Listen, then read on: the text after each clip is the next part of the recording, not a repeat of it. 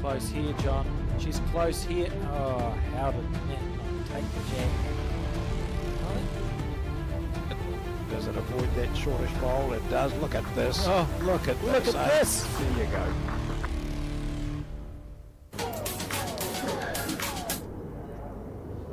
Ka tuku mihi mātou, Bowls New Zealand Aotearoa, kia koutou katoa kua tai, mai ki tēnei kaupapa hui huinga. Welcome to the Bowls New Zealand Aotearoa broadcast of the 2025, I just about said Somerset, but it's not, the National Interclub Sevens competition. My name is Alex Reid, and I'm joined in commentary for this one by Grant Nisbet, and it's fair to say the weather not ideal, Grant, but the bowls is going to be good, isn't it?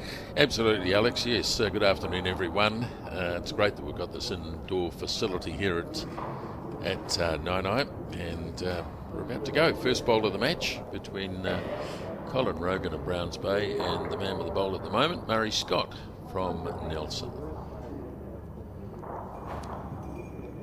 It's a fantastic facility here at the Nainai Bowling Club, and eagle-eyed viewers will note that we are inside. That's because we've had a smidgen of rain here in the Wellington region over the last few hours, but lots of bowls going on now and some good ones.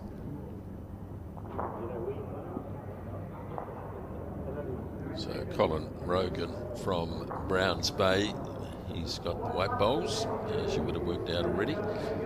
Playing in his first game, Alex. Murray played a little earlier today, losing to Milton in a very close struggle, actually.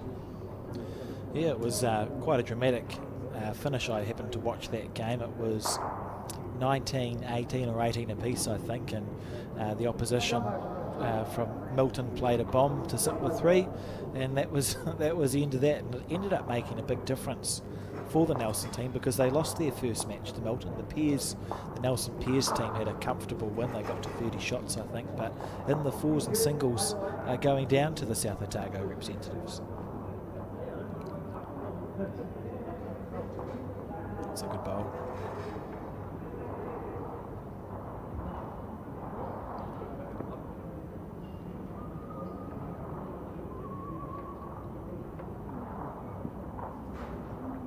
First to 21, of course. Forget about the ends. Just simply first to 21. And an opportunity for Murray Scott to bounce back after that loss.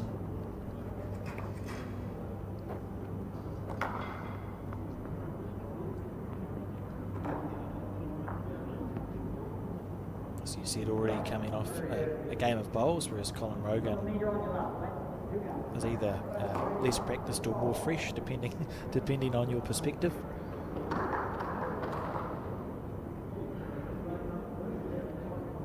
Interesting delivery style, isn't it, from Murray? He's got that very high backlift. We've seen him a few times on the broadcast. It always, it does just stick out. It'd be remarkable to see what angle it was on the maximum back. It would just about hurt your shoulder, you would think. Colin with a more conventional delivery.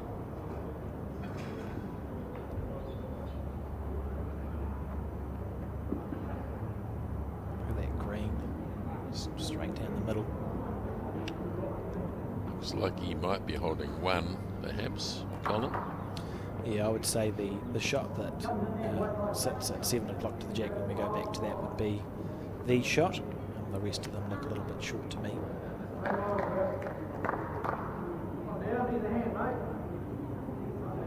It's a marathon, not a sprint, isn't it? This race to 21 shots. Absolutely. Nice to get on the board early. So this is the last bowl on the first end from Murray Scott. Come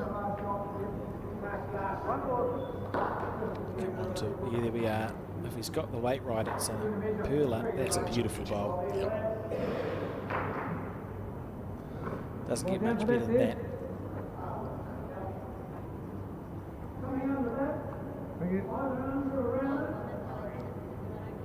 Colin with a decision to make here because he may decide to play his forehand, which he's doing, which is to the left of your screen.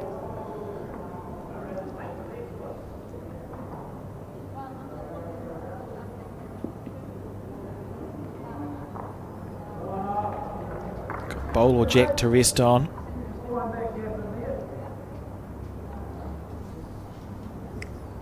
So just missing his line there was Colin Rogan. So yeah, good solid start by Murray Scott. He's had about a half an hour off from his previous match, and he's picked up his the first end, and either one I think it is.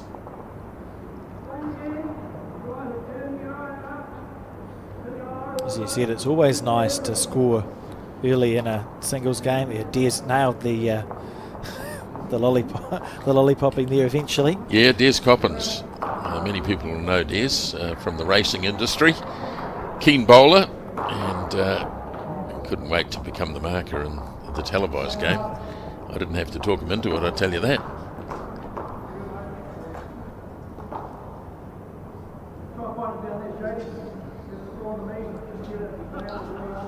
Keeping in mind that Nelson have lost their first match to Milton, it's essentially a must-win situation for the Nelson team. They need to win their next two matches. Top right, of course, we're having a look at the pairs, and they've just started as well. So we'll try and keep you up to date with that, and also the fours, which is the next rink across. Yeah, it's quite nice having the three disciplines next to each other. Makes it easy to follow. So it is the club that wins either 2 or 3 games that is the one that takes the match point. You can often see it domino on if your singles player wins early, and it sort of gives the pairs and fours teams a bit of a lift sometimes, and it can flow through the team. Well, it's a real opportunity too, because they're playing within close proximity with each other, so they can egg each other on and provide a little bit of support. Pretty lonely, the old singles game, isn't it? Absolutely. Probably need a little bit of support now and again.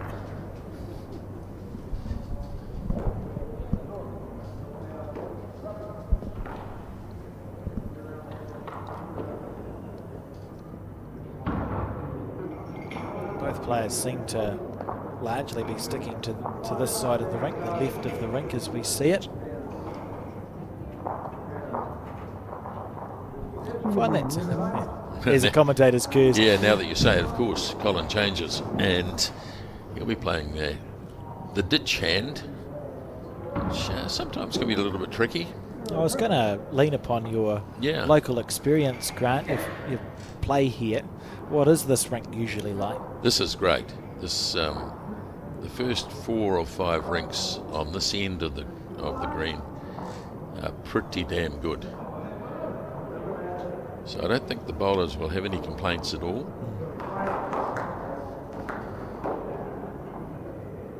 So here's Murray jumping onto his backhand as well.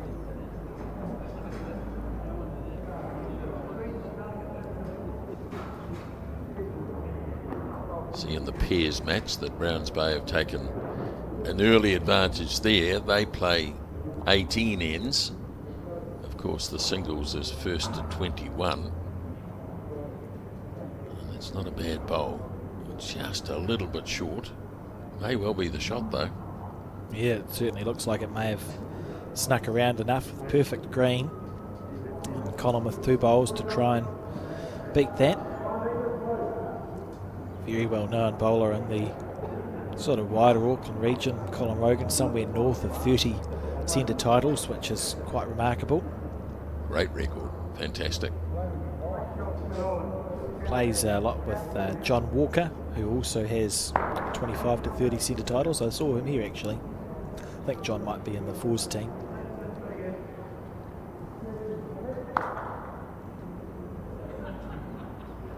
Both players just struggling at the moment with the weight. A lot of bowls short so far here.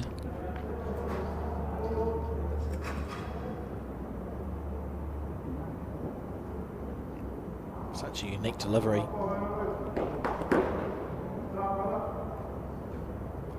So this will be interesting, as he's taken a very wide line.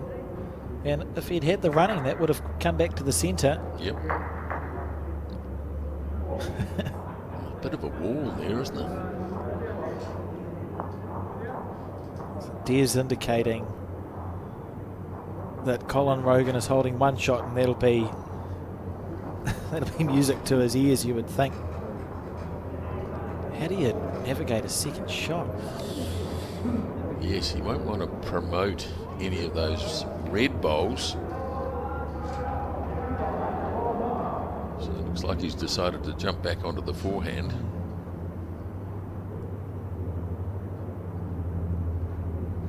It is a little bit dangerous, isn't it? If you miss your line.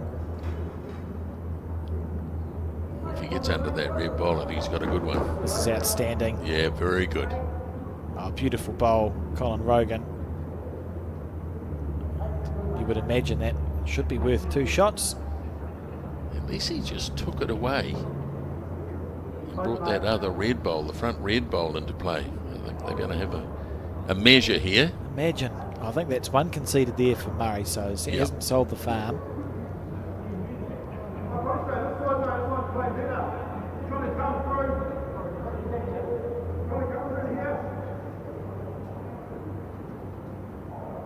Very close to 3. So let's have a look at the lollipops. We suspect 2 here. I'll peer out the window as Des has walked off screen. 2, yeah, it is 2. So it's straight back from Colin Rogan. The score 2-1 in the race to 21 shots.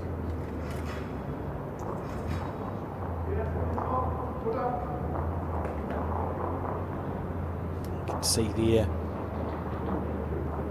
9-eye in full swing.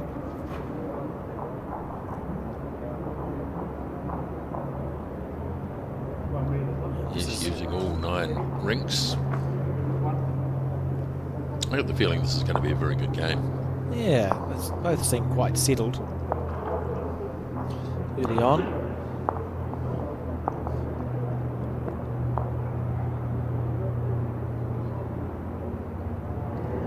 No lack of experience either between these two players.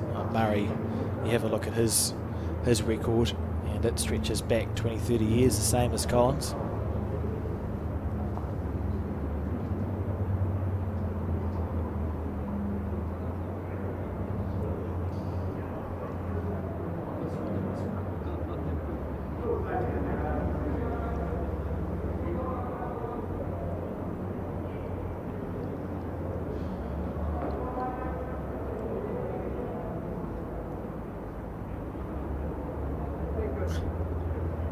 I don't think I'm ever going to get used to watching that delivery. No.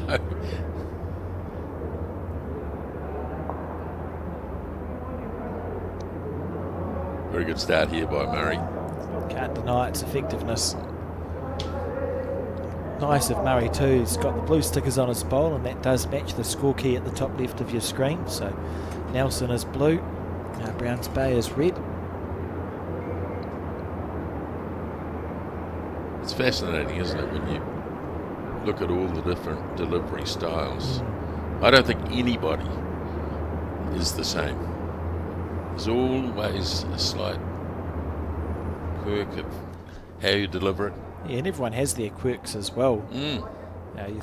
Jo Edwards, when she plays, will play her bowl, look down at the ground, take 3 steps to the left, and then look up. Yes, everyone has their different sort of ingrained quirks. I think we're quite a superstitious bunch too, bowlers, so we tend to, if something's working, if you have a day where you play well, often that is then added to the system.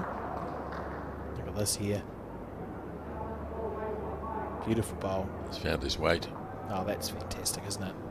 Oof. Not quite a toucher. It almost backed off. Yeah, didn't want the chalk.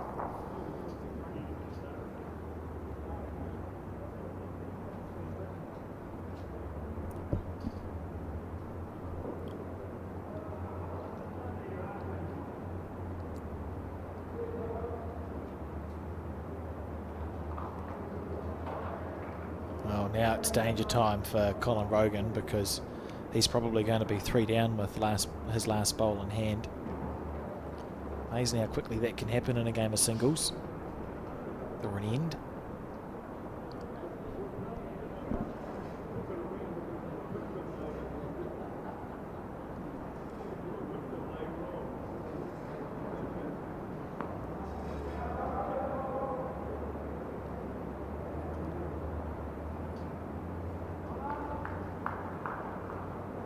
Really wanting to make it 3 here.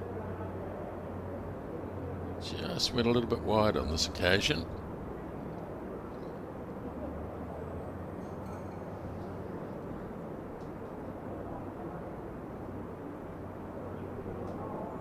Colin, oh, that's interesting. What hand's he lining up on? He's still on. Oh, he's going to hit it.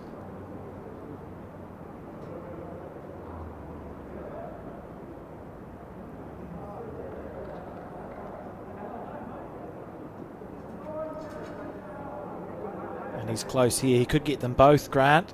Well, he got those two. Yes.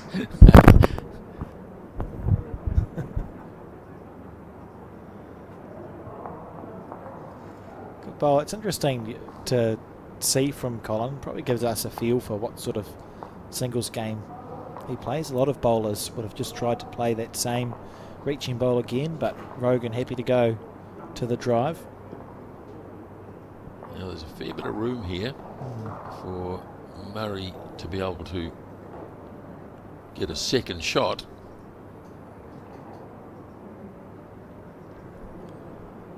I reckon he's nailed it too. Very good bowl. That's beautiful bowling. What a wonderful end that was from Murray Scott. And the score now 3 shots to 2 in the race to 21.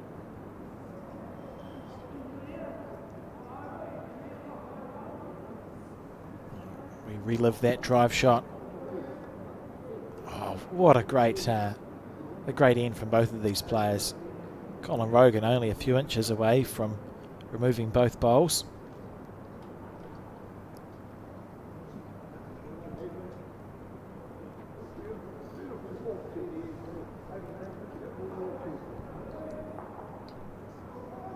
Normal place to plod the jack. That's another thing we watch for, isn't it? Just if the players prefer a certain length. Yep. I guess you'd call that medium. Yeah.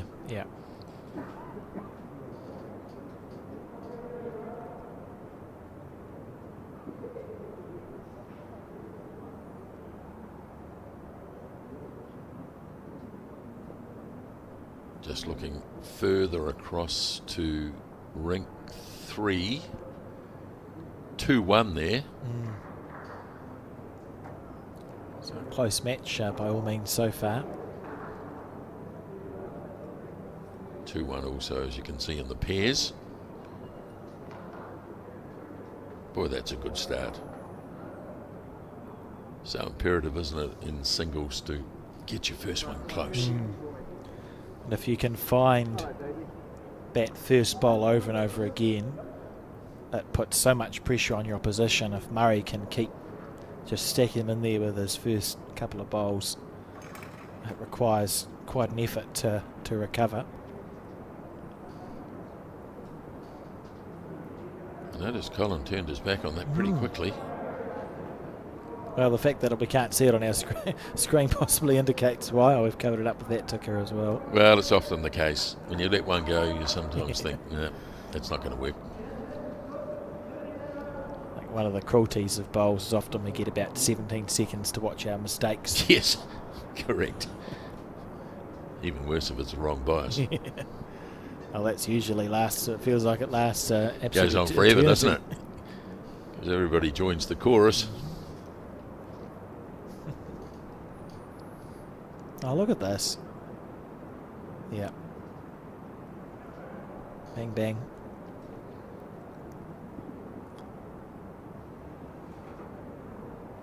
Colin will be conscious of making sure he's up.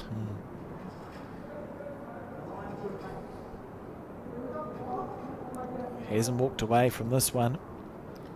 He can duck inside his own bowl here. I don't think he's going to, though. Oh, he may. Oh, that's a beauty. Yeah, great shot.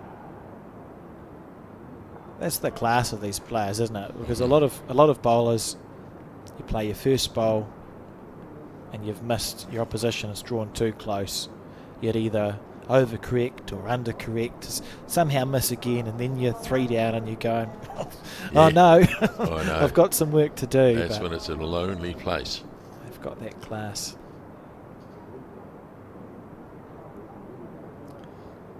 Murray's turn to look unhappy with the bowl.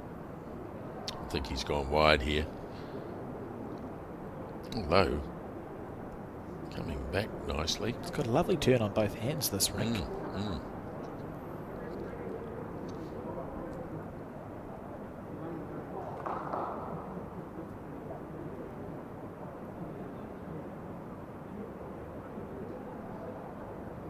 Nice delivery again from Colin Rogan.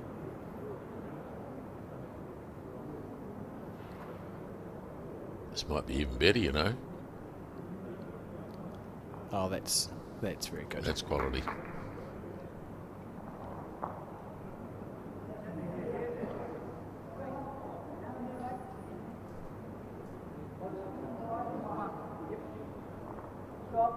So 1 down to the front bowl.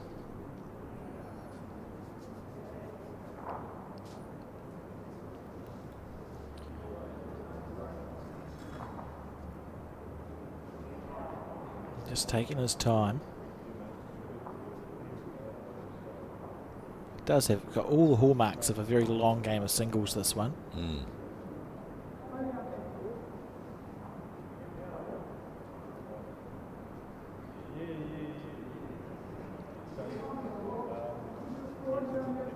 When's it going to let go?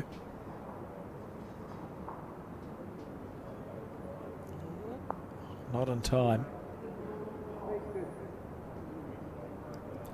And having started this end on the back foot, Colin Rogan now with a chance to draw 2.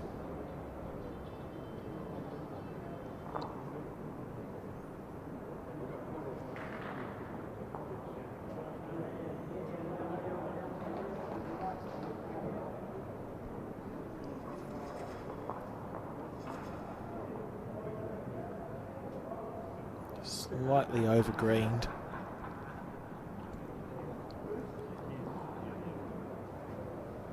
So a single to Browns Bay, and 3 all in the race to 21. What wonderful lollipopping that is from Des there. Outstanding. Obviously was given good advice before the broadcast. Yes, he was. I've never used them before, he said.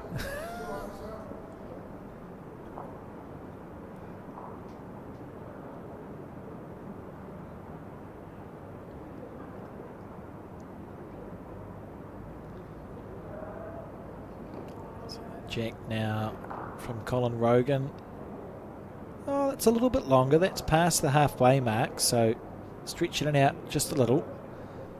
It's easy to forget here at the Nine Eye Bowling Club, the green's actually 40 metres long, when you remember that most bowling greens in New Zealand are between 33 and 36.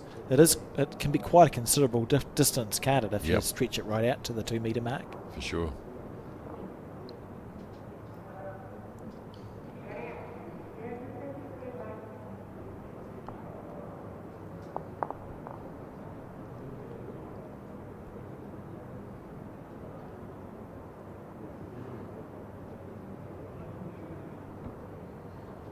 Good solid start.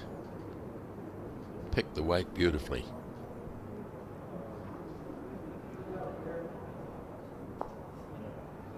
This was the end where we saw Murray play 4 outstanding bowls last time, played in this direction.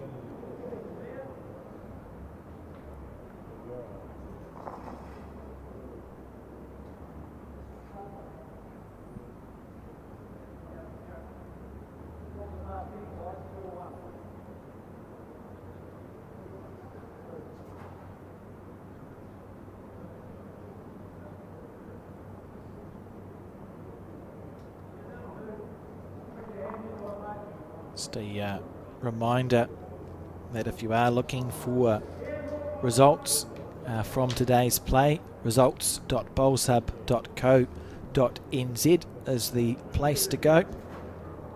We appreciate the understanding of people in regard to how long some of those results may take to get up. It has been inclement.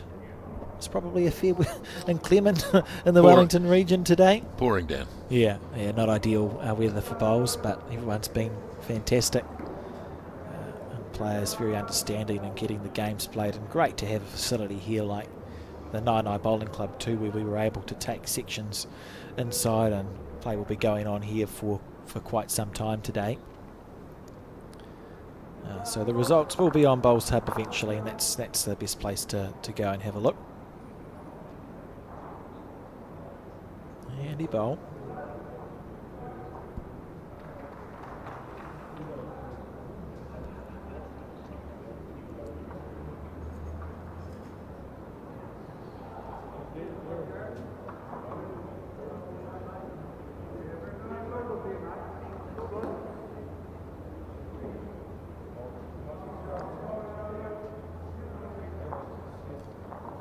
Down to the oomph.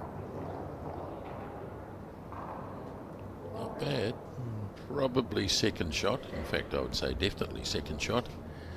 So very important now for Murray to respond. This is a really big game, isn't it, for Nelson? As you mentioned earlier, they lost out to Milton 2-1. Yeah, I mean, they essentially have to win it to give themselves an opportunity, a chance when the dust settles to finish top of the section.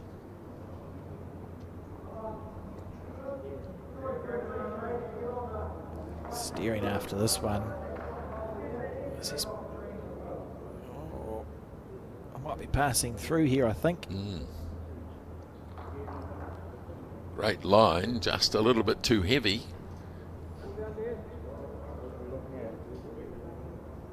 So Diaz is now going to tell the bowlers what the story is. One shot to Colin Rogan. Measure out in the pairs match, as you can see.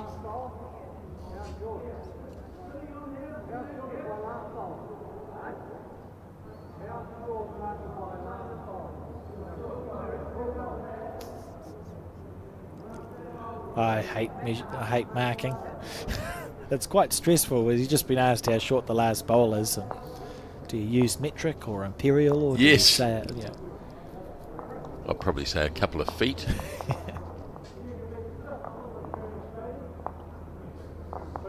Use your hands to indicate. Do you go horizontal or vertical? All these questions. Because you want to get the answer right, don't you? Certainly do. Oh well. Who knows? He should have stopped in time, which means that whatever answer it was that Des gave Colin must have been the correct one. And Murray probably 2.5 down here. The only real option here is to draw. As you said, he's got a couple of feet to draw the shot within, so he'll just have to back himself to do that.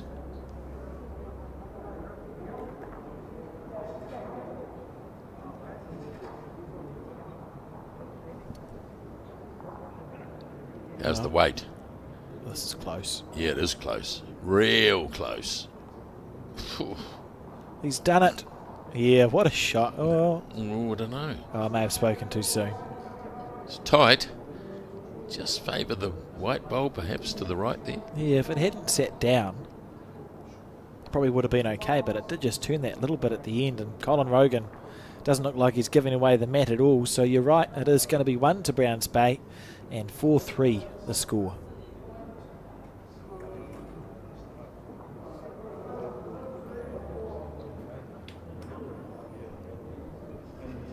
Seven shots scored, and we've played 5 ends, so a low average score. Fair reflection, I think. It'd be surprising if we saw a 4 or a 3 in this game, unless someone plays a bowl to get it. You're not going to score a big number just by drawing 4 closer than the other guy in this match. No, No.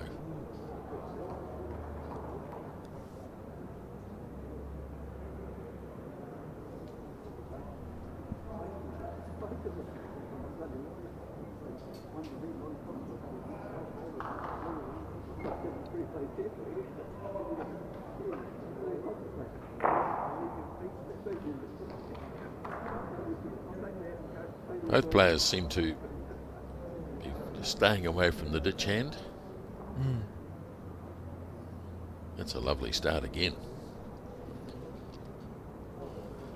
Almost, I think it's potentially just instinctive to stay away from the ditch hand, isn't it? Like, we know, having seen a few bowls on the ditch side, it seems fine on this rink. But as a bowler, often you go,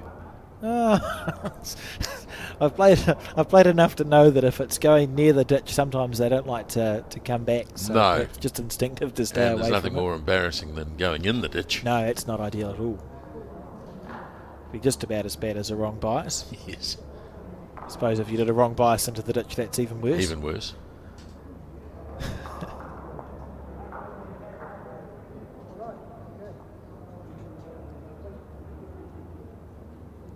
Well, it's pretty tight in all three games so far.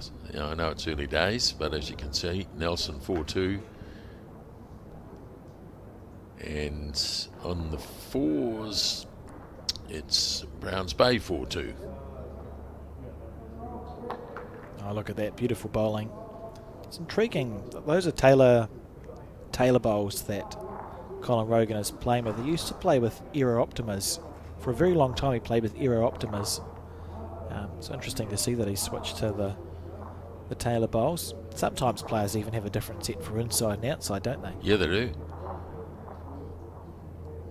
I know Des Coppins, the marker here, uses different bowls outside. I'm not saying they get any closer. Cling. Oh, but unlucky there for Murray.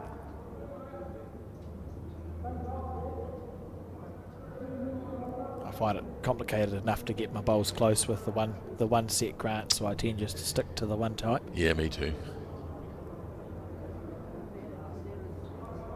In fact, in all my days of playing bowls, and it goes back a wee while, I've only ever had two lots. Really? Classics and SRVs. You start with classics? No, the first bowl I played with was Super Grips. I had a set of size 1 Super Grips when I was Size 1? a kid. I was young. At the Tauranga RSA, I was 9 or 10, so I was given, someone donated me a set of size 1 Super Grips. And then I had SRs, which turn a bit, and then Optimas from then. So three sets of bowls. Oh, that's not bad. Some people change every year. Yeah, just... it seems it's a hard enough game. Yeah, it is. Stick to one set. You get quite attached to some of the bowls. I know there's some players who can be quite aggressive, and you get a bowl, I can't remember, was it one called like Chippy, because it had you knew there was a bowl that had like a gouge taken out of it. It must have gone onto a road or something, so he always used to save that for his third or fourth bowl. Okay. Knew which is what. Murray, great effort there again. Still 2 down though, I think. I think so.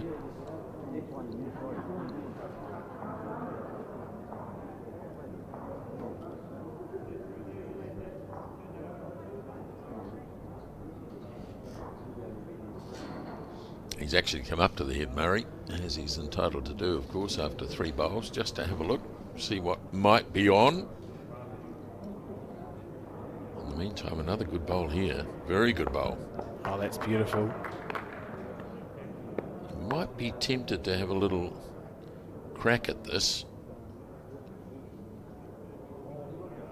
I think so. It looks like there's percentages on, and if you're 3 down... Yep.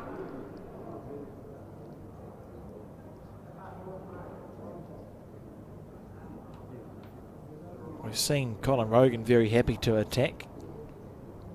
Now we get to see if Murray shares it with the backswing like he's got. You would expect it to be pretty quick, this bowl. Here we go.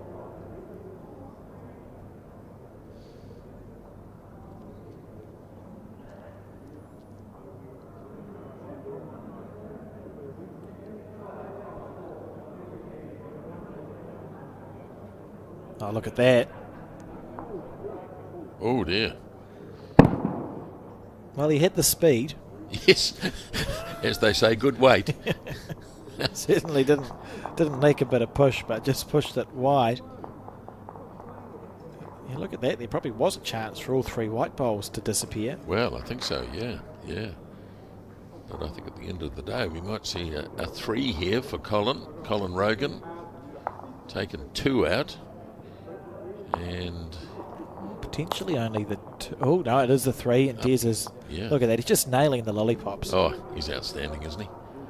7-3 the score now. So a little bit of daylight. See that drive that went awry from Murray. Had the weight, but just pushed it wide. I suppose if it's the first drive, the first time you've wound up for the game, sometimes you're not necessarily sure how it's going to come out of your hand.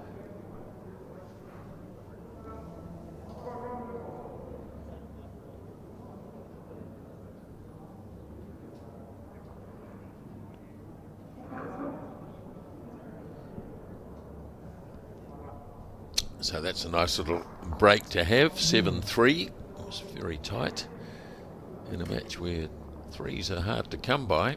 Well, I think I'd literally just said we won't see a 3 or 4 happen. No, that's right. I can't have been commentating for long enough to get these things right. But it's all about putting pressure on early, isn't it? If you nail your first couple of bowls, immediately the pressure goes on the opponent. There's a longer end here. Colin seems just to be stretching the length out and out and out. So the jack isn't that far up from the 2 metre mark, and the mat isn't that far up from the 2 metre mark on this end.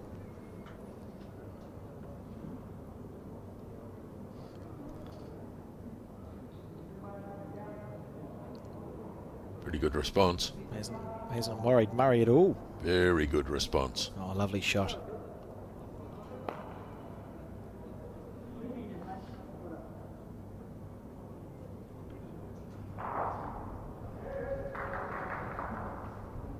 It's a really good feeling to get the first bowl right. Now the pressure goes back on Colin. Even though the pressure's not great, he knows he's going to have to play a very good bowl to beat it. Certainly is the thing about singles play, isn't it? It's very much that domino in effect. Colin, pleased he's mispassed. Well, that could be a handy bowl because things stay the way they are. You may need to have a little run at some point.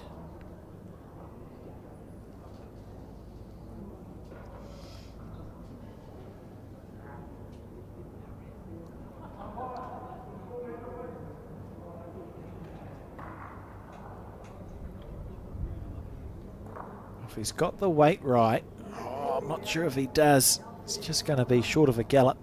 The only good thing about that is it's on the centre line, so it will be in the way if Colin was thinking about having a full-blooded attack. Yes, you'd be disappointed, I think. The short bowl, having played a beauty with his first.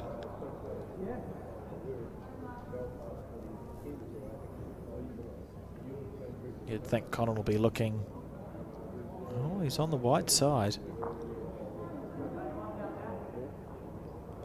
And short, that's very surprising. I was about to say you'd think he'd keep the same weight as his second bowl and just try and take his line in, so you're training the jack back to the 2 metre mark or narrow onto the shot bowl, so quite surprised to see him miss short and wide.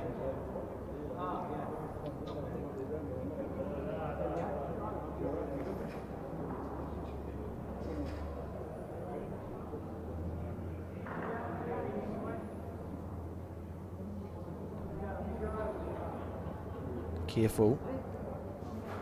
Oh, I shouldn't have been worried. That's a brilliant bowl. Well played.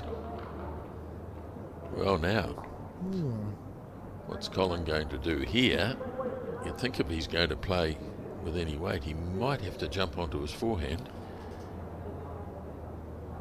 He's gone to investigate the head. That's fair enough.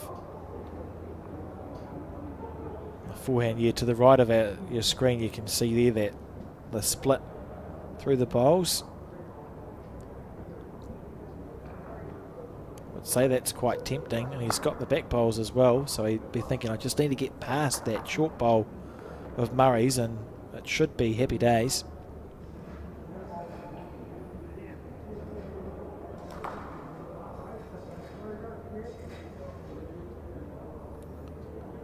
See what he's decided.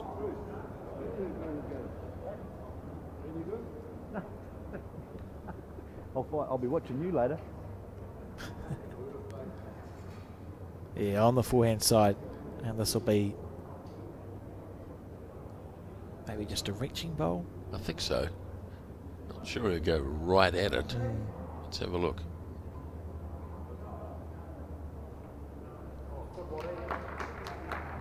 He's playing the ditch hand, which they haven't played, either of them, a lot so far in this game. I think he's just a little wide of the mark, is he? Oh, that was such good weight. Look at that, perfect speed. One bowl wide. Just as he eked out that 4-shot lead, we're going to see Murray Scott. Really, he should be drawing a bonus bowl here for 3. So you'd think it'll be 6-7 in about 20 seconds. Well, it's a big opportunity here to reply to the 3 that Colin Rogan got on the previous end. To come straight back as well, as that's pretty good effort. Provided he makes this one count. Yes, they call this one the bonus bowl. In theory, there's no reason. I think he's pretty good, isn't he, if he gets hung up here? Yeah, that's outstanding. Yeah, very good. So that's a great bounce back from Murray Scott, conceding a 3 on the previous, and he gets them all back to make it 7-6.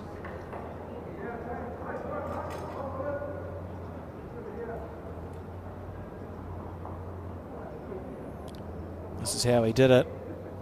So just found his line of length, really. He had the green perfect with all the bowls. Colin Rogan, a bit unlucky, really. He's one bowl wide on his forehand. And then this bonus bowl from Murray. That's a lovely shot. Great game of singles to be sitting and watching here at the 9i Bowling Club. Nelson ahead 5-2 in the pairs. They're a third of the way through that one. And 3-4 the score to Browns Bay and the 4s after 4 ends of the 15. So it's tight across all 3 games. And this is another good start from Murray Scott.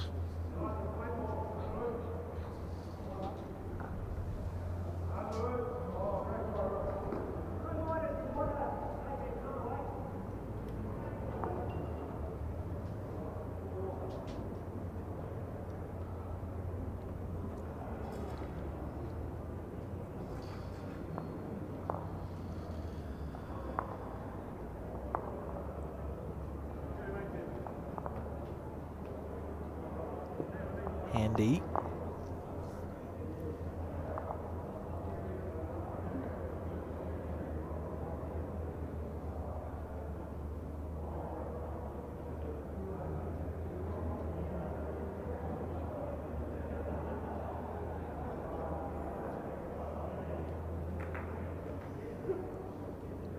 Of course, they can't pay everything here indoors at 9i, Alex, so there'll be players sitting around clubs around Wellington hoping that the forecast is correct. Yes. And that it finds up this afternoon, although looking out the window here at the moment, it's not pouring down, but it's still raining. We did see some Paradise Ducks, didn't we, out on the 9i green? Yeah. I was quite impressed with. They were quite magnificent. They wouldn't want to be sitting there on the 1st of May. No, less safe. less safe. They've got them up, they'll be fine. It was quite nice. It certainly had nicer weather. The forecast is for it to fine up this afternoon. I know there's play underway in fits and starts all around Wellington, and some sections have been brought in here to this 9i complex. One of the cool things about having a 40 metre by 40 metre green is you can fit 9 rinks, not 8.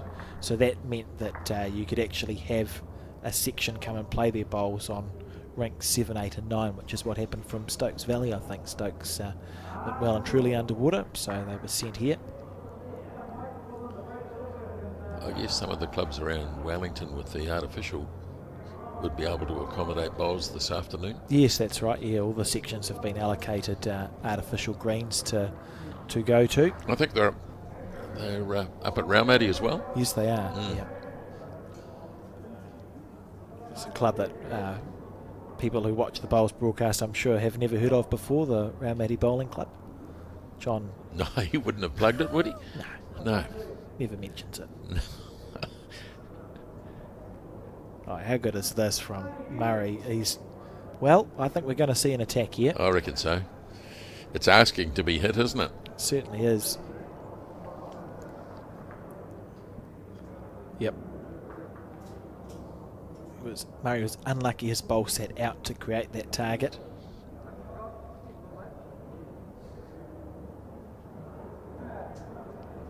Oh, he doesn't look very happy with it. It's trying to turn. Oh, you're joking. It's cut it to 1, I guess. Yeah. Yeah, true. You never quite know when you let rip where anything's going to finish up. The jack can turn into a pinball.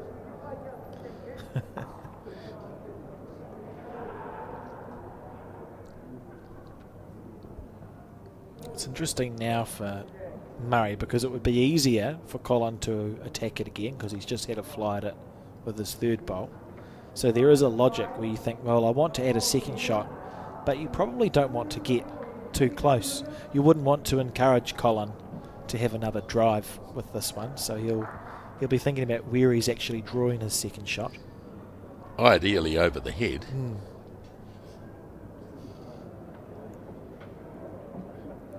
No, you're right. You don't want to provide a target.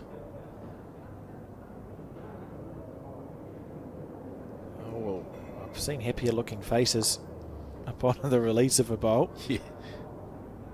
It's got the right green.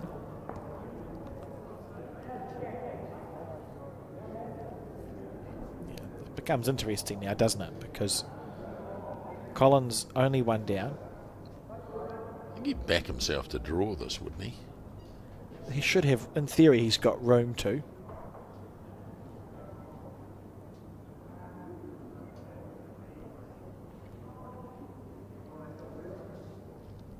From the drive to the draw, I would say he's under the line here. Yeah, perfect weight. It is going to be all square now. 7 apiece. Very evenly contested singles match. Nelson jumping out to a pretty handy lead in the pairs, 9-2. Getting up towards the halfway stage of that match.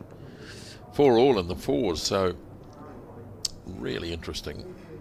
Nelson, of course, missing out to Milton earlier today, so they do have to win this. Browns Bay playing their first match of the tournament.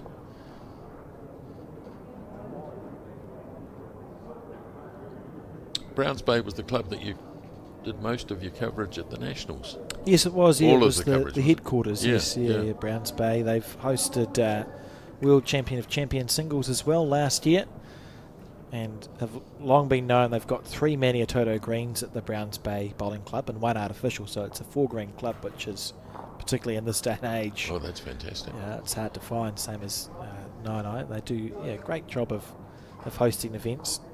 Being one of the premier clubs in North Harbour, on and off really for 20 or 30 years when you look through the records.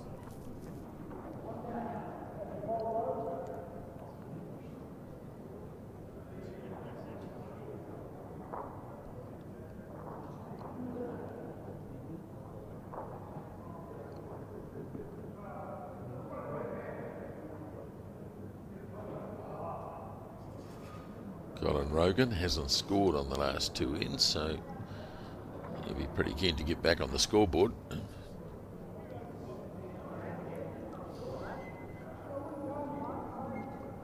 It's interesting, wasn't it? Because he got himself to that 7-3 lead, a 4-shot lead, and as you say, he's blinked and now we're at 7 apiece again. The psychology of singles fascinates me because it's the only game in bowls where you're playing to a shot target and you aren't restricted to a number of ends. So you ordinarily actually have to play a winning bowl to get it over and done with. And we make all these little targets for ourselves. The first player who gets into double figures, you usually think, cool, I'm in 10. And then perhaps when you get to your 17 shots, you're within check-out range, and it becomes quite complicated as a singles player sometimes. Oh, it's a mind game. No question about it. I often think when I'm playing a good player, I'm just happy to get to 10. It looks so much better, doesn't it? Yeah, 21-10. double figures. This is a really good bowl. Is he going to drag it and stay with it? Yep, he does. Really good bowl by Colin Rogan. Beautiful shot. He will have hidden the jack very nicely there too. So for Murray to find a way to actually score on this end. He's looking at the forehand because the shot would be, I guess, to run into his own bowl. Try and cannon the shot bowl off. He's wanting to know from the marker just the distance between the white bowl and the jack. He's on his back end here. Yeah. He can back himself down the backhand side. He'll follow it down and go and have a look and see how things are. The ideal bowl here will be over the head, which means he'll have a catcher. Gee whiz, has he done it? I tell you what. Oh. How good. What a bowl. We'll stay on this shot and I'll see if I can use my telestrator. Colin will have a look at playing onto that bowl to see if he could get rid of the red in that direction, I think. Yep. But, I mean, what an outstanding bowl that was from Murray Scott. We were talking about trying to cannon the shot bowl off or play with weight, and he thought, no, I'll just get down there and draw a toucher. That's fantastic. And if Colin's short here, he'll be gutted. I'll tell you what, he's not a mile away either. If he could chip that out. Oh boy. These players, that's incredible. That is a great hit. It doesn't look that flash now because the jack's moved, but by gee, they were good bowls. Well, I suppose if Murray's, he may as well just do the same thing he did with his third bowl. He essentially played that shot already, so we'll see Murray just stick to the backhand. A lot of faith in their draw ability, don't they, these two players? Yep. Like that's both Colin and Murray were looking at heads respectively, where the instinct is just to hit something. Yeah, and they've backed exactly. themselves to draw. Yep, that's exactly what he's going to try and do.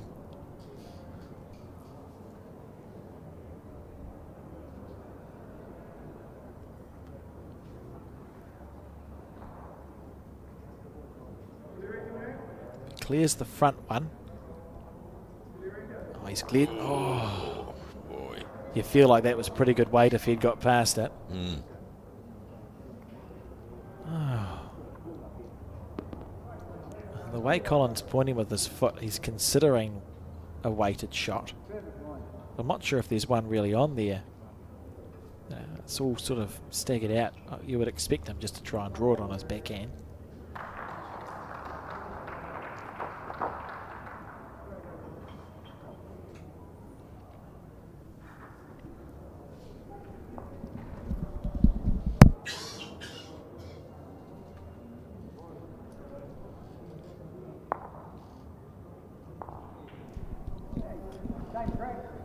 Well, he made his decision.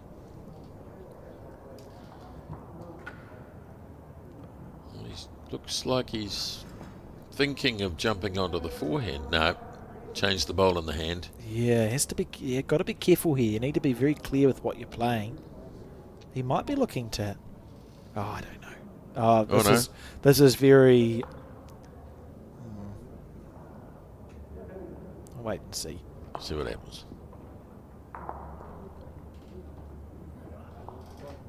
Stresses me out when people change their mind on the mat. I don't think he really knew what to do, so it was what they'd call a nothing bowl. Yeah. Yeah, that's what it becomes. You know, you deliver it, but nothing. Nothing was ever going to happen. Nothing happens. Oh, quite an incredible end. And Wasn't it? It's just the one to Murray Scott, so takes the lead in this match for the second time. Well, he's never been in front. He might have been 2-1 up, I think, on the second. Early on, 2-1 up, yep. But he's bounced back nicely. He was 7-3 down at one point. Relive this end. I mean, this was the bowl of the end for me. This is incredible here from Murray Scott, just to get down and draw it. He's got a bowl's width to go between. And then Colin decided not to hit it and played a bowl that was nearly as good. Look at this. Little tap. Oof. Very impressive end.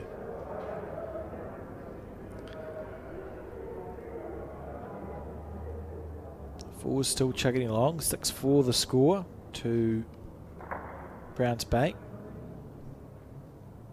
Nice lead for Nelson. Nearly halfway through in the pairs.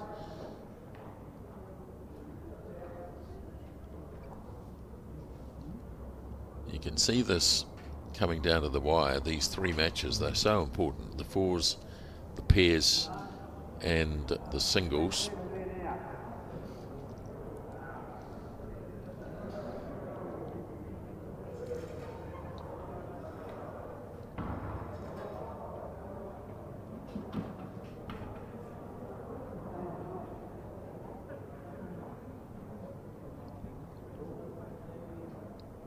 Nelson Pear's team is in quite good form, aren't they? They had a good win this morning against Milton. They got to a number starting with 3, which is quite impressive in any form of the game. That's very good. Looks like they're still in good form now. Gary Watson and his lead.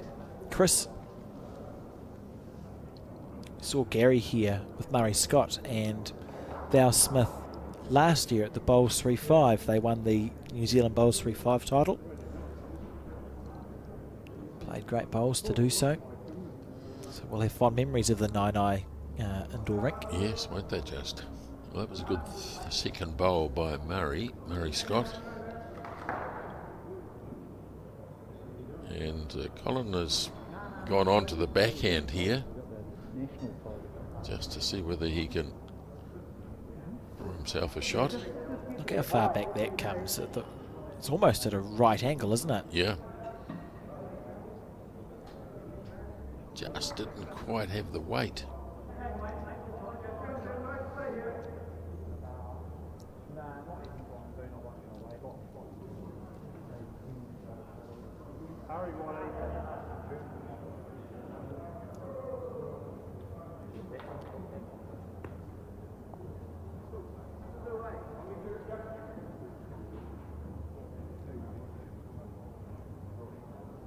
Good line.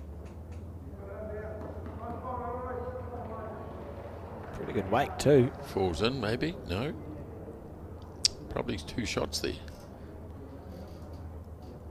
So once again, pressure on Colin Rogan to get one close.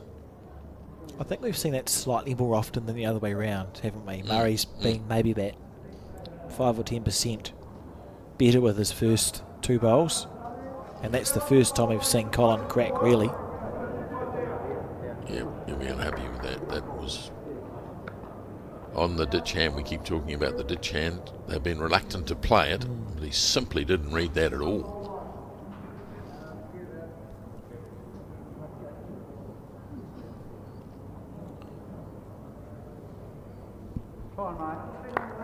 Bowls from the other rink going outside just shows you the draw.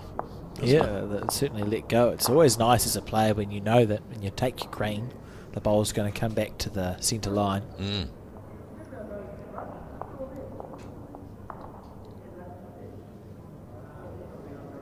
Now, a good bowl here from Murray can put some real pressure on Colin Rogan, who may or may not come up and have a look here, but if this is close, it could be 3 down. I reckon he will be close. Certainly is. Or he'll nudge that one in, so that's a definite. But those three to the left, they look like the three shots. Big pressure now. We talked about the first player to get into double figures. Well, Murray's holding it enough to get into double figures as it sits.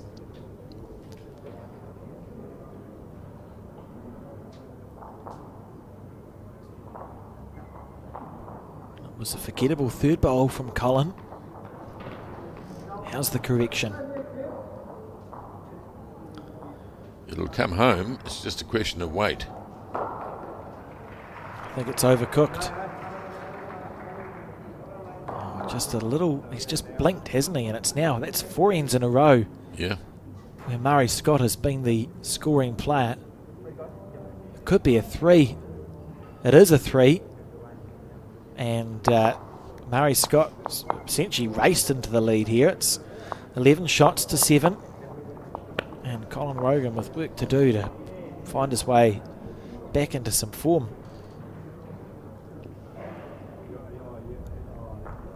Such a seesawing match.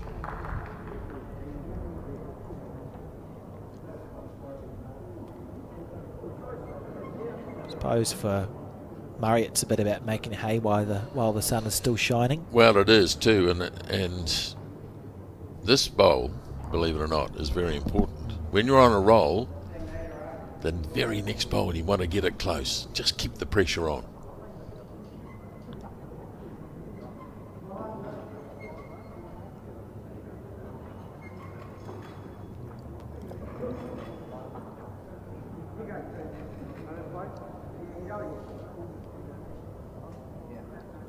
He's not bad, is he? Oh, he's not bad at all. That's a lovely bowl. I think he's nailed his green really on that hand, hasn't he? Going back up away from the grandstands.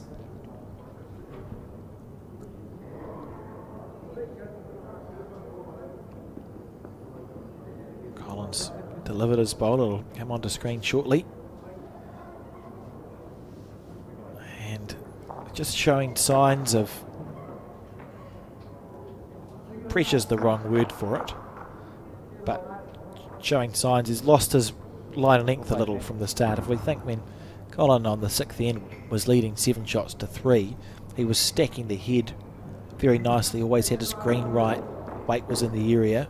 Last 2 or 3 ends, it's felt like Murray's been the one doing that, and Colin's just been struggling just to put the two together at the same time. Yeah, I think the word's probably anxious. He'd be a little anxious that he's just lost it a wee bit. Can be a slippery slope, can't it, if you start overthinking in a singles game. Particularly when you see bowls like this coming in, you're thinking to yourself, do I clean them out now and start again? But no, he's going to try and draw, maybe look for second shot. I think what is important here is that he gets one over the head because it gives him an option. If he's short again, that option goes, doesn't it? Yeah, and it becomes a huge amount of work left for the last 2 bowls. Oh dear. Is he going to be short? Might be a good bowl. Just misses. Oh boy, that was a good opportunity. Not ideal. No. Murray now, probably well advised just to draw past on either hand. You just see the body language. Colin is thinking, what's going on here? Yeah.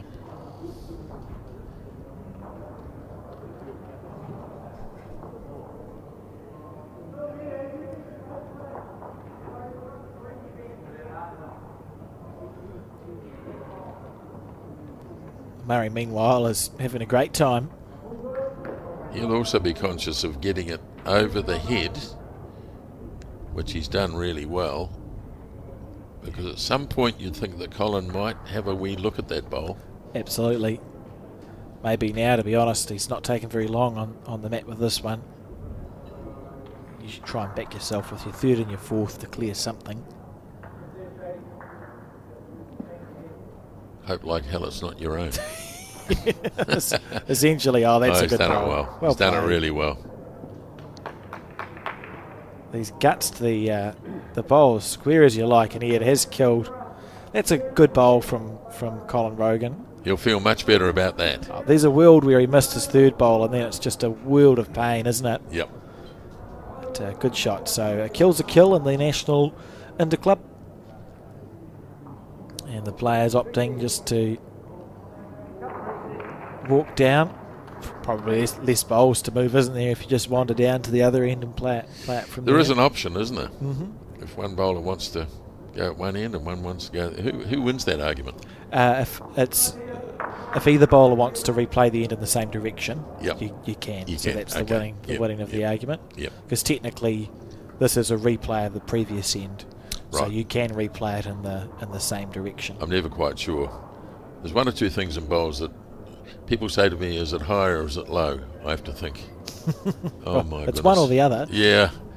I'm pleased I'm not the marker, because if someone says to me, is it high, I have to think so long and hard about it. If it makes it any better, we're the only country in the world where jack high is what we call jack high here. Everywhere else in the world, jack high is jack level, and no one has jack level except for us. Okay. Am I confusing you yet? Yeah. Yeah. So high means you're over the head? In New Zealand, Yes. high means you're over the head. Correct. Everywhere else in the world, jack high means you're level with the jack, Oh, okay. because they're crazy. Whereas Yeah. in New Zealand, we go high, level, and low. So high is past, level is level. You think I would have And low worked is it out short. after 30 odd years, wouldn't you? We'll let you off. Terrible. Look at this. Murray has finally missed a bowl. Oh, Colin, can he cash in? Oh, not really. Not really. And he'll think to himself, typical. Yeah, he will. It's just how the game's going. Yes.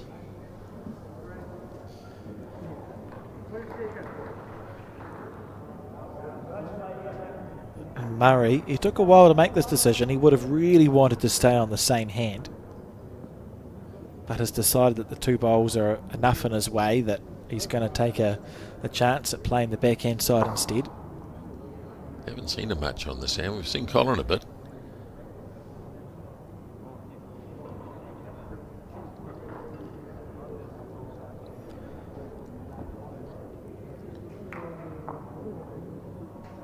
It's going to be good enough for shot, I would think.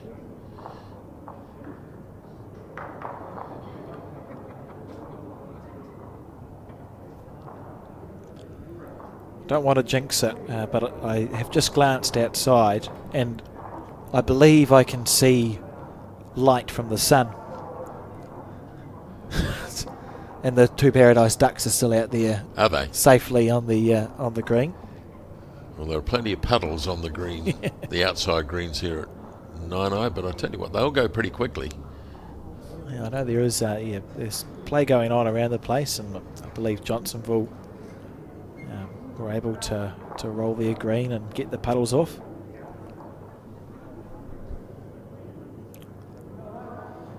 Certainly been an eventful day.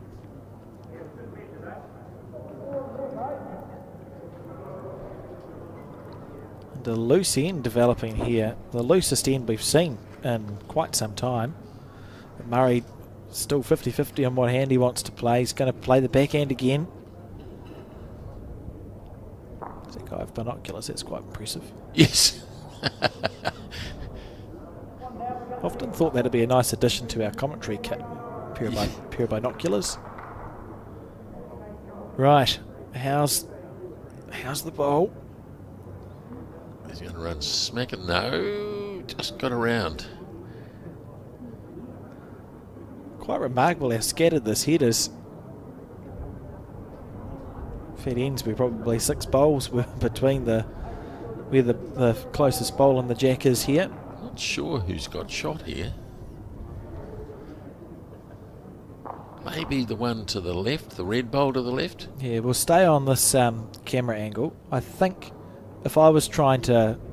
Oh, well, this might help us. This will change things. Oh, I think that is the shot, and then I think that's probably second shot. Oh, that's very clever. How did you do that? I pressed my buttons, and I'm quite pleased that it worked. Well done. Well Thank you. done. Des is now going to... Now Des has to work it out. Oh. Wrong way round, Alex. Oh, okay. So it is that red bowl that you thought was the shot to the left of the jack as we saw it. That is the shot. So Murray holding one, and that'll be bad news for Colin Rogan. Sometimes it's the scrappy ends. You just go, oh, if I can just get through the scrappy end and score the shot. Well, he has got a chance on the back end. We'll wait and see what happens here first, but to promote one of his 2 bowls, they don't have to go far.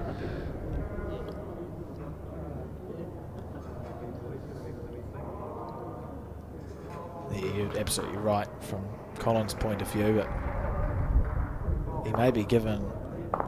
Oh, that'll be helpful. 2, That's got a long... 3. Yeah, that's come in quite a long way. So Colin now wants to know, does he? That might have knocked him up, you know. May have. Just peer out the window at Des. So it's still the red, is still the shot. There is a question here of how many seconds Colin Rogan has. See if we can get a shot of the head for you. So that red bowl to the right, if that was removed, Colin's got 2nd, 3rd and 4th shot. You may think about trying to play through the 1 red bowl of Murray's. Well, I reckon he is, you know. It's quite a brave shot to play. Yeah. He's aiming at 1 bowl.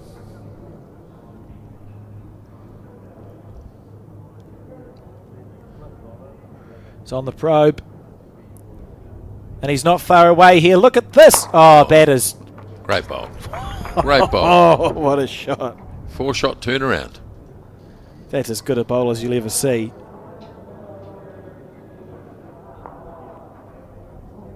Wow. And brave, as you said. Colin hasn't scored since he was 7-4 up. He's 11-7 down. He's got a metre to draw the shot. Would have backed himself to do so, but instead played an extremely difficult bowl. It's got a 3 out of it. He's into double figures now. 10-11 the score. Great. Beautiful. That was quite exciting end. Was it fantastic? Nelson 9-7 ahead in the pairs, and it's 6 all in the 4s. So it couldn't be any better. That's what it's all about.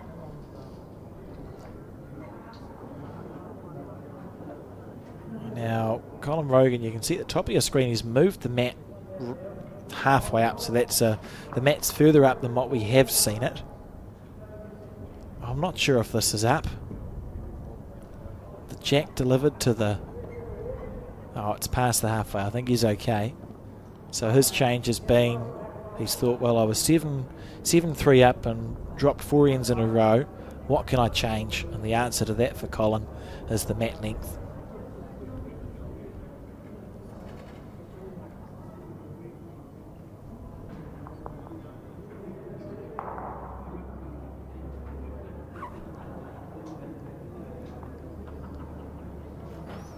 Just overplayed his bowl a little there.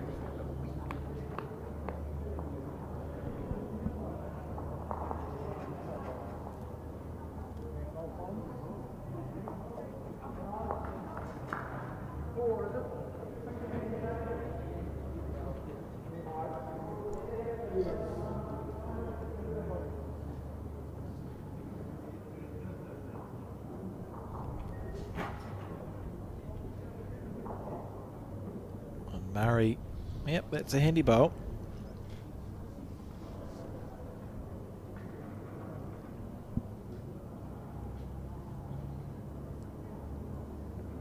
Well, it was so tight for so long, and both players now have scored 3s. Twice. Yeah, that's my fault. As I said it wouldn't happen. In my defence, it didn't feel like it was going to happen. No, with the tightness absolutely. of the heads. That's a really good bowl from Colin. Your biggest nightmare, of course, in singles is conceding a 4, which is so easily done. Particularly at this level. Yeah, you just have to go off the boil for one end and that can happen.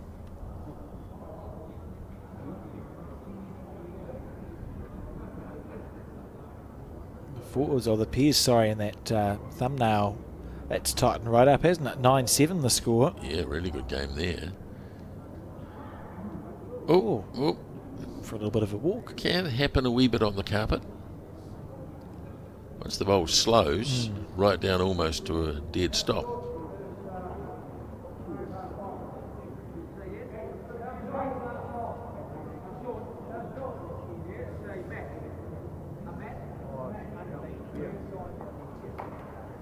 Not sure what the question was there. I know the answer was a mat. A mat, yeah. So it must be how short are the bowls. Quite like that as a unit of measurement too, if you say a mat, because most you should know, you should be able to visualise what a mat is.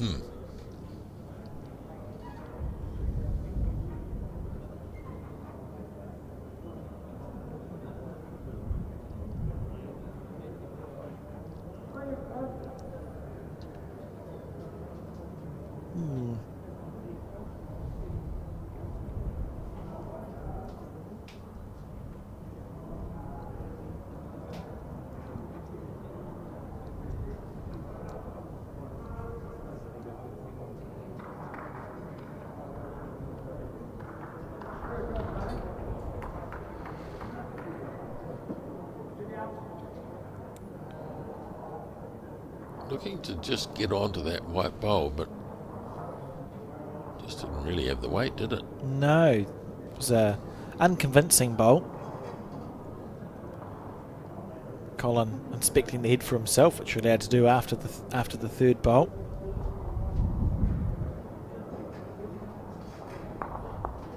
And Murray taking the opportunity to have a nosy as well, which is fair enough.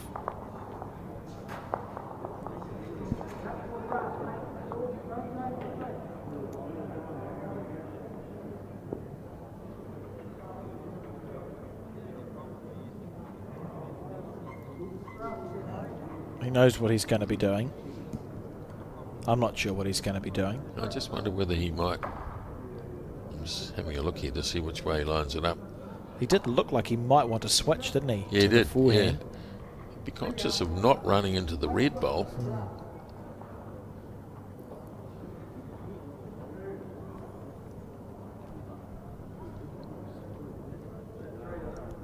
Something like this, do you mean? Yes, I do.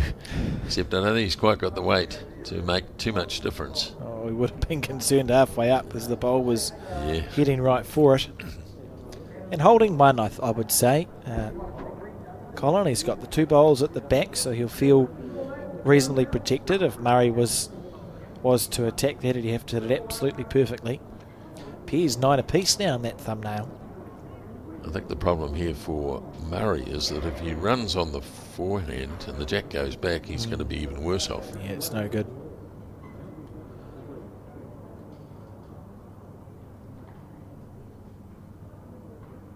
Much contemplation. He's conscious of that too. If he gets it out clean, well, that's fine.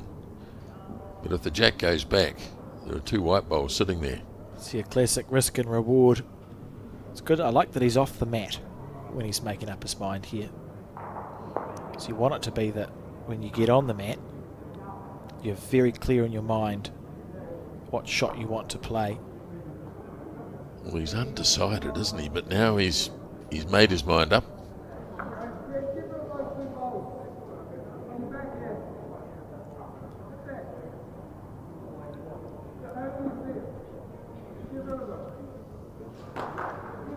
He's playing with some weight here, looking for the bowl. He's got to be careful. Ooh, the idea was good. He's trying to give himself a chance of following on if he did pop the jack back. He's just missed underneath, so for all this toing and froing Yes. that we've had in this game, we now find ourselves 11 apiece. It's a race to 10. Excellent game of bowls. 11 all here, 9 all in the pairs, as you can see. And 7-6 to Nelson in the fours. Couldn't be any closer. The players will be aware of that too. It's quite. I enjoy these match systems or the side system, same as in the intercentre. And you go, well, how's the pairs team going? How's the fours going? Are we up? Are we down? Is it close? You get a real feel for the match. Yes, you really got to concentrate on your own game, but it's hard when your mates are standing right next door. Yeah, it's easier to say than it is to do.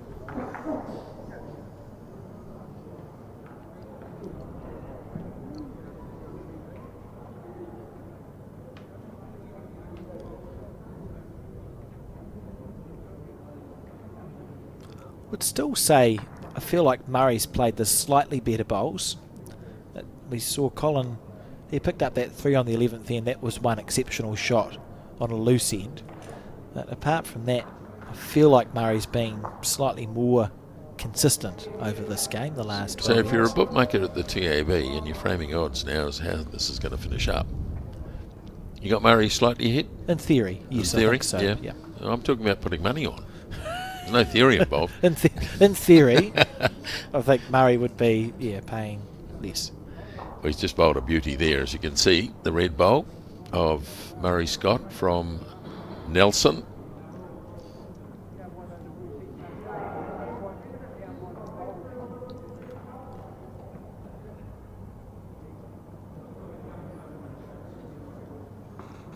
And this is why it's been slightly less consistent, or maybe just a few more for every loose bowl that Murray plays. Colin's probably playing 2, I think.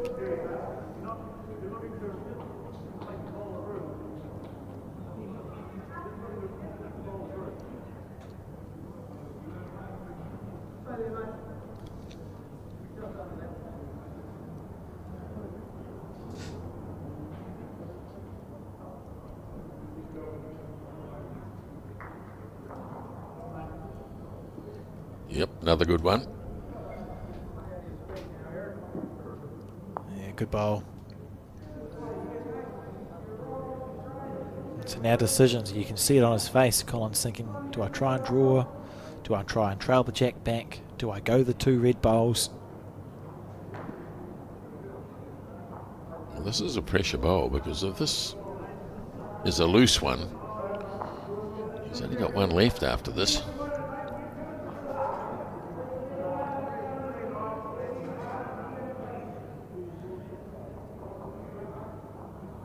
Still 2 down. But it does give him options now because it is over the head.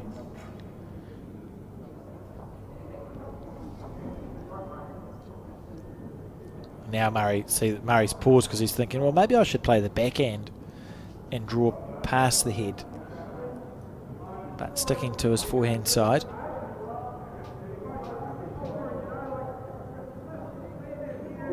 It's easy to underappreciate just quite how much thinking there is required in a game, isn't there? Well, you've also got to try and work out what your opponent may do. So he's probably thinking here, I need to be over the head because...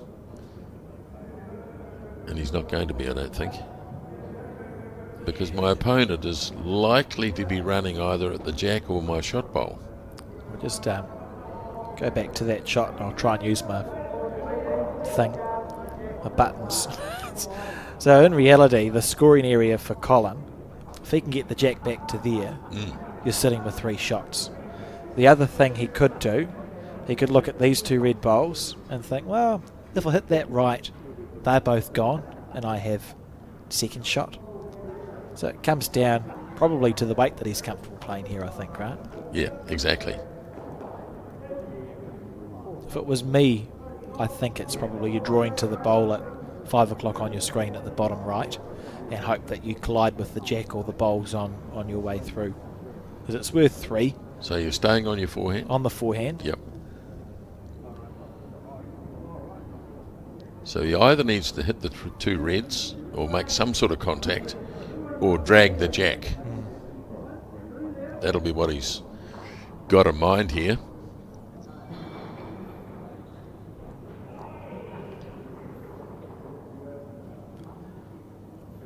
Looks like wait for the trail to me. And he Tell can't. you what. I tell you what. Oh, boy. He needed to get the second bowl, not the first. He hit the first red. He needed to hit the second, didn't he? Yeah, he couldn't have played that much better. That was perfect weight from Colin Rogan. He put it right in the area and is just inches away from perfection.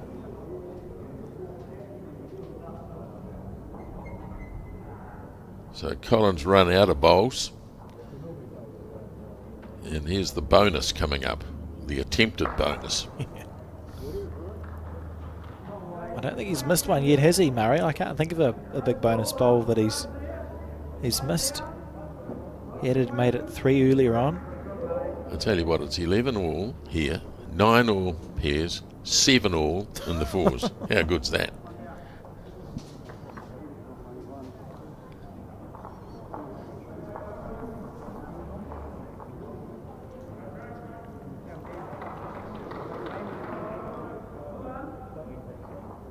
Oh boy, that's a good bowl again. Oh, outstanding, isn't it? How good. So it looks like 2. Just 2 or maybe 3? Well, it's at least 2. The players certainly know. They haven't mucked around at all. Des Come on, lollipop man. Yeah, he's remembered. It's almost like he could hear us. Yeah. Oh. Oh, where'd you go, dear? 2, it's 2. 2, yeah. Well done. Well done. Caught it just in time. Yeah. 13-11 the score. So just take this chance to mention one of the big supporters of Bowls New Zealand, of course, is Somerset Retirement Villages. And they have an open day all around the country on Sunday, the 6th of April, from 10 a.m. to 2 p.m. So obviously you'd go in the afternoon because that's after you've watched the final of the New Zealand Interclub. But if you're interested in retirement living and what that might look like, any Somerset village near you has an open day on Sunday, the 6th of April, which is this Sunday from 10 till 2. Fantastic. I tell you what, outside there's a very grave danger that the sun might come out. I know, it's quite remarkable, really. So let's hope around the clubs of Wellington that they're able to get some bowls in this afternoon. Boy, that's a good start by Murray again. He's nailed that first bowl once more.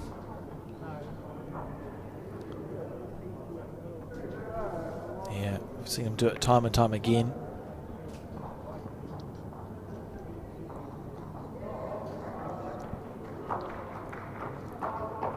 It just makes it so hard, doesn't it, as a player, because you think, ugh, they've only played one bowl and it's already within 8 inches, 10 inches of the jack. Yeah. And you know you're going to need to play a better one to score.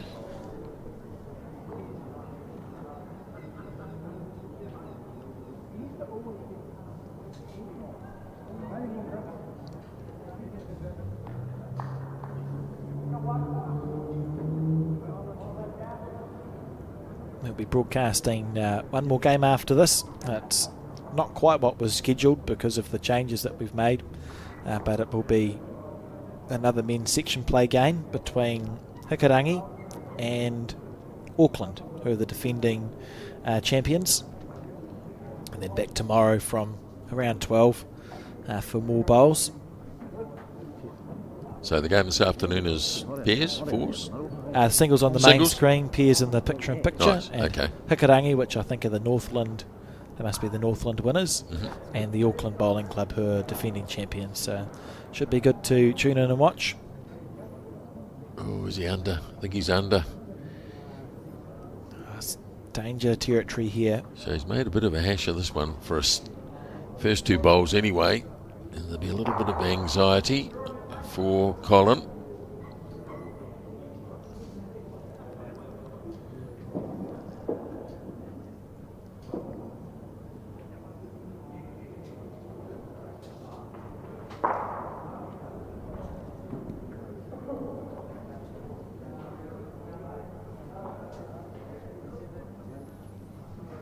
Lovely line that you're allowed to take on this rink. Look at it, swoop back into the centre line. Beautiful bowling. Now I think there'll be a temptation here. Do you agree? I absolutely do. You've got 2 bowls left. You'd be thinking forehand with weight. And then the question is just how much weight is the only one left? Is it a full-blooded drive or a run shot? Based on that, I would say full-blooded drive. I'd say so. Or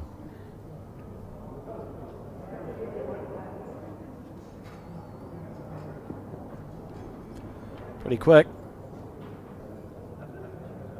oh dear. Well, this could be a 4. He's got 1 bowl left in the locker. I think Murray may as well just draw a 4th shot here. Colin's got no back bowls. So really for Murray, Colin's best result is to kill it. Unlikely to somehow score out of it. Therefore, you may as well draw 4 and go, if you miss, I'm now on 17. Yep. And if you kill it, that's okay, I was prepared. And of course, 17 is the magic number. Those You numbers, can go out. yeah.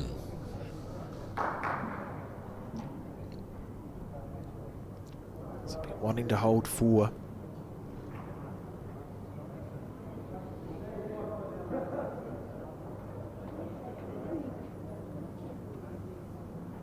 That's the line to do it. Oh, is he there? Is A little he bit there? of running. Yep. I think he's in. Yeah, good ball. Good shot. Now, big dilemma here for Colin. Does he go hard again? I think the answer is yes.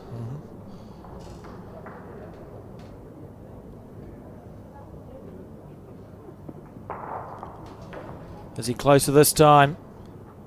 Oh, it's turning. It's gone. Oh, dear. Big, huge moment in this game. Out of nowhere. A nightmare in a game of singles, as you said, may just have happened to Colin Rogan. And could it be that the score is 17-11?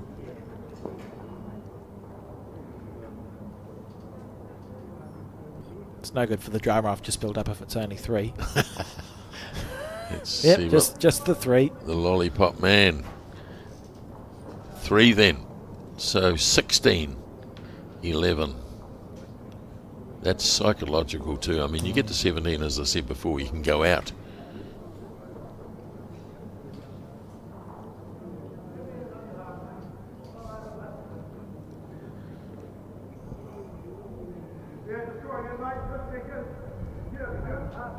Browns Bay, narrow lead in the pairs,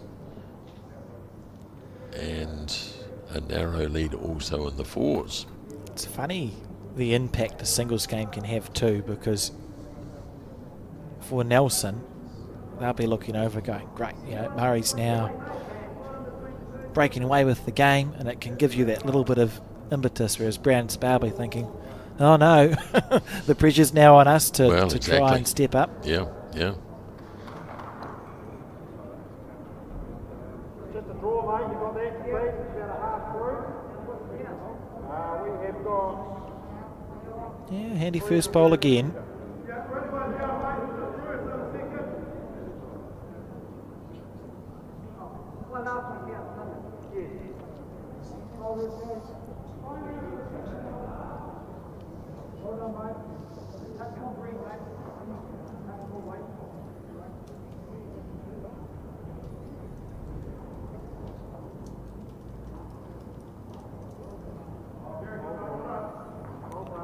Just lost any consistency that he had during the middle stages of the match. Colin Rogan. Yeah, well, he has to score 10 shots to win, and for Murray it's 5 shots left, so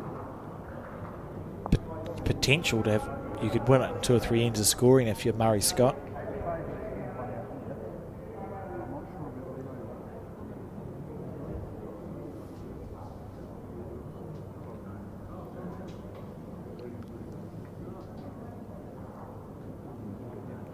He's won 9 of the 14 ends. So yeah, you're right, he has been far more consistent. Yeah, I think Colin, apart from the first 5 ends where he found himself 7-3 up, has really relied on his experience to play those big bowls with the 3rd and 4th bowl. But there is only so long that you can salvage ends with your 3rd and 4th bowl before, particularly in singles, generally when it's a race to 21, if your 1st and 2nd bowl aren't as good as the other guy, very hard to win that game. You can stay in it.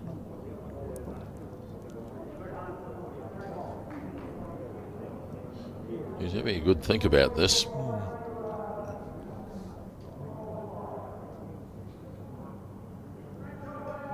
Decided to change hands. It's pretty rare, particularly for Murray Scott, to be playing down this backhand side, the ditch hand.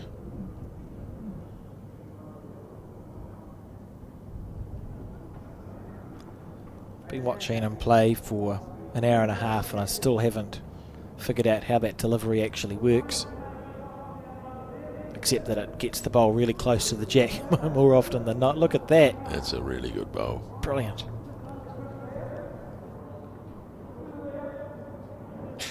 Boy, how important is this bowl? Oh, it's huge, really.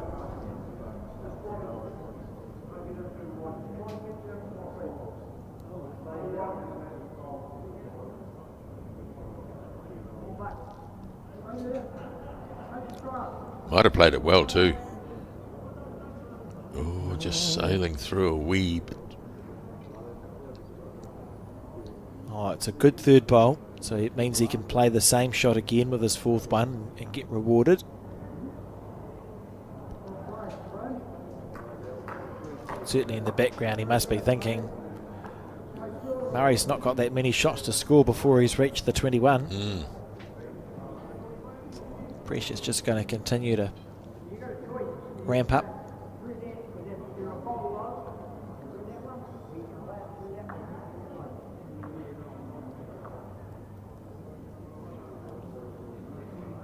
Backhand again.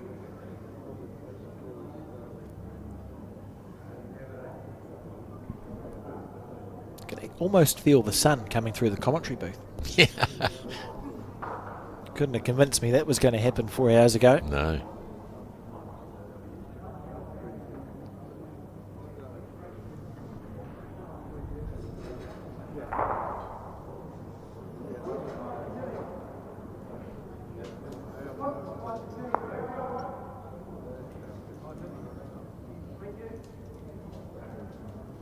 So the question is there, did he promote that white ball up to second shot? Don't think so. No.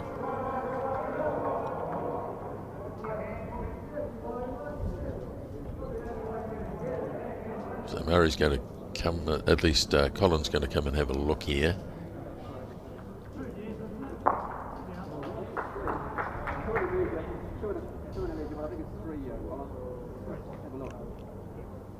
Well, Des thinks it might be 3.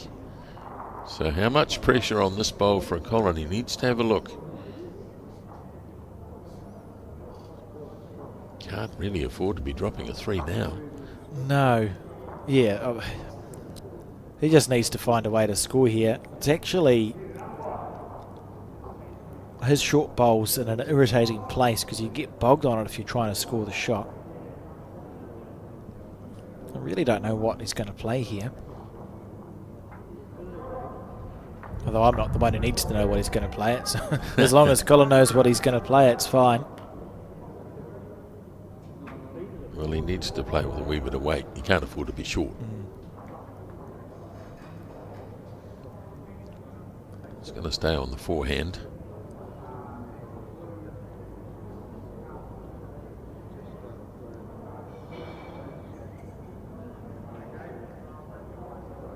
Just backing himself to draw it. Oh, he's got a lovely arc with this bowl. Not sure about the weight. That is. If it falls in, oh boy. I think he's done it. That's just class, isn't it, really? That's fantastic. Regardless of whether he's scored the shot here or not, he's cut it down to 1. Oh, Murray's. He's handed over the mat. Oh, there we go. Yeah. What a good bowl. What a bowl. Fabulous bowl. Can't emphasise enough how hard that shot was to play. And Colin, he has been struggling. So you have all these thoughts going through. He would have had all these thoughts just running through the back of his mind when he's trying to play that bowl. His opposition's on 16. He's 2 or 3 down. He's played 3 forgettable bowls. Even now he's thinking, what do I do? Walking the mat up? I'll bring the mat up. Try something a bit shorter. And make sure you now nail the throw of the jack.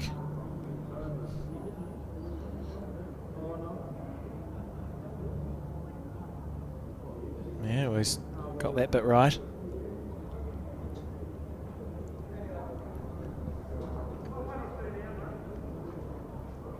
How badly Would he want his first bowl to be close here?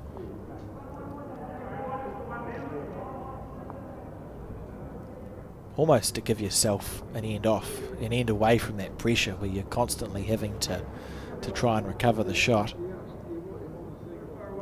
Just a bit heavy. Yeah, not to be. Just a bit heavy.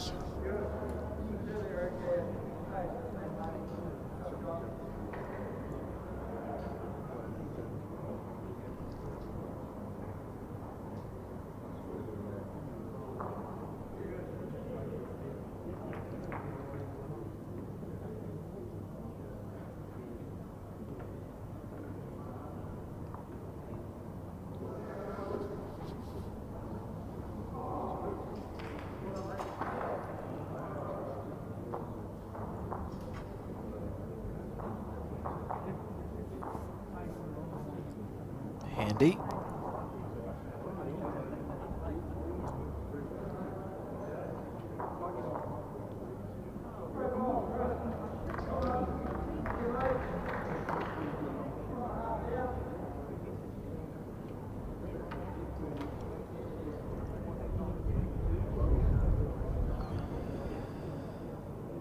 Well, this is another loose, Yeah. another loose end, an opportunity. Firstly, for Murray Scott to get in close.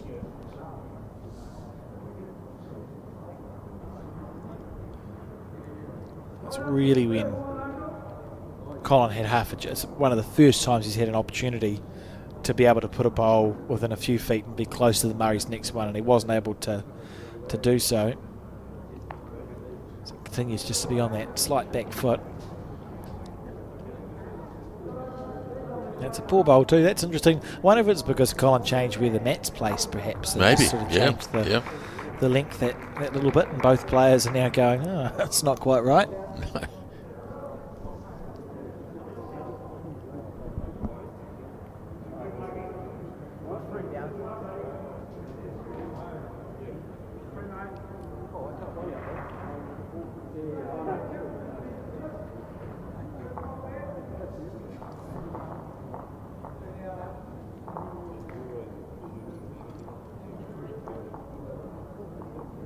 Needs to get this close, and I reckon he has.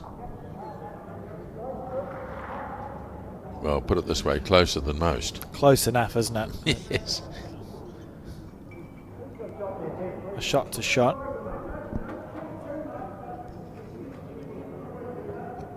The marker's going to check. He favours the white bowl, although he did say a measure.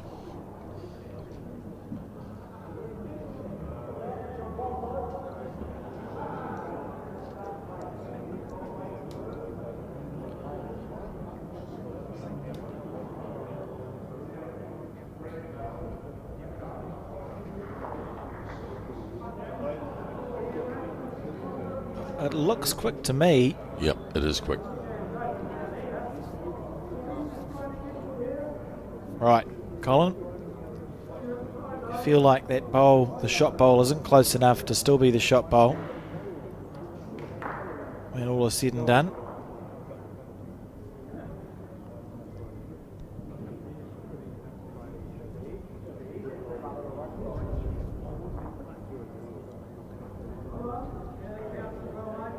Clean run. Oh, it's closer. Well, certainly knocked that bowl in definitely for shot. Whether he's got two remains to be seen. In fact, Murray Scott's now going down to have a look. Would you jump on the forehand here, and which is the open hand? Yeah, yes. If he's two down, certainly the draw is one option. If Murray's two down, maybe it's worth just going the two bowls. You're on 16 shots, get rid of them both, you'll be on 18. Nelson just pulling away a wee bit in the pairs, as you can see. After they were locked up, now it's a 6-point advantage, or a 6-shot advantage. Still only one in it in the fours. Very close match, and I think we saw Murray there just indicate to himself that he'd try and draw on the forehand side. That's just fair enough. There's room there. He's been playing well enough in this entire game. that you wouldn't bet against him drawing the shot. Watch him play the backhand runner now. He's one of those players who has to carry a rag with him, even if he's indoors. Yes. Yeah. I feel the same way. I feel as though there's something missing. It's not right otherwise, No, is it? no. Yeah. Even though there's you don't really need a rag when you're indoors. Always nice to have a comfort blanket. I Yeah. reckon.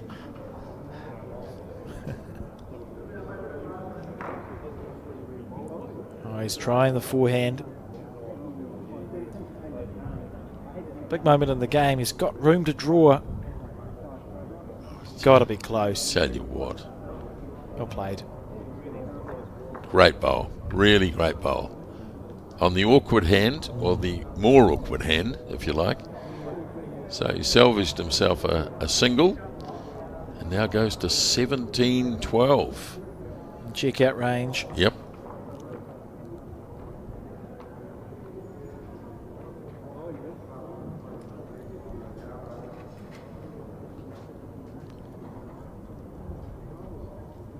It's one of those weird ones in singles because this game could be over in an end, or Colin, who needs to score 9 shots, could spend 5 ends doing so. Yeah. And we could be going for another 40 minutes. Absolutely.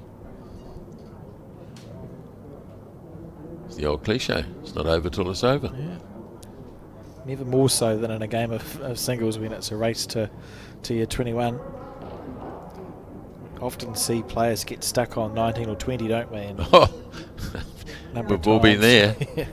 The worst score to get stuck on is 20. Yep, I agree. You just want to jump from 18 to 21, don't you? Or 19 to 21. They're agonising one shot away. Oh, dear. Position keeps getting one bowl in there. That's not a bad start.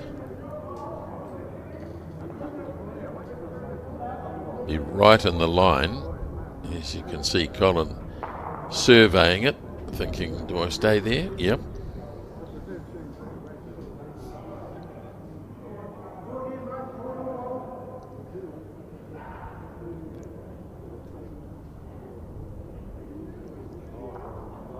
I would imagine that over his career, Colin would have lost track of the number of times he's come back from 12-17 down to win a game of singles. Sure.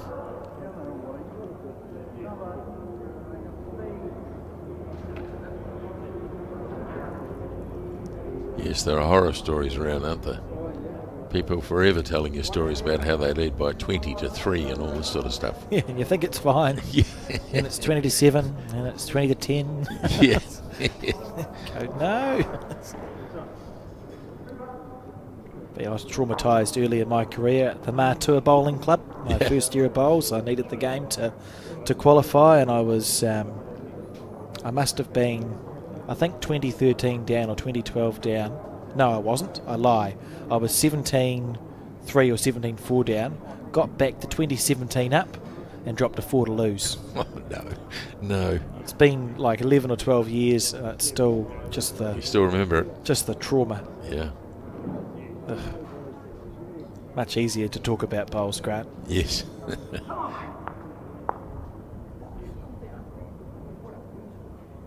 A switch to that backhand. Good line. Very good line. Slightly overplayed. So the red bowl's still shot. Just wonder whether Murray might be thinking of jumping on the backhand. He is, yeah. The forehand's a bit clogged up with the short bowls.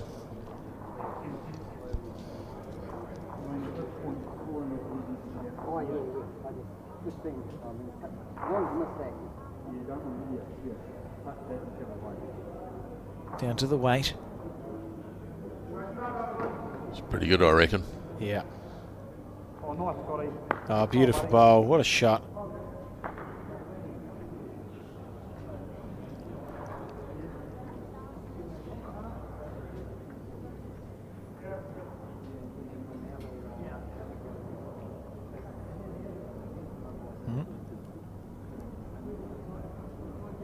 Oh, someone's standing in his way.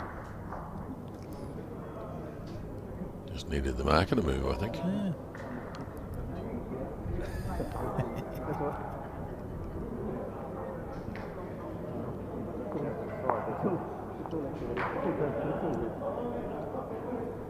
See that quite often in bowls, don't you? People, you know, you get your bowl. Often it's the skips because it's when the team's crowded down there and they go, "Can you move off the peg line, please?"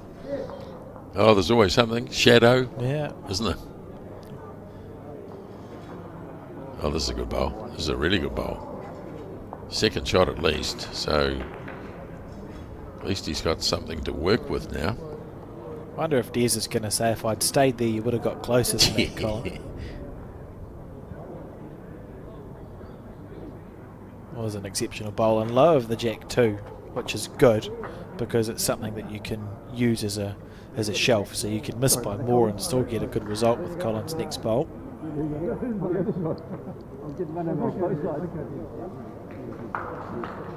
Stand in front of the camera. Oh, of course. The camera's right behind you. So that bowl has actually forced Murray to play on the other hand. He didn't want to promote it.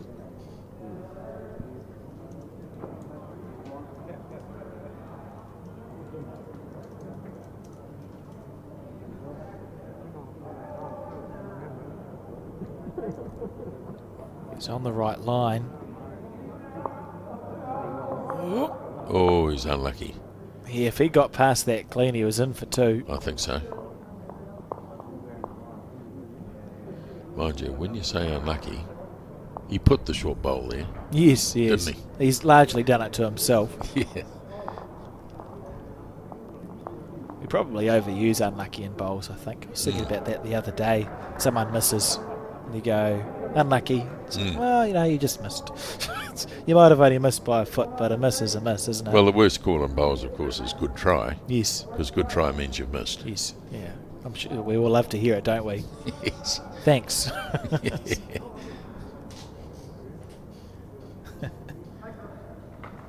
All right, so looking to use the bowl he's already put there. He's got the weight, he's in the area. I tell you what, he's not far off. Oh boy, Oh, what a mighty effort. that was a great effort. So he'll concede one, which means Murray Scott from Nelson goes up to 18-12. Absorbing match. Remembering that the time limit is something. Stand by.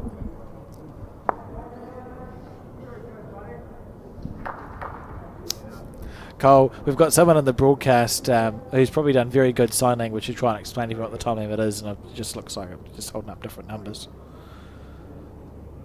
I'll find it out for us, because it must be. It's been going for some time, isn't it? And if they get to 20 all, it could be important. What do they start at? Mid-dash? Started at 12, almost 12 on the dot. Stand by. This is the sort of thing the managers will have totally under control. 2 hours and 45 minutes is the time limit. That's well, actually, that's quite a lot of time. Oh yes, it's not even 2 o'clock yet. No need to worry about it at all. Yep. Boy, there's a good start. Oh, great bowl. We've seen it so often. I think that's the difference in this game. You said it right at the beginning. You get that first bowl close. Yep. And he's just been able to do it consistently almost the entire way through.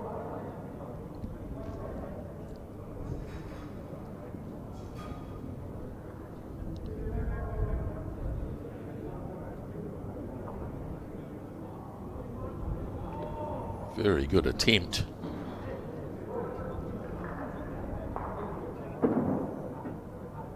Three ends to go in the Piers match. Nelson leading by 7, so they're probably odds on to win that game, you would say, having made the comeback. Well, not the comeback. They had a lead, they lost it, and it's come back again. And the Fours score 11-9 to Browns Bay after 12 ends of 15. So they're playing the 13th, so that's closing in.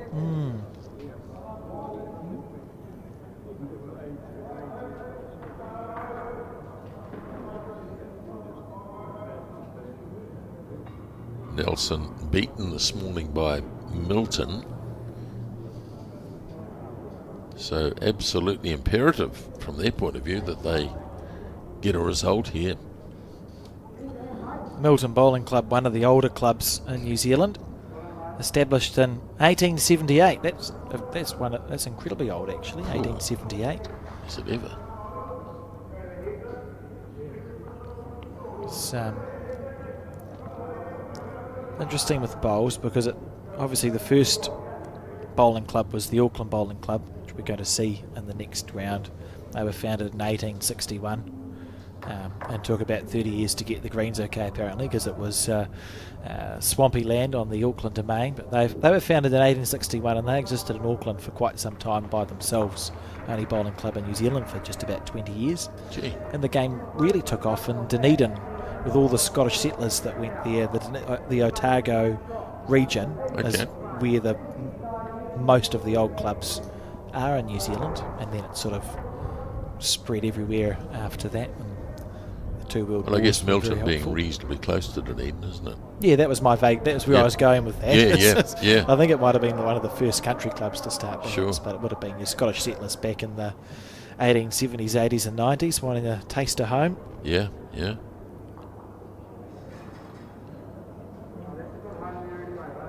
It works with the bigger cities. You can usually tell how old a bowling club is by how generic its name is. The Auckland Bowling Club was called the Auckland Bowling Club because there was no other club in Auckland. The New Plymouth Bowling Club's very old. There was no other club in New Plymouth. Sure. So the more space that your name of your club takes up, the older it tends to be. Just trying to think. The Wellington Bowling Club was in, I think, from memory, in Brooklyn, which is now defunct. Yes, it would have been one of the, I think so, the oldest yeah. clubs. Well, that's right. You've got a book here. Actually forgotten about the book. Yeah. It's intriguing. I was actually leafing through it before. Wellington Bowling Club, founded 1886 in Brooklyn. Yeah, that's Brilliant. it. Yeah. That's it, yeah. And the oldest club in Wellington. So owes its origins to the Caledonian Society. But yeah, that's the point. It's called the Wellington Bowling Club because it was the only club that was there. Yeah. Anyway, back to the bowls. And while we've been talking, I think Murray's now sitting on 20 shots. Yes, he is. And he's bowled 4. Oh, he's winding up here.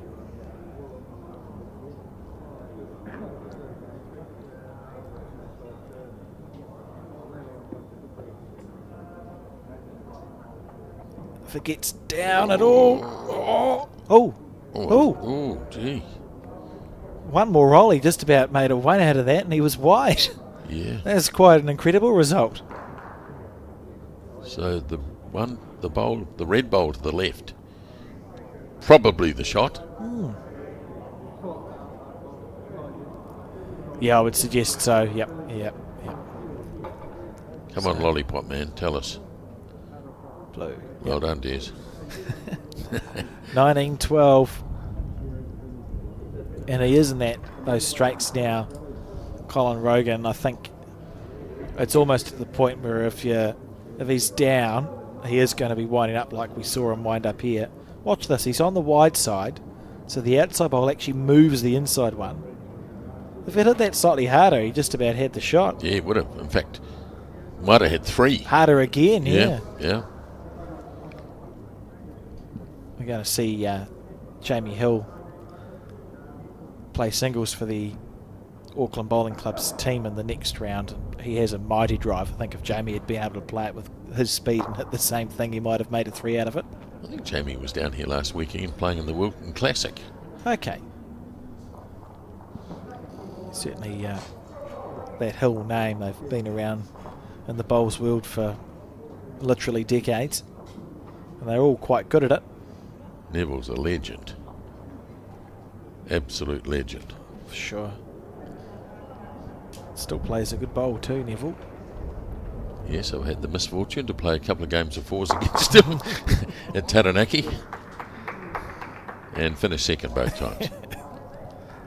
I'm not sure I'd have Neville playing bowls in Wellington. He could blow away in the wind. Bones. Yeah.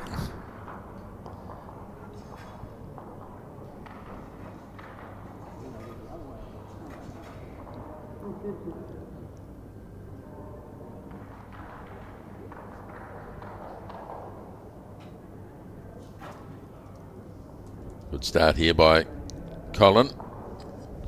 We'll need to start the fight back shortly because he's running out of space.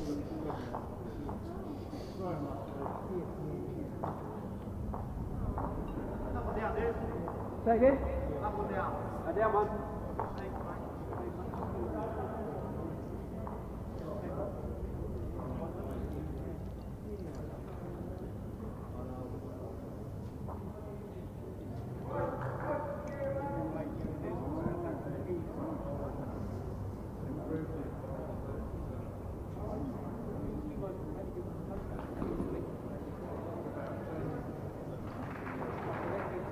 Let's wait for this ball to come on screen.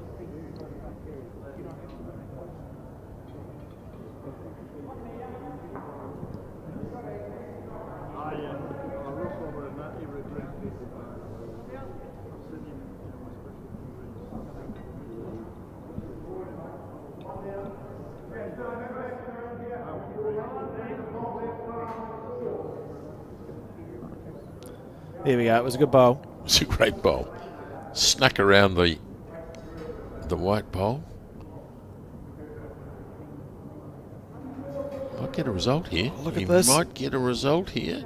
Oh, not quite. Agonising. Not quite. He's on 19. Now what's he going to do? Is he going to jump onto the backhand? Seems like the shot, doesn't it? I think so, and I think you want to be holding the game as often as possible. So if he could draw a second shot here, suddenly he's holding the winning bowls.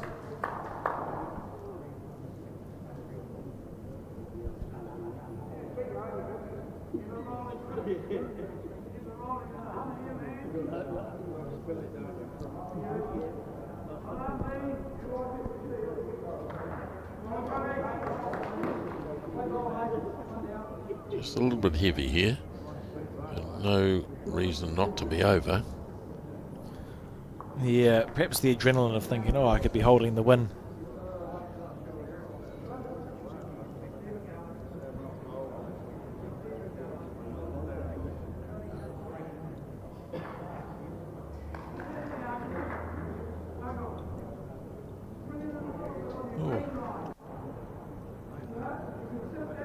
That one wasn't one of Colin's smoother bowls. It may not have made a difference to the result. Look at this. Ooh.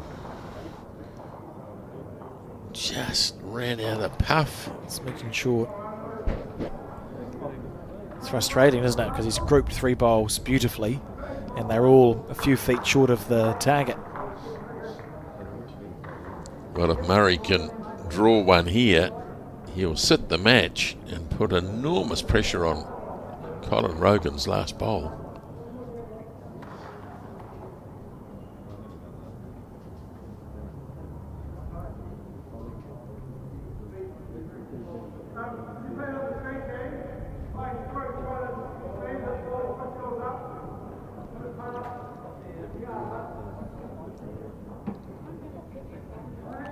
Taking his time.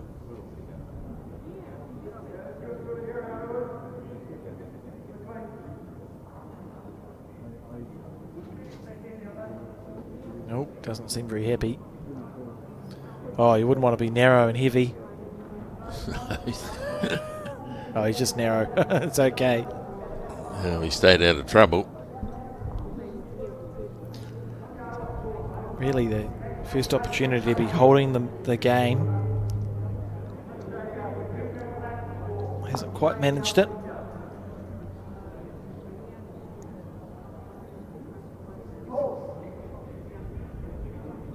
Realistically, this bowl is probably the difference between the winning and the losing of the match, because if Murray gets to 20 shots, you're asking Colin to score 9 unanswered shots, which is not even close to having happened yet in this game. Where if he can score here, Colin, it means you can keep Murray to potentially 2 ends of scoring if it's 2 ones.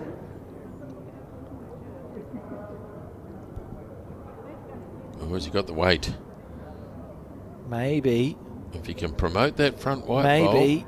bowl. Oh, No. not enough. Not quite enough. So 1 to the red, which is Murray Scott. will take him to 20-12. And he's on the hill now.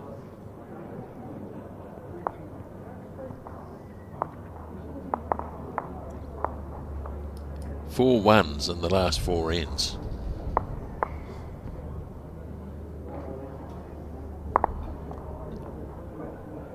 So Nelson ahead in the singles and ahead in the pairs, which will be enough to win them the match. The fours, someone standing in the way of the fours. Yes. Yeah. 12-9 the score to Browns Bay after 13 ends. So looking at this stage, like Browns Bay may win the fours match. They could still win the singles match, but it's unlikely. And the same goes for the pairs. So Nelson at the moment 2-1 up in this match.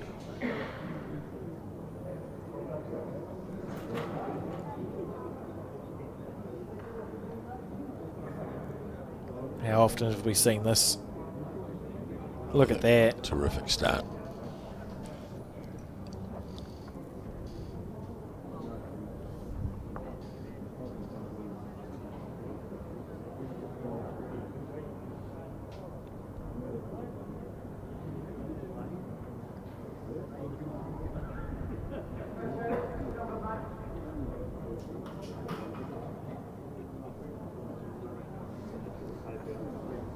Handy.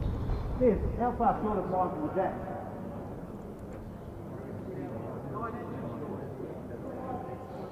Good old days. Imperial measurement.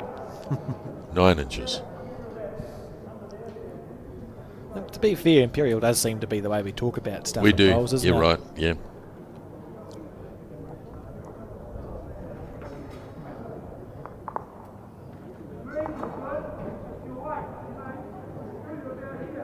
How long's a chain?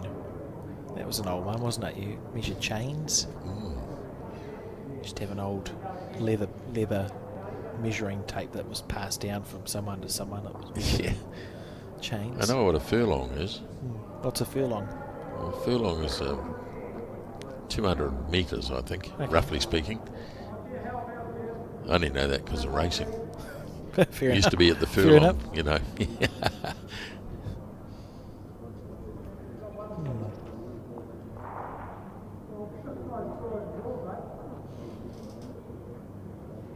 Collins down the forehand here. Yeah. Needs it to keep running. Not the easier of the two hands, is it? No. Seems to be harder to find the right line on the ditch side. I think at some stage here, Collins going to have to try and play onto that front bowl. It's going to be very hard to draw around it. You've got to make the decision, don't you? To go, well, it's actually unlikely that I'm going to draw within a couple of bowls. Equally, I think Murray will know what Collins' thinking, and you might find that this particular bowl, well, you'll be hoping, gets itself behind the jack. Yeah, It's perfect, roughly isn't like it? that. Yes. So now for Colin, you either spend 2 bowls driving it or 2 bowls trying to draw closer. Yeah, it's the decision you make. You either go, well, I'll try and reset the head, or I'll back myself to draw within that time. And it's going to be 2 drive shots from Colin Rogan. He's got to put weight on. Hopes that he make some contact with that front bowl.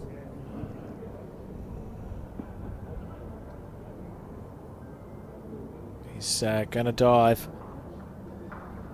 I think Murray probably just go to the 2 metre mark. Yep, I think so. Just in case the Colin hits it and the jack stays in bounds, you put a bowl to the 2 metre mark and you've essentially covered everything but a kill, and you can't stop someone from killing it.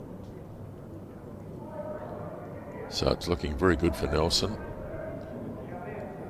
Playing the 16th of 18 in the pairs, and they've got that good advantage there. Still competitive in the fours, but it may not matter.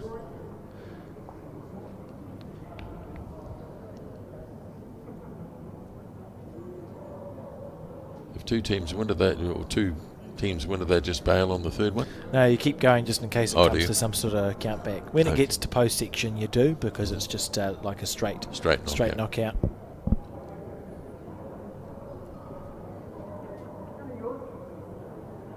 we'll hang around. Well, depending if Murray wins here, but we'll hang around and watch the final two ends of the pairs as well. That's a good bowl. That's really good bowl. Yeah, lovely shot. So one bullet left for Colin Rogan. He's got to hit that front red bowl and just hope maybe kill.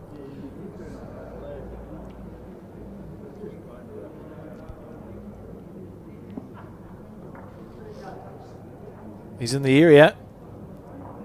Oh, gee. Oh, not quite enough. No, it'll be shake hands time. Just too consistent in the finish, Murray Scott. And he picks up one to get to 21. And he wins for Nelson by 21-12. Yeah, good singles game. We'll be back in the not too distant future with the coverage of the final two ends of the pairs match between Nelson and Browns Bay. But in the meantime, we'll show a little clip from our friends at Just a Thought. When someone you care about is going through a tough time, it can be hard to know what to do. Here's 10 ways you can help someone who is struggling. Listen. You might want to give advice, but most people just want to feel heard. Be there. You don't have to fix their problems or find the perfect thing to say. Just let them know you'll be there when they need you. Let them know you get it. Let them know you get why they're struggling. Give them what they're going through. Knowing their feelings are normal and okay can make the world of difference. Offer practical support. Ask them what you can do to take some of the pressure off. Maybe you could make them a meal or do something to help around the house. Give time. Sometimes simply being there is enough. Hug it out. When appropriate, a hug can bring so much comfort. Talk it out. Offer to be their sounding board and kōrero with them about what they're going through. Remind them how much they matter. Let them know how much you and others care and how important they are. Remind them of their strength. They might not feel strong right now, so remind them of the strength you know they have. Help find them support. Offer to help them find the right services and support they need. For more information and to try an online therapy course, go to justathought.co.nz.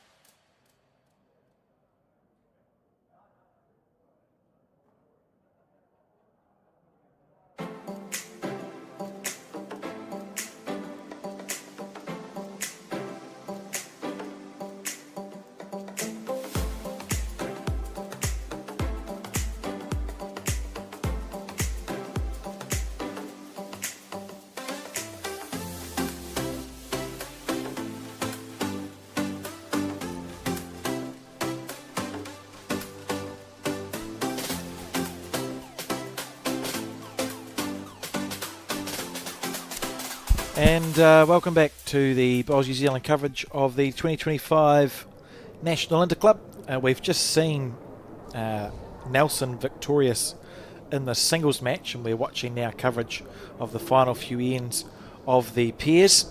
The score is 11 to one of the teams. Browns Bay, isn't it? Browns Bay is on 11, and Nelson will be on 18 by the looks there on the penultimate end.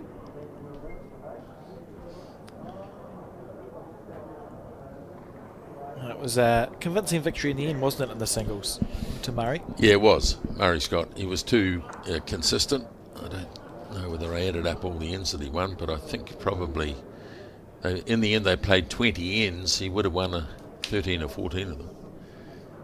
That first bowl was so effective. So from Nelson's point of view, this is a good bounce back because they lost this morning to Milton, and really to stay in the hunt they needed to win this game. Yeah. And they've got the singles in the bank. Looks like the pairs is very close to being in the bank. Certainly you're 8 or 7 up on the penultimate end. Looking likely that Nelson are going to do enough to win this match, and then it's sit and wait and see what happens. So three team sections, so every team has 2 games to play in section play. So Nelson will likely have won one and lost one, and now it comes down to whether Browns Bay can beat Milton. Because if Browns Bay beat Milton, everyone's on one match win, and it comes down to a countback situation. It's quite interesting. Yes, it is. And it'd be quite stressful to be watching in that bye round.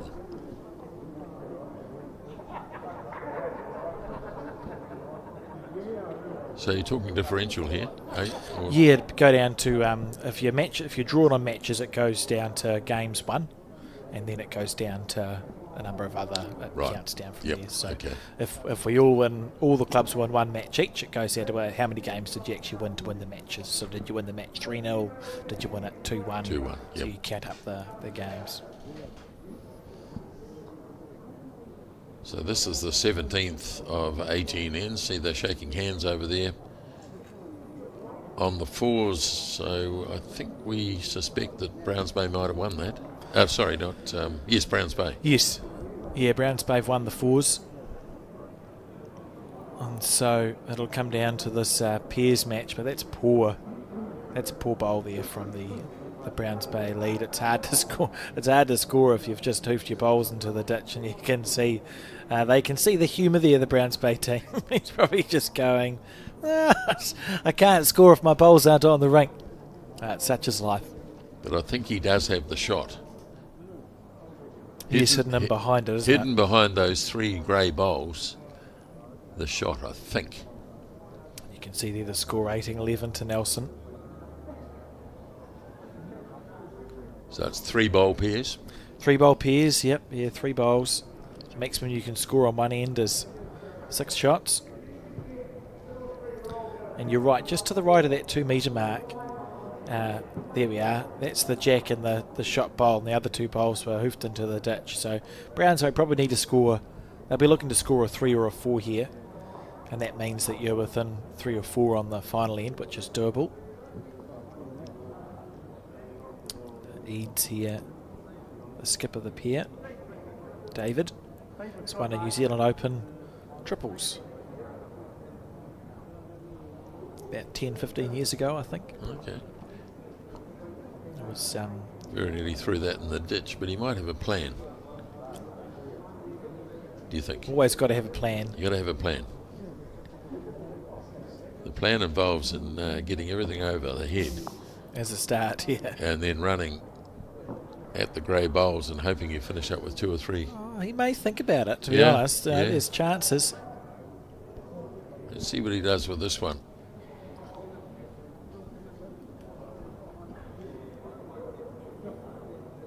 We'll see it come onto screen shortly. I know, it's just a draw.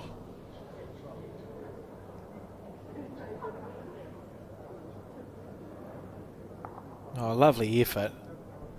Bit unlucky there to get bogged. got to the point in the game, though, where Browns may need to make things happen. Yeah, one's no good, is it? No. I mean, mathematically they could draw, but... It's probably an argument here for David. That's a lovely bowl. Oh, that's a good bowl. Probably an argument here that you actually wind up and try and find a way to kill it, because you think, well, if we score one shot, we are within six. That's very unlikely. Yeah. If you kill it or play some sort of weight, you've got back bowls, the shot bowl's a toucher. I think drive the white bowl that sits at 12 o'clock and see what happens. Hit it as hard as you can. You'd be unlucky to end up worse, wouldn't you? Yeah. You probably hold on to the shot, and maybe you can make something happen. My humble opinion. Well, this has to be a weighted shot. Yeah. Has to be. You'd think. Oh, he's not. Blimey, he's not even there. That's fascinating. Maybe they're thinking about the differential. Perhaps it is that you go, oh well, we'll try and get as close as we can to winning this match, even if we lose it by 2 or 3, and if it comes to a count back, perhaps that's better than trying to score. But an interesting decision, and it's the one to Browns Bay, so they need the full count, 6 here, to draw this game.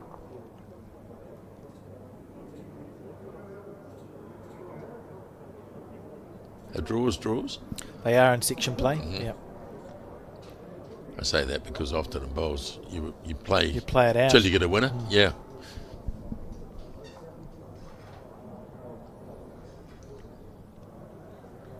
Of course, after this game we will be broadcasting a match between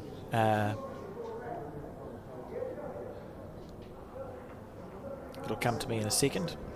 Auckland Bowling Club. Yes, thank Yes. you. Auckland Bowling Club and Hikarangi Bowling Club. Thank you. Brilliant.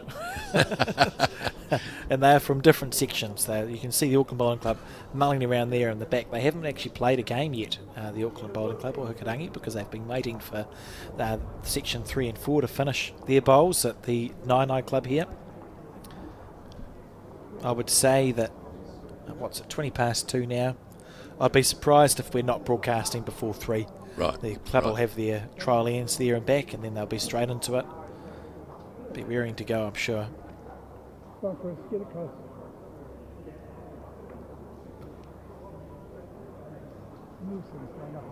So this should be the last end. Yeah, the only way it won't be the last end is if someone kills it here.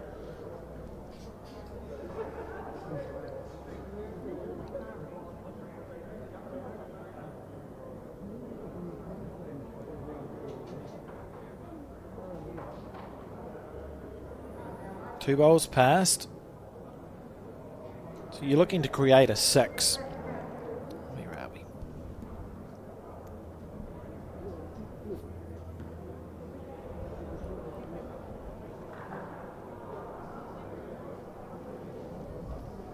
Yes, the only logical way of creating a 6 is to be over the head so that the skipper's got the opportunity to... We'll just stay on this shot here. So you mentally draw yourself a circle as a skip, and that's probably the circle there. If the jack's in the middle of that, there's a chance of scoring 6. So Chris even could put another bowl in that space, and then it's David's responsibility to play the back and the right of your screen and try and trail the jack back to where those are sitting. So that's the only place I can see where a 6 could happen. That's going to make it harder, right? Because it's short of the jack. So now your circle's bigger, and you can't afford for the jack to go too far back or it's out of the count.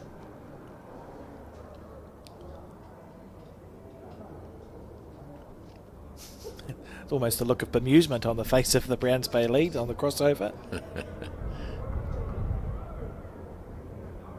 That's a good bowl by Nelson, actually, because not only has he drawn the shot, I think he's put it over the head. Yep. Which just makes it even harder. Yeah. To try and find 6 shots.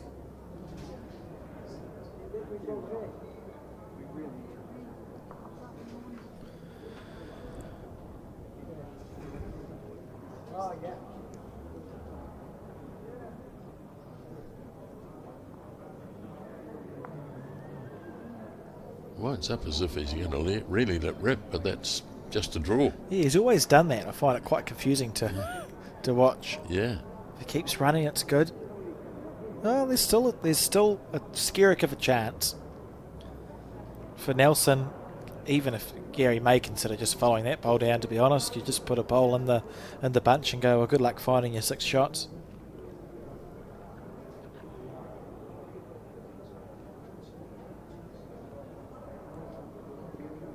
As long as he's up and over.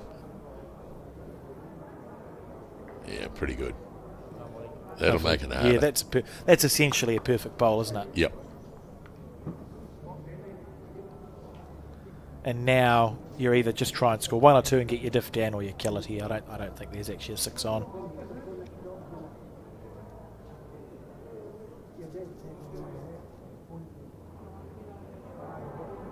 Yeah, good. Well, unlucky the jack sprung away that far. Yeah, yeah. And well and truly just about playing this game out. Interesting then. So as we spoke about, it means that in this section, Nelson have had 1 win. Milton have had 1 win. Milton have had 1 win. Yeah. And it'll come down to if Milton are defeated by Browns Bay, that'll be on. What a bowl that was, just quietly. Yes. Goodness gracious me. It could come down to a countback, or if Milton can win against Browns Bay, they'll top their section. What have you decided to do here, David? You're not going to outdraw it, so you might as well have a crack at it. I think so. Kill's not the end of the world.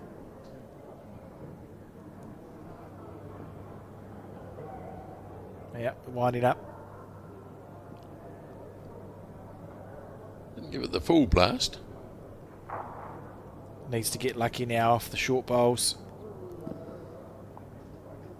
Not going to be. And Gary will play this bowl just to make sure that he's putting the shot up on the board.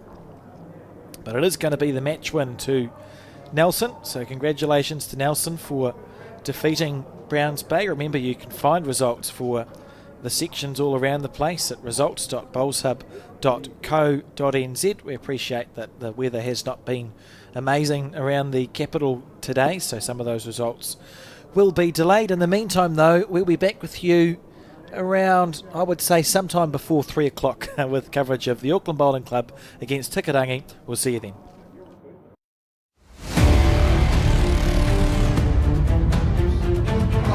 Outstanding bowl from Gail Melrose. She's close here, John. She's close here. Oh, how did Net not take the jab? Does it avoid that shortish bowl? It does. Look at this. Oh, look at this. There you go.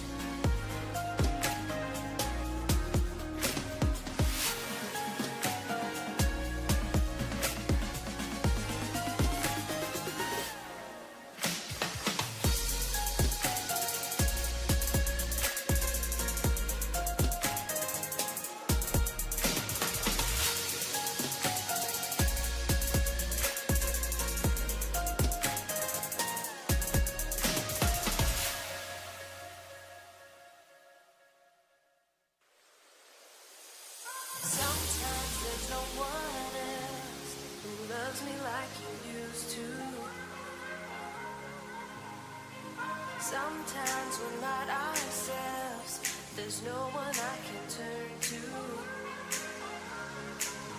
And I know all the feelings that we shared are in the past. And I know your relationships are never meant to last. And I'll take some time, but I'll be alright. We're moving on. I know times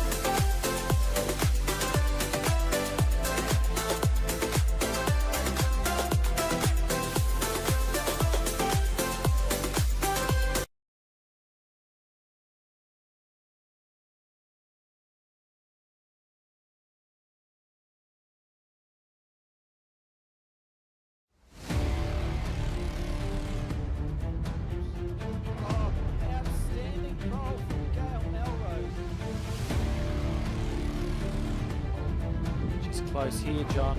She's close here. Oh, how did that not take the jam? Does it avoid that shortish bowl? It does. Look at this. Oh, look at this. There you go.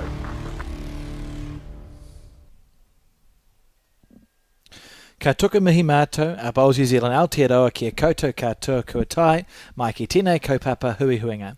Welcome to the Bowls New Zealand Aotearoa broadcast of this, the 2025 National Interclub Sevens. My name is Alex Reid, joined in commentary again for the second round by Grant Nisbet, and we started, Grant, with a good singles match between Browns Bay and singles, and now we're going to get treated to another one.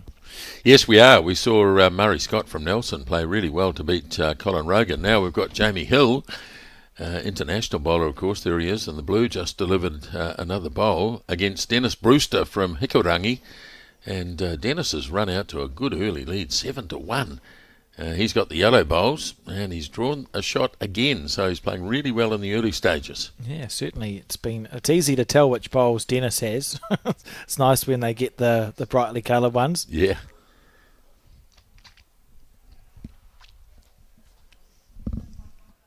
So we'll try and keep you up to date with the other matches. The pairs just getting started by the look of things. And of course the fours as well. Yeah, so we'll have the fours in the thumbnail at the top right of your screen, and the pairs to the other side. That's the start of the campaign for the Auckland Bowling Club. They're the defending champions from last year. Won at Howick, the Howick Bowling Club.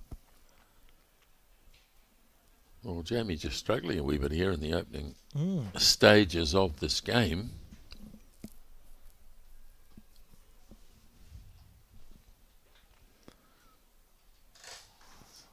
Scary when your bowl does a little dance with the bowl on the other rank, isn't it? Isn't it just? Taking a bit of green. Here's another shot coming in. Oh, that's outstanding. Dennis on fire. Might see some weight on this next shot. He doesn't muck around.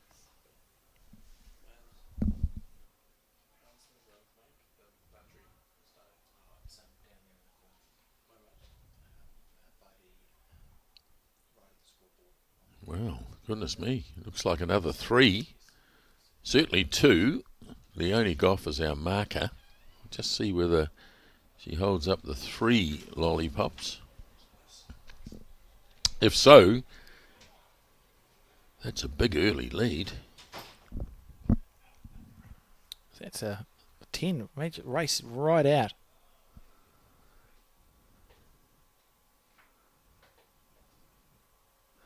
Oh, I say measure it, please.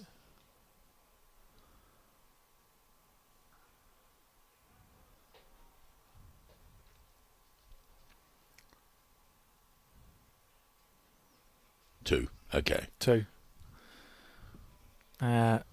Which is about what I put. So 9-1 to start this game off with. Dennis Brewster on fire. Well, as you mentioned, getting to double figures is always the first task. And he's nearly there already. And against a man of the calibre of Jamie Hill, I would be surprised if Dennis was expecting to be 9-1 up after about 4 ends. But you never say no, do you? You never go, oh, well, I didn't think I'd be this far ahead, so I don't want to take it. No, you just want to pretend it's normal. Just go, cool, thank you.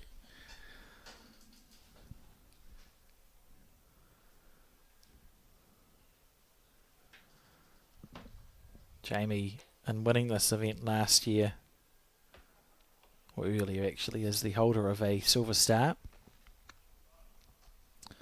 Who do we hammer out to? Can't remember. One of the players anyway on the Auckland Bowling Club team got to 5 with their win.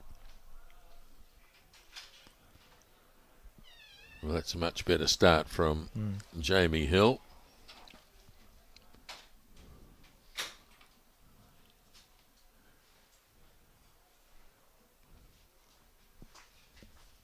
These things played earlier today. No, this is the first First time we've seen them. first time they've played today. They were originally scheduled to play outside at the Nine Eye Bowling Club, and of course, when we turned up this morning to 3 very large duck ponds, it was decided that they play inside. So the men, 4 of the sections of the men have played here today. We saw section 3 and 4 in the morning play their 2 games, and now it's section 1 and 2 playing their 2 games. So they've had, what'll be 3 o'clock, they've had all day to prepare for this round. I'm sure they will have taken advantage of what the Nine Eye Bowling Club has to offer. It's nice food and hydration behind the bar. Yes.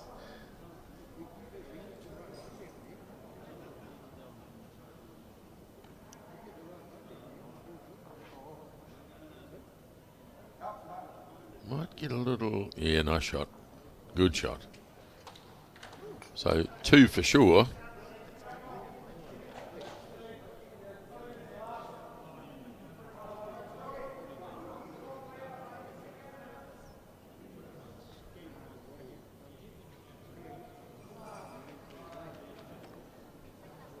Well, if he gets a little glide here, it might be handy, but sailing through. So time for the bonus bowl for Jamie Hill.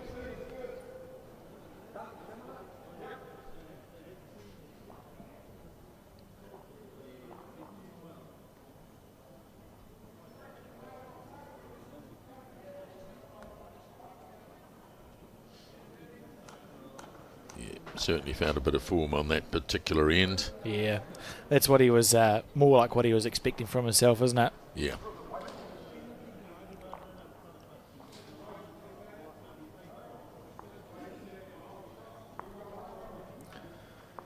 And is it the full count? Wouldn't be far off it.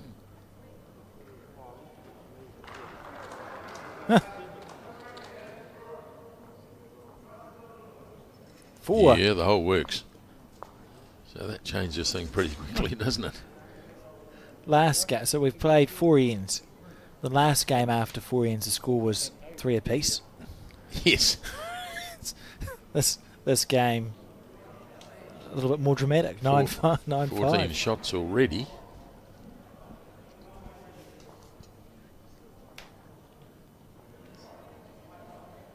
Short end.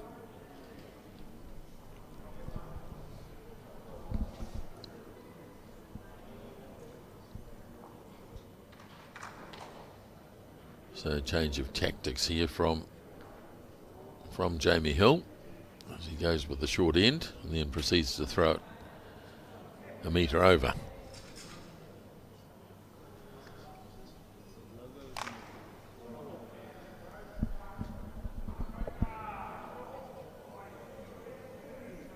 Well, they're certainly getting through these matches here at Nine Eye today, this indoor facility, which of course has 9 rinks, so they can churn through them. Yeah, it's been really good to have the understanding of the players and actually getting through the games. You know, you're not taking very long. Oh, that's a good bowl. It's a beautiful bowl.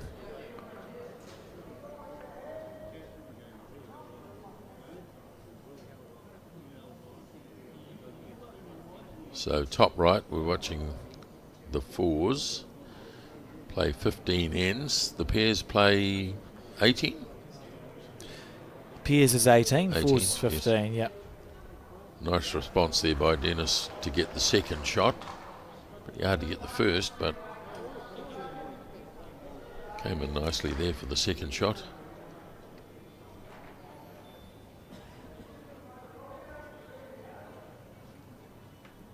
Another beautiful bowl. Beautiful bowl. Snick the jack back. May not be enough to get the second shot though.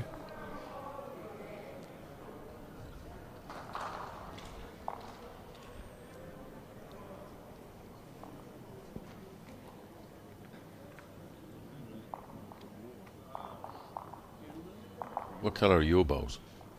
I've got 7 different colours. I've got the... Oh, not those things that make you feel seasick. No, they've got even more than that. Oh. They're the Aero, like the rainbow bowls with, I think it's literally 6 different colours on Oh, them. you're kidding me. Because I couldn't decide what colour to get, so I thought, I'll just go for A man of no decisions. for all of them. Are you a fan of that style? I do. I feel seasick when they come down. That's part of the plan. I suppose. What about yourself, Grant? Just red. Just red? Just red. Nice Yeah. and simple. Yep. They have quite a... The map of New Zealand on them. Oh, lovely. Yeah. Huge amount of different bowls you can get Oh, nowadays. yes. Aren't there? Seems to be every week they come up with a different way to run it. You had the Henselite ones that had the split, so it was a colour on the running surface and a different colour on the side, and then Yeah. ones that are divvied into quarters. The old days of black or brown. That was it. Yeah. You're sticking out. You actually probably stick out if you had a black bowl now. Where have they gone? Have we lost the players? They've Yeah, played what's it. happening here? 8 bowls have been played. Yes, exactly. Jamie Hill has got one shot. Yeah, well, I'll put that on. They go to the bar to have a beer. Maybe. Huh? Maybe. Who knows?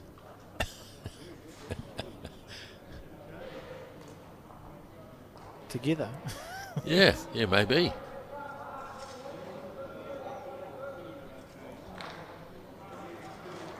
The score 6 shots to 9 anyway. We'll just wait for... oh, you can see some feet coming up there. That'll be the Dennis's feet from Hikarangi.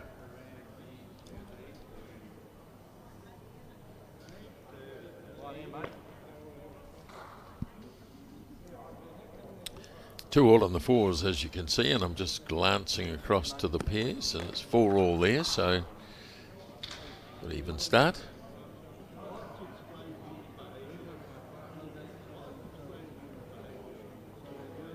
Right, we have the players back. 9-6 to the Auckland Bowling Club. You were saying it's the oldest bowling club in the country. Yes, it is. 1861 it was founded. Still on the original site? No. In the original area, but not on the exact original site. Okay. So it was in the... I think it's the only bowling club in New Zealand.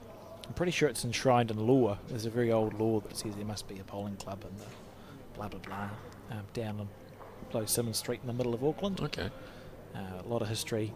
And when you look at the honours boards and the names, a lot of the founding fathers of Auckland were members of the Auckland Bowling Club, and a famous one, James Pascoe, was a member, perhaps a president, is the founder of Pascoe's Jewellers. Oh, yeah. Okay. And something that Pascoe's do is every time there is a new president at the Auckland Bowling Club, I believe they donate a little gold shield. You know, you see the mural chains. Mm-hmm. They essentially have that for the president. So it is locked away in a safe at the bank, and it comes out, I think, for prize giving and opening day. And the president is draped, and from 1861 through now, you can imagine there's been quite a lot of presidents of the Auckland Bowling Club draped in this gold chain. It's quite remarkable. Yeah, I'm a big fan of tradition. And I that's agree. certainly a tradition, isn't it? Yeah. If I had my way, we'd have blazers back for prize givings for 2 reasons. Great I think bowl, it's by the way. Oh, yeah, good bowl. It's a great place to put the badges that you have on a blazer, because then you don't lose them, it doesn't go in the drawers. But how many times we have a bowler who might pass away and you think, right, well, the bowling club will be represented at the funeral, and I've always felt I'd much rather us go to the funeral dressed in blazers than in brightly collared shirts. Yeah. I think it looks more like what it's supposed to be, which is that sign of respect there. I know I'm fighting the losing battle with the return of the blazers call, but I'll keep trying. Yeah, good on you. Yeah.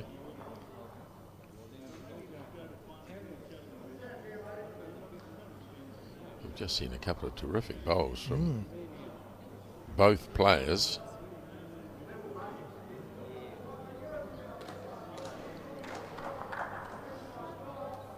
Beat the blue, you got it, mate. Touch on the Oh, look at this. Ooh. Just passing through.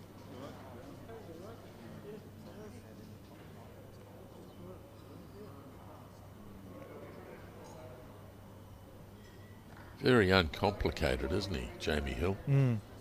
Just stands there and delivers. Has always been like that as well. Doesn't muck around. Look at Oh. this. He's just going to miss everything. Watched Jamie and Aaron Wilson play a game of singles at a Trans-Tasman a few years ago. It felt like it was over in about 20 minutes, and it was a 21-20 game. They were Yeah. just no mucking around. Play No. the bowl that's in front of them. Oh, you only want a couple of rolls.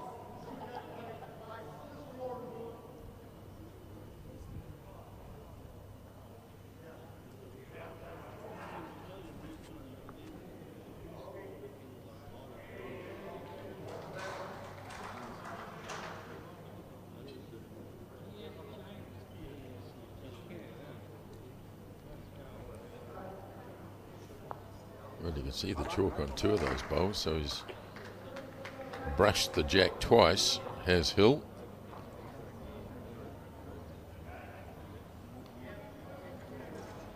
Looks like he's holding the shot here, doesn't it? He's going to pick his way through this minefield, or is he... Oh, dear, he might knock it in for Oh. shot. He this- may well have turned that into shot. Sublime to the ridiculous. Yeah. And a bowl to come.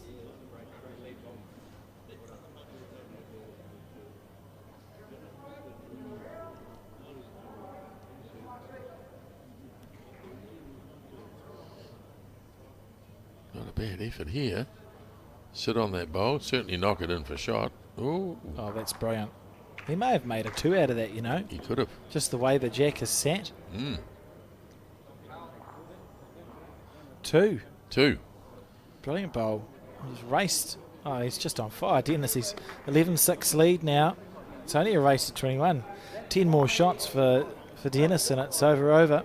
Well, I'd be thrilled that he's into double figures. Yeah. Certainly a great way to start, isn't it? Yeah. Anyway, they've got a 2 3/4 hour time limit. I don't think that they'll be testing. I don't think they'll be testing that in this match.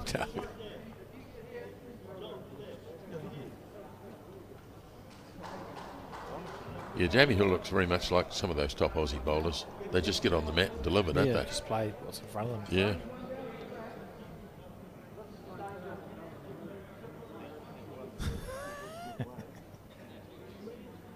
I don't know what it is. I just find it amusing when bowlers, they're all ready to deliver their bowl, and they look up and there's a bowl coming right in their path.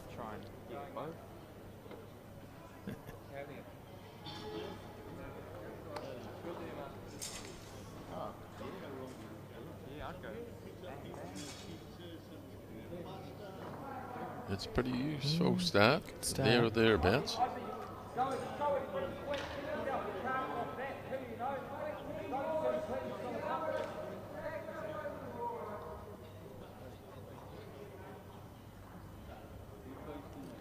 Just waiting for Riker to play his bowl.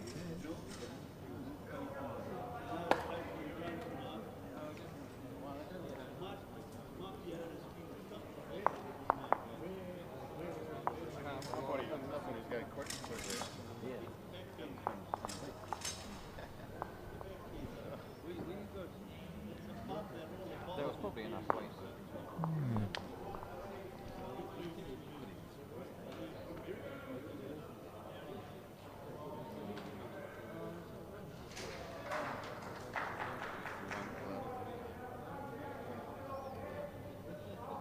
You know, Dennis had good weight with his first bowl.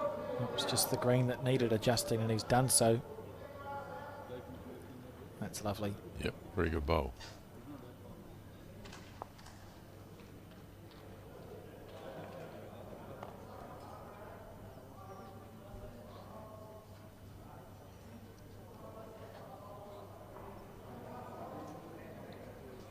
A little more weight this time.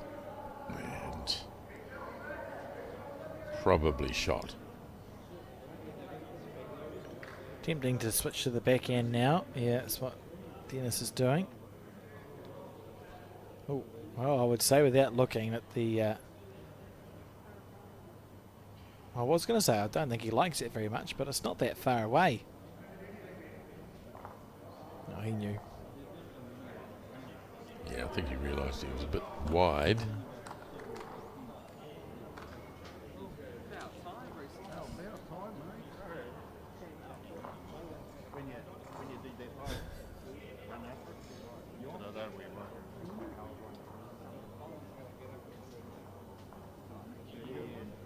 Yeah, down enough. I'd say that's the shot.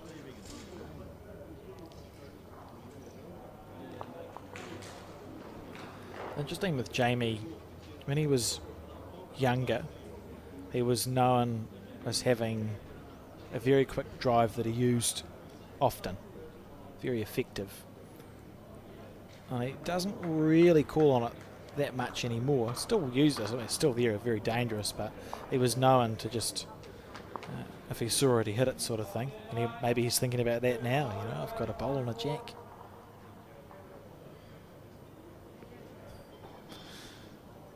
Try and play out of the bowl. Might get a result still, no. Wasn't as quick as he can go. And so Dennis Brewster from Hikurangi picks up another shot. And goes to 12-6. One lollipop. Yep.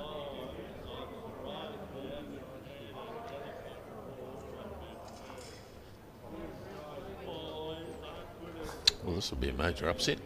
Well, it's a bit early to say, of course, but nevertheless, Dennis has raced out to this handy advantage, and that includes dropping a 4. If they had odds, certainly if you put money on Dennis, you'd be feeling pretty excited right at this particular moment. You would be, yeah. But I'll bet in a live market, Jamie's probably still the favourite. Yeah.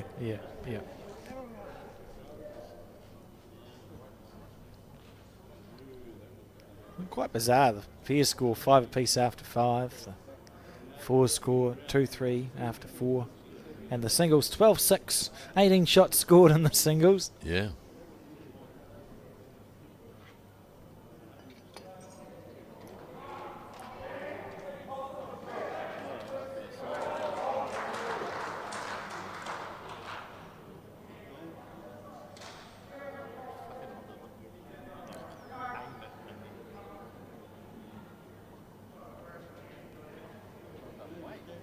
Good start from Jamie Hill. They've got 12-5 on the board, haven't they? We make it 12-6, but maybe we should adjust. Potentially. Depends how efficient we've been. Well, I think we've been very efficient. Thank you. Although it's been a while since Jamie got to the air. We'll bring it down to 12. We'll put it down to 12-5 and see if we're right or wrong. Yeah. It's interesting. They'd know better than us, I guess, wouldn't they? Yeah. Well, it's been a while since Jamie scored, so therefore... We picked it up at 5-1, and Jamie got a 4 and a 1. That equals 6. It I would have does. thought. Yeah. I agree with you. Well, we'll wait and see. Maybe someone will notice. In the meantime, our scoreboard may as well match their scoreboard. Yes. And a good end building here from Jamie. What you've got to be careful not to do is blink when you're 12-5 up against a world-class player. Very easy just to blink and drop numbers. We saw Dennis blink and drop a 4. Well, that means that his next bowl here, because he's not even close with his previous 3. If this ducks under, he's going to be 3 down for sure. That's a lovely bowling. And in danger of scoring another 4 here. He's got to get one close.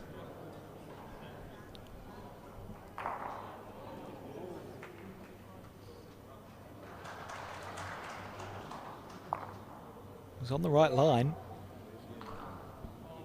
Is he going to come home enough? I'm not sure. I doubt it. He may be in for third shot there.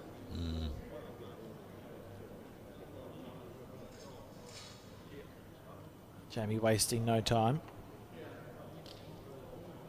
And the Gibby ducks again under this yellow bowl. Gibby in for another shot. Oh dear. Short of a gallop as well. We'll see how many that was.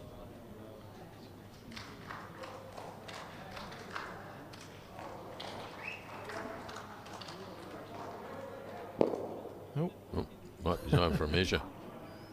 1, 1.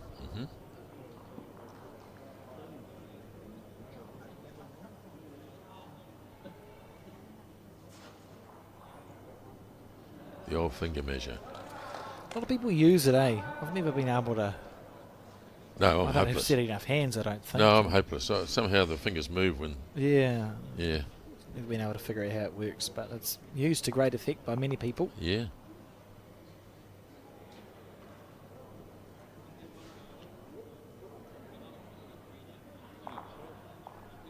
What do we finish up with? 3. 3.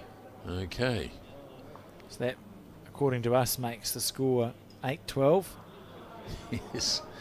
or 9-12. We'll go with the 8, shall we? Or Yeah, I think so. right, yeah, we'll go with the 8. So he's not scored often, Jamie, but when he has, it's been a 4 and a 3, and then a 1 thrown in there for good measure.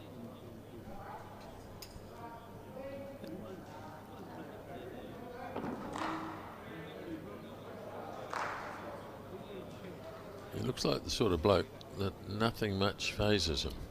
I've never seen him look stressed, No. and I've watched him play quite a lot of bowls in what would otherwise be quite stressful circumstances, but he just doesn't appear to feel it. He's starting to find his touch. Yeah, it'll be a concern for Dennis because you know how good these players can be, and you want to sort of hold on. You know, you're just trying to make hay while the sun's shining, hold on as long as possible, and hopefully you roll over the 21 first. This is not a bad reply, particularly if he can drag the jack with him. Guts it. Oh, but unlucky to snick it. Yeah.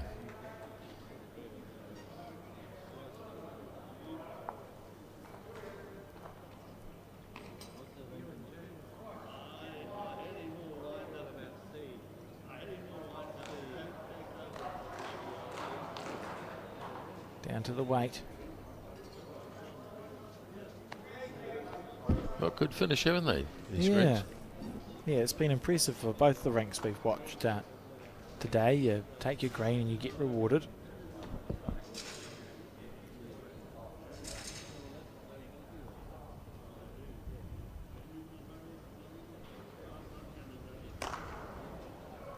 Well, this might be all right. Has he got the weight? Yeah, I think he has. Yep. Yeah, lovely bowl, and switching hands to do it as well.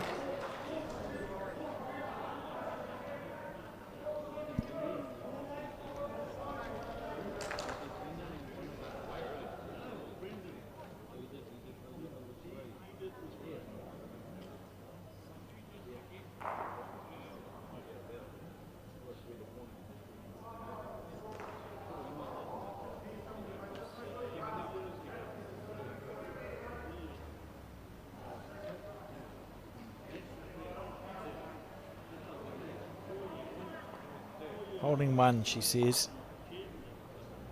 Got a dilemma here because whichever hand he plays, there are some danger bowls on the road. Yeah, it is the stress. Those short bowls. The bane of all bowlers. Build a wall. Needs it to get down onto that one, maybe. Up and over. Just about knock it in for second shot. I think he has done so, and that's a real challenging head for Jamie Hill because nothing's set up to go nicely if it's hit. Just give it a bit more green, which is exactly what he's done. Oh, he's going to knock his own bowl Oh, off the shot. outstanding. Yeah, well played. Very well played.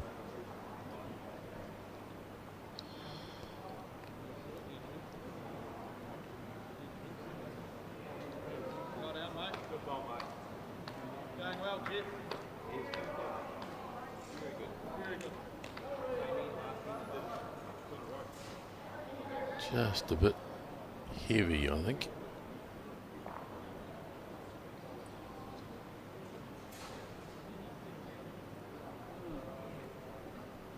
And yes, 1 shot to Jamie Hill. So the gap continues to close. 9-12.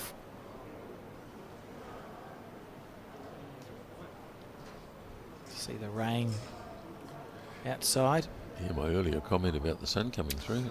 Oh, I really thought it was done. I thought the rain was over. I really did. I think the sun's probably out, but over the clouds. Behind the clouds, yeah. I think Yeah. you're probably right. Now, well, there's a April Showers song, isn't there? Something like About that. 100 years. April something in Cuba. No, that's a better, Is it? song. I was thinking of an old song. Oh, righto.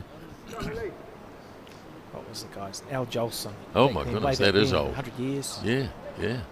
It's a nice little tune. Very good. You can literally hear the rain coming through the ambient mic. Yeah, boy, that's coming down all right. We are hoping to set up for our outside play tomorrow. I'm feeling slightly less optimistic about that. I think the forecast for tomorrow is pretty good. It's supposed to be, yeah. We're hopeful that we'll get bowls outside. So, although there is play going on, there will be play at 9 for quite some time tonight. This will be the last broadcast match because we still will endeavour to get ready to go outside for tomorrow. Yes, you could see the rain in the background there when the bowl was being delivered. It is fair pelting down. Yeah, quite dramatic. Nice and dry in the commentary booth though, isn't it? Yeah, it is, absolutely. With your Arnott's original Scotch finger. Yes, I've been impressed with those. I haven't had a Scotch finger in quite some time. I have to admit that I opened the mint slice, but I'll leave it at that. Fair enough. Just the one. Can you remember which one's nicer, the mint slice or the mint? There's another mint. Oh, isn't yeah, there? no, they're all good. If they're no good for you, they taste good. Yeah. Correct? Yeah, and they've got a health star. Have one, they? The one. One Yeah. out of 5 or half 1 out of 5 or something. So it must be healthy. Nice bowl from Jamie Hill. Settling in a bit. Yes, Not he is. seen any shot play really from either of these players, have we? It just seems to be who can draw closer. Boy, look at that rain in the background.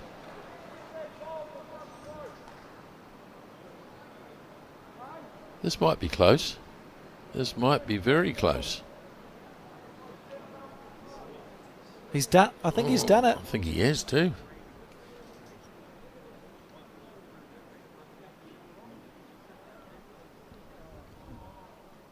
Well, if it's only a lonely bowl, there will be a consideration for Jamie. He's quite capable of just chipping this off if he wants to. Yep. Here we go. Oh, he's got his own. That's all right. That's the proper speed that we can see from Jamie Hill sometimes. The quickest drive you'll see. I quite like that call from Jamie because he's, I think, acknowledging that he had enough bowls around the head that it was probably not going to go worse for him than one down.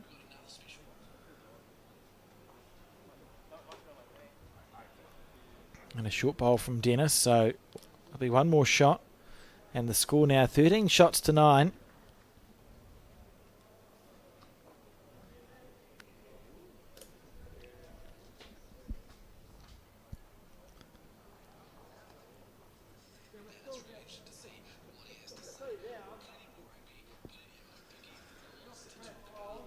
Dennis.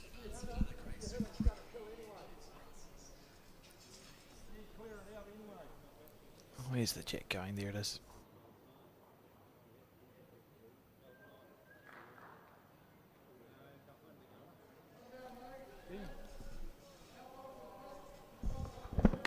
Delivered the jack. Who would you say? Metre or so short of the 2 metre mark. And certainly started off very well for the Karangi club.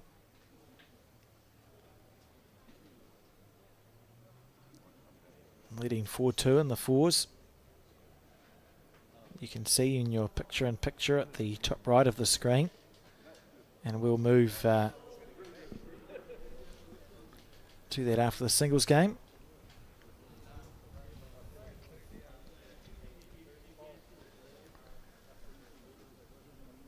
What do we know about the Hikarangi Bowling Club? Do we know much? Well, it's from Northland, Yep. which is up.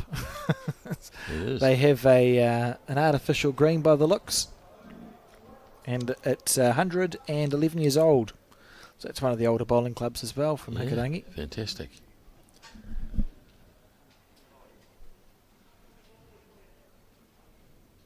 So 13-9, and look at Jamie Hill's first bowl. So that puts immediate pressure, of course, on his opponent.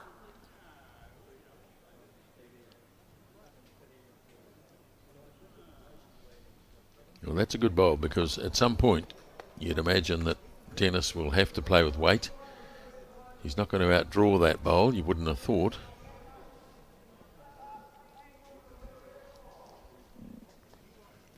Oh, look at this. Bowl.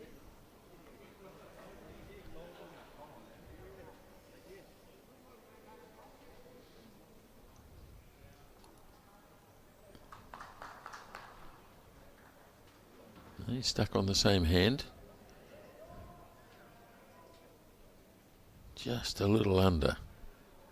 I want it to keep running in for second. Not to be. And Jamie should be holding 3 shots pretty shortly.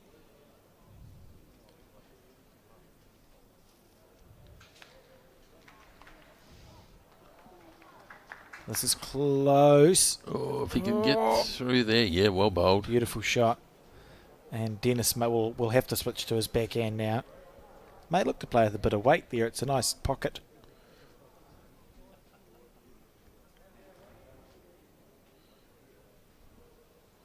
Yes, you wouldn't imagine he'll be short here, but he might be a little bit wide.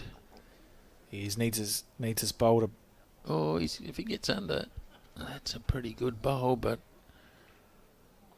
if he falls in, which he's not going to do, I think he might have conceded 2 there. Jamie, the With one to opportunity come. to add that bonus.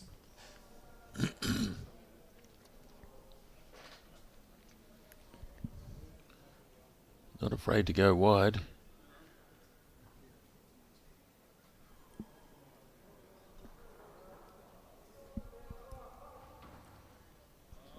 Looks like 2, doesn't it? Yes. I think Leone Goff has got the 2 ready to display. Yep. I can tell you that the Hikarangi Bowling Club, the current club rooms, were built between 1972 and 1973 and were built with voluntary labour and debentures bought by club members that were repaid by the club through an annual draw lot along with interest earned. Great. Isn't that interesting? And apparently the original clubhouse stood where the current maintenance shed is situated. So for it's the over Hikarangi 50 Bowling years Club. old. Yes. Yeah. First centre title, 1928, for Northland by Harry Westwell. And Barbara Gabelinski won the New Zealand singles apparently and played out of the Hikarangi Bowling Club. And now here they are at the final of the Interclub Sevens.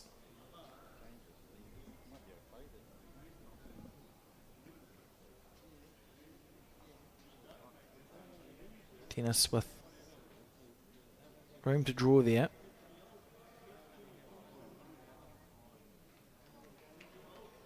Yep, handy ball. He's got the shot.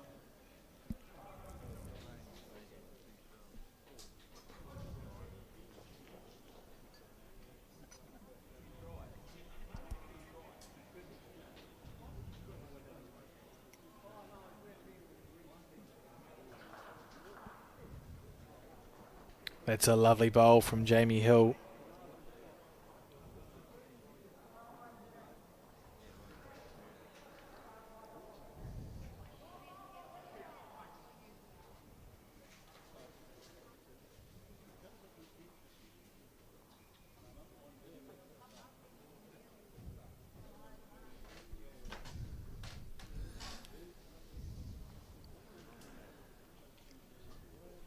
Been forced to switch to the backhand.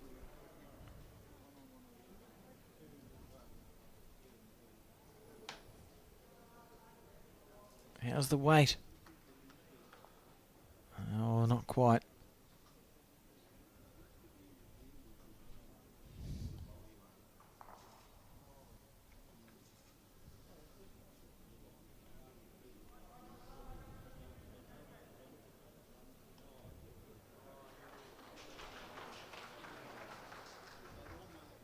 Lovely line. So Jamie Hill, having drawn the shot on the backhand, has switched to the forehand.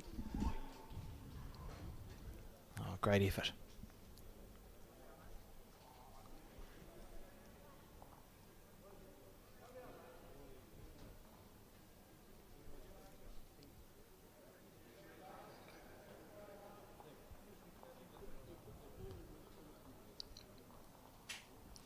Just pulled that one, isn't he? It's just Yeah, he under has the a wee line. bit. Yeah. And short of weight. So apart from the green and the weight, it was fine. Yes.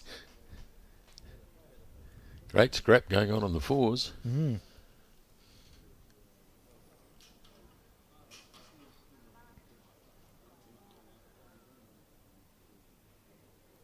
It's one of those games in bowls, isn't it? The fours game where you can have these quite mighty battles.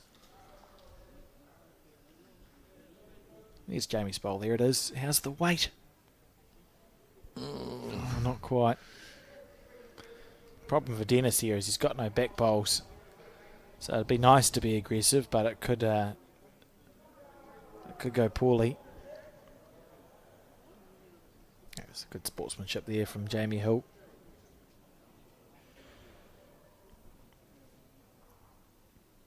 Look at this. Oh. Oh. Oh, he drifted on. Oh, you wouldn't want to sit that down. Should still just be the one light, you would think. Looks like the one, doesn't it? The one in the front, maybe the second shot. 12-13 the score.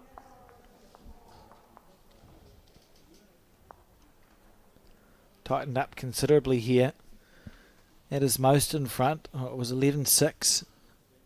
9-1 actually was the most in front, wasn't it? 9-1, and then we saw sort of the 12-6 lead for Dennis, and it's been eked back by Jamie Hill. Well, he's got 8 in the last 5 ends. That's a big recovery.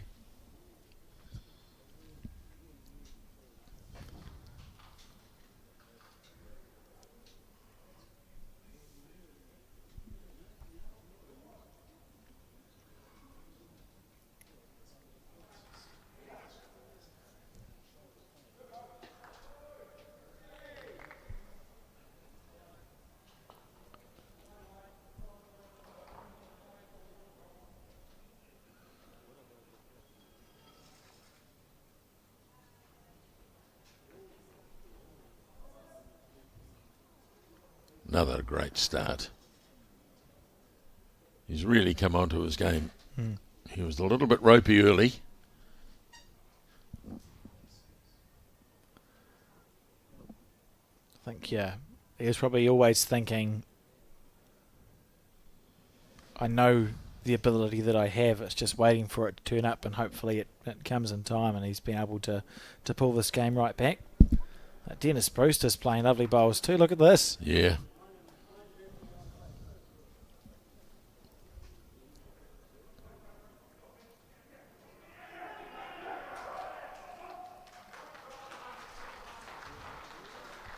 As you can hear in the background, there's a lot of good support going on. There's Some excitement. 9 matches being played on this indoor arena.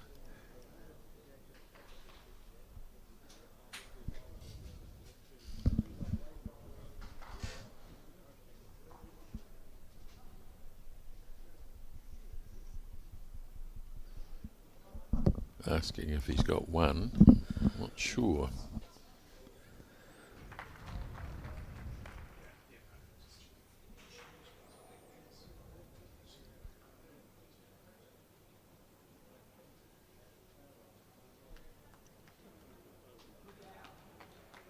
Oh, he's certainly got one now. Yeah, that's a beautiful bowl. Jamie with the 2 short bowls just makes it hard for any shot play to happen. Riker in the foreground, the skip of the Auckland Fours team.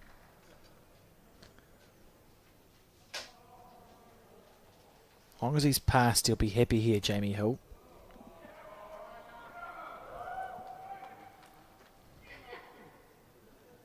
Well, he won't be happy. I think the only positive there for Jamie is he's now got third and fourth shot. He may look at trying to go the yellow, but get rid of both the yellows of Dennis Brewster's. He may think, oh, it's actually easier if I just wind up here and hit this quite hard. And you would be unlucky to remove your third and fourth. This bowl isn't going to make a difference. Yeah, if Jamie winds up and hits this, he shouldn't be more than 2 down when the dust settles. You can see it. Get them both. Oh. That wasn't very far away. No, was not.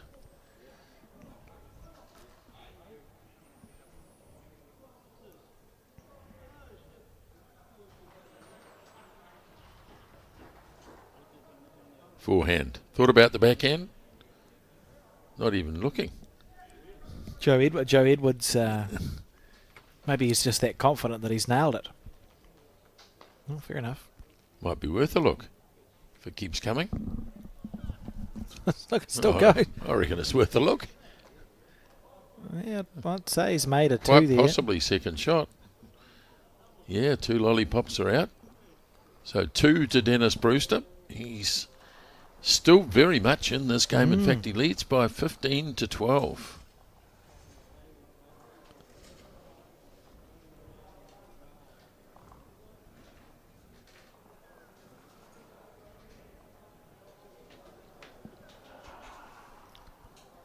Only 6 shots away from checking out. Meanwhile, the fours locked at 4 apiece. And the pairs. Pretty good lead, isn't it, for Auckland? Yeah. 12-6. Yes, 12-6, yeah. Defending champions, remember. Yes, if I remember rightly, beating 9-eye. You are correct. Yes, that is what happened. Yep. Who haven't made it through this year in the Wellington section, Victoria. Pretty strong bowling club in the centre of the city. Victoria leading their section at the moment as well. They defeated the Gore Club. Some big names from Gore. Sheldon Bagby Howley and the Masons. Sure. And Havelock North, I think. So they're leading their section. The rain tumbles down. It's another song. Yes. It's slightly more recent.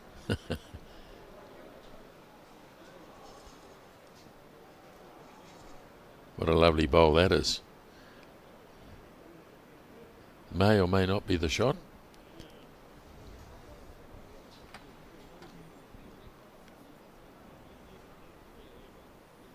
Not happy with that. I'm going to let it go.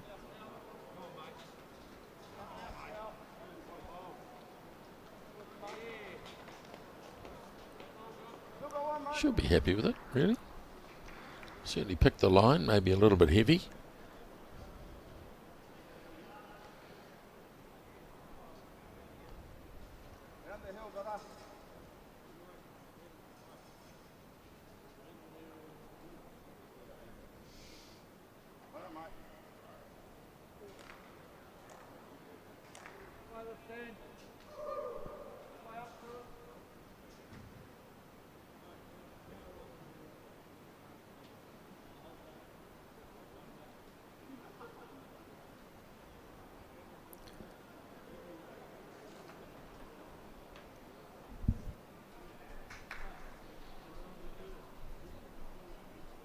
It's got real merit, this bowl. Real merit. That's a beauty.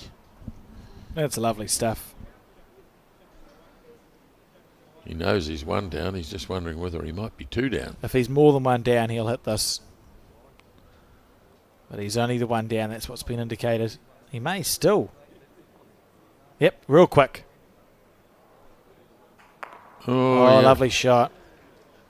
That would be a kill, one would imagine. Watching where the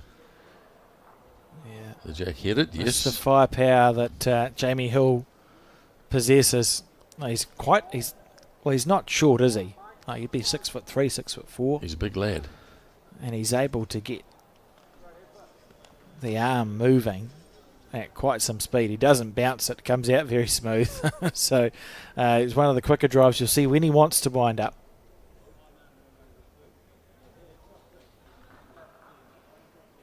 So they'll start again at 15-12 to Hikurangi, who now have grabbed a 7-4 advantage in the fours. And just looking across to the pairs, 12-7 to Auckland. They played 9 there, so they're halfway through.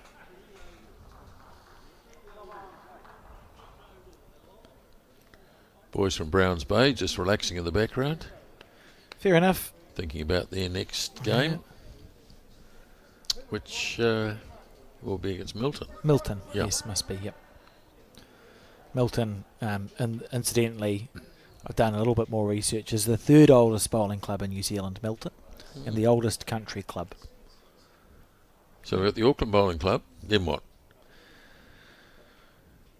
Christchurch, maybe? Okay. So Auckland was by itself for quite some time.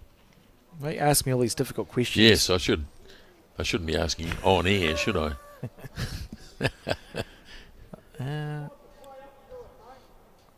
Got places like the Gisborne Bowling Club, which 1884. That's slightly after Milton, isn't it?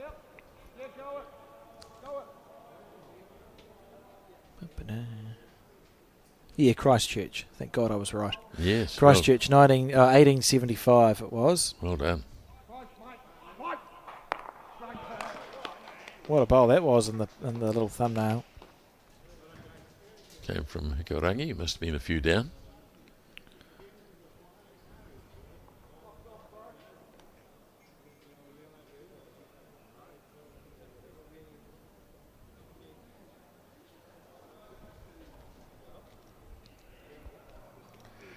So Dennis Brewster about to get us going again. The end was killed.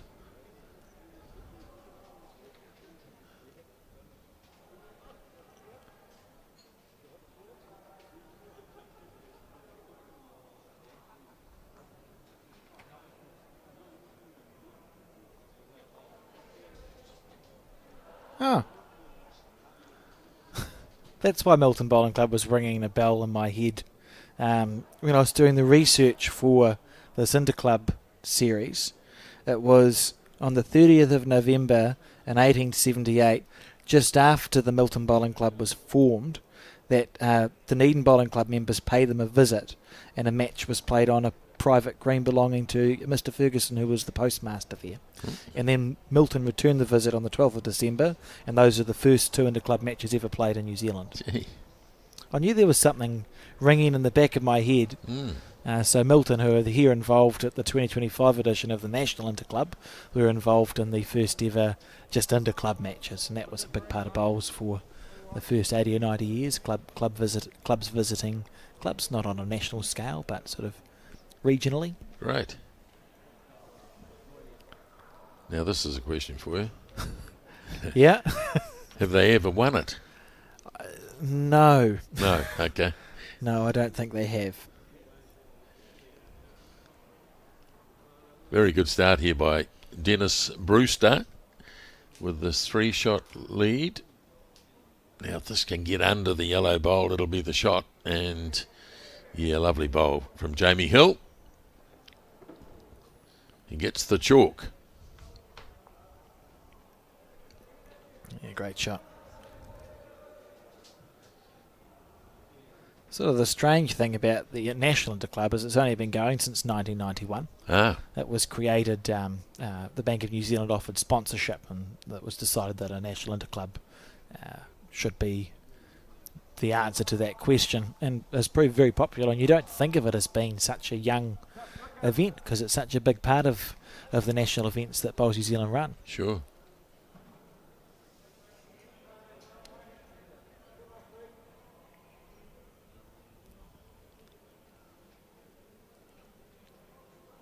How's this from Jamie Hill? Clean run either side. I mean, how is he that good? I don't know. I do not I would know. have hit that bowl and sat out or knocked it in for one down. I would have been thrilled to hit the bowl.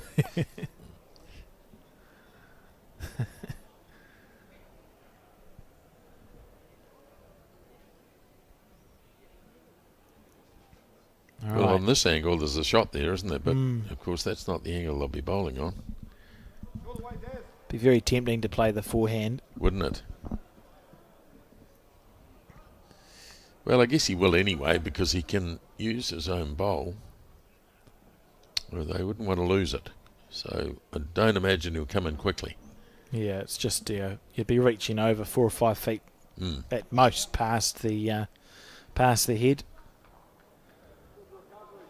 I think as you say, if you hit your own bowl, you don't want them both to be disappearing off the head completely. It's about keeping something around.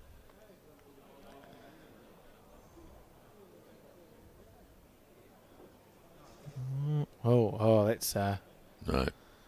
the hands in the air. Never usually an indication that the bowl is close. No. Let's see how brave Jamie is. He's holding 2 here. A lot of bowlers would not play this, because it looks quite stressful, doesn't it? If you Run the yellow bowl off and sit. well, that'd be exciting. Yeah, And why sit. not? On the backhand, eh? Yes, on the backhand.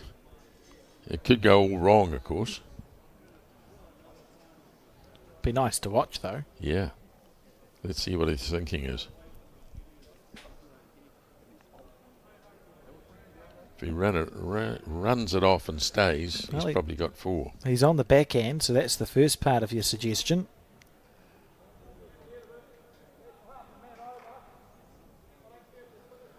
Oh, he's just drawing for 3. You got the weight? How boring. I don't know. Probably only 2. I don't think he's quite done enough there, so still hasn't led this match. Yeah, 2. 2 it is. Yep. 14-15 the score.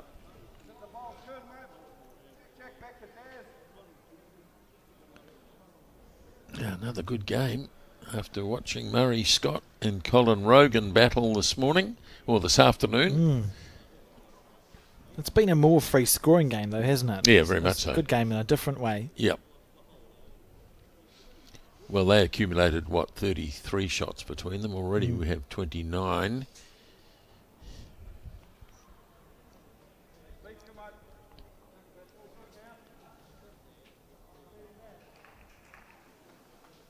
(13-7). You can see the board over there that Auckland lead there, 13-7 in the pairs.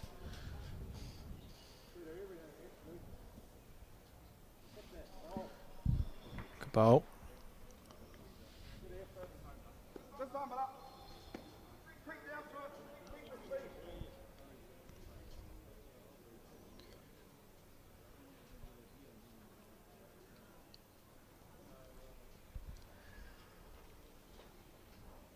Well, the line's good. And the weight. Yeah, duck Yeah. inside the black bowl for shot. Great bowl. Beautiful bowl.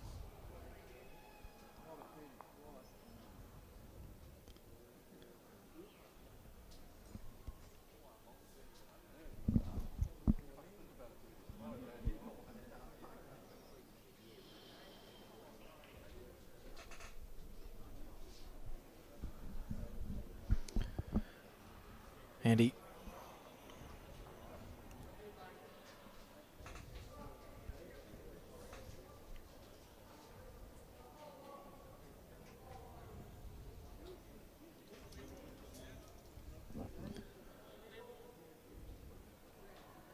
Yeah, good again.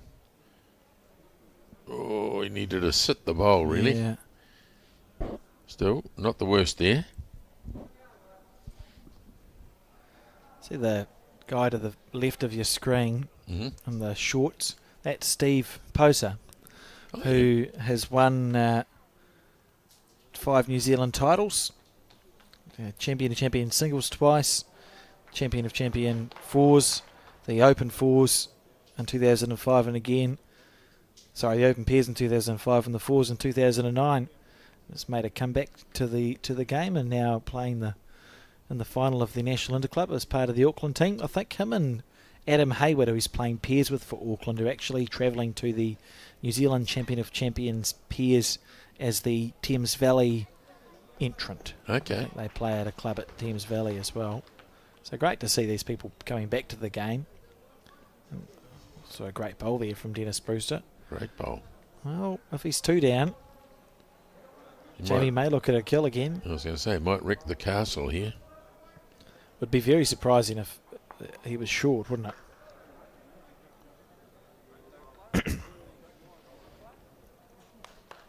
It's not set to be pretty, so I think Jamie, if he hits it, would have to hit it quite hard. Because the way the bowls are sit, you could actually get rid of 4 or 5 bowls, your bowls and the opposition's. So almost a kill's a better result than connecting with the bowls. So there's been another kill on the 4s. Daryl Gordon there. What do you think of the bowls picker-uppers, Grant? Do you have a bowls No, I don't have one. Pick No, her up, right? no. lifter? I play with blokes who do, and they very generously often pick my bowl up for Oh, me. that's nice. No, I haven't quite got to that point. I have one. Do you? Yeah, I Yeah. quite like it. It's Yeah. like Taranaki 4s or something when you got 25 ends, which is, Oh, yes. I think he's going to be quick here. He's quick. And he's got something. Oh, look at that. Beautiful bowl. Beautiful bowl from Jamie Hill. Outstanding. Yeah, for the long days, I like the picker-uppers. It's sort of, it saves you 50 times in a game bending down and back up again. You just You're not go, conceding that you're too old to bend down, are you? No, I wouldn't concede such a thing. No. It's just about efficiency of motion. I think Though you're probably right, yeah. I have noticed. Maybe I should swallow my pride. I have noticed that the ground does seem to be getting further and further away. Yes. It's very strange.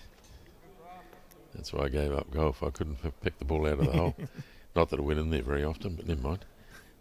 So that's one to Jamie Hill. That was a great shot.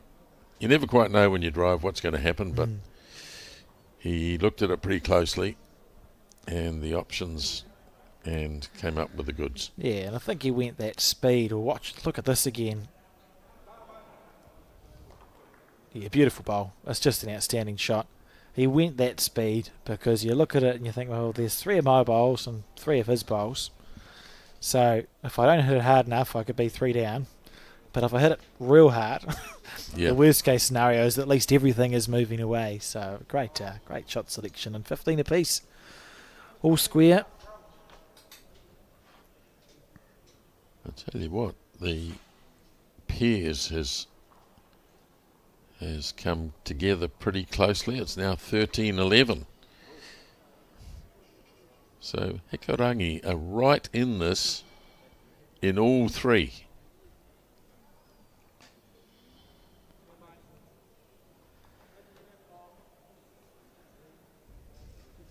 It's a little bowling club from way up north. Beautiful weight.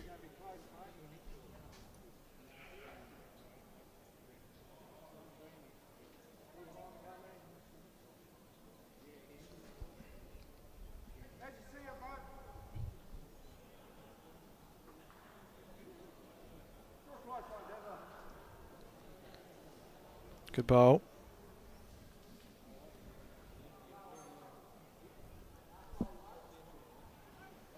Stay on his forehand.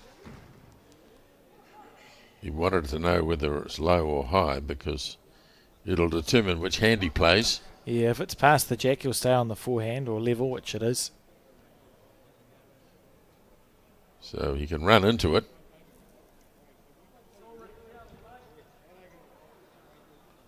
Which he may well do, you know. This is potentially perfect. Oh, that's a great bowl. That Oh, really what a is a shot. great bowl. Turned it into 2.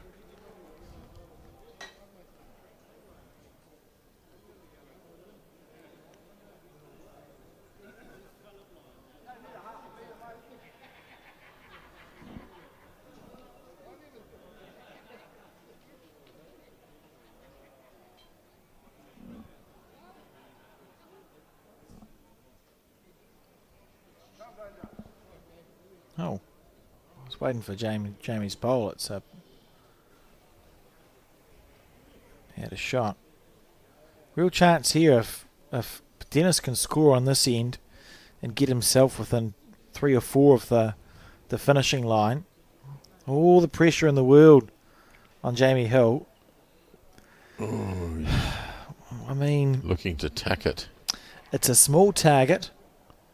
He is holding 3, and that's why Jamie's not winding up like we saw him wind up earlier. But a hard bowl to play here.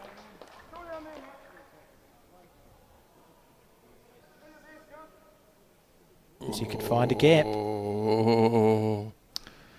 He did very little wrong, and he's going to drop a 4. Well, 3, 3.5. Big chance here for Dennis Brewster. If he can pick up a 4, he'll be up to 19. And I tell you what, he's not far away. He doesn't want to trail the jack, though. Dennis, what are you doing? Oh, dear. Well, he's got 2 for sure. Oh, it's a great shot, isn't it? But It is a great shot. If he's trailed the jack and he's only got 2. Would have been heart and mouth stuff, though. You'd be thinking, stop, please stop. 2? Yeah, maybe 3 even. I would say that was probably a 3. What are we going to...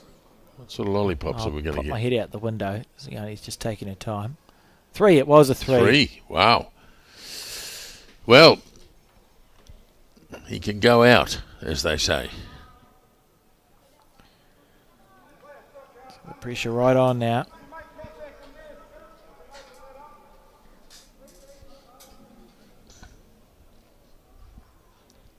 It's been an exciting game in quite a different way to our first singles match. Has indeed.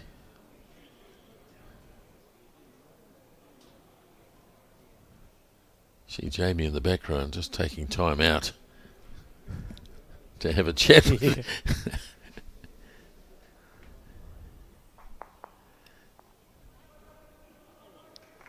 I think that's quite smart from Jamie's point of view to keep yourself in that good headspace. Realistically,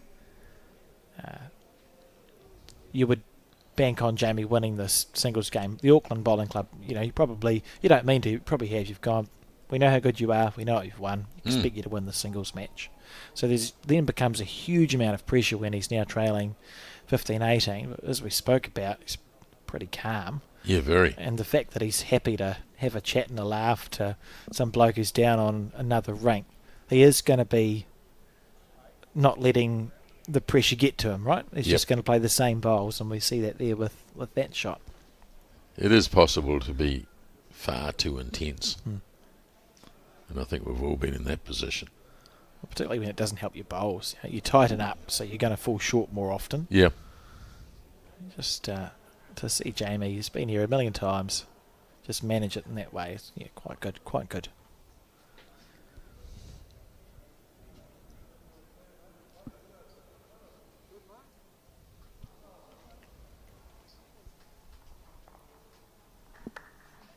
Two really good bowls. So now the pressure comes back on Dennis Brewster. And he has responded really well right throughout this game.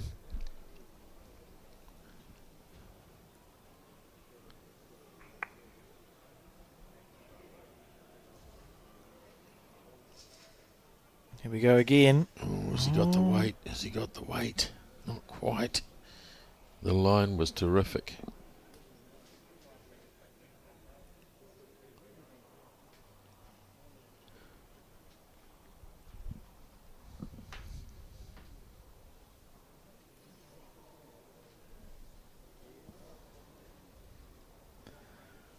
Say holding 1. And Dennis is going to stay on his back end.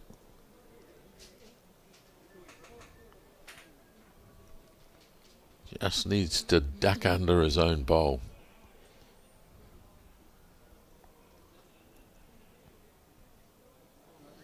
And he's ducked under it rather too much this time. It was a fair effort. Mm. Feels important that Jamie makes this bonus bowl count here.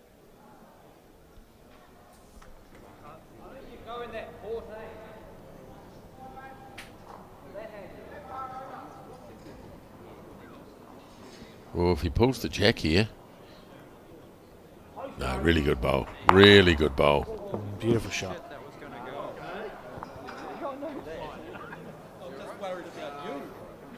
So 2 for sure. And 2's all it is. We've seen another kill on that 4s match. They'll be here forever. Yeah.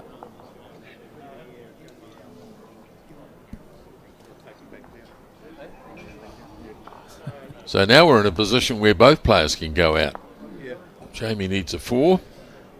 Dennis needs a 3.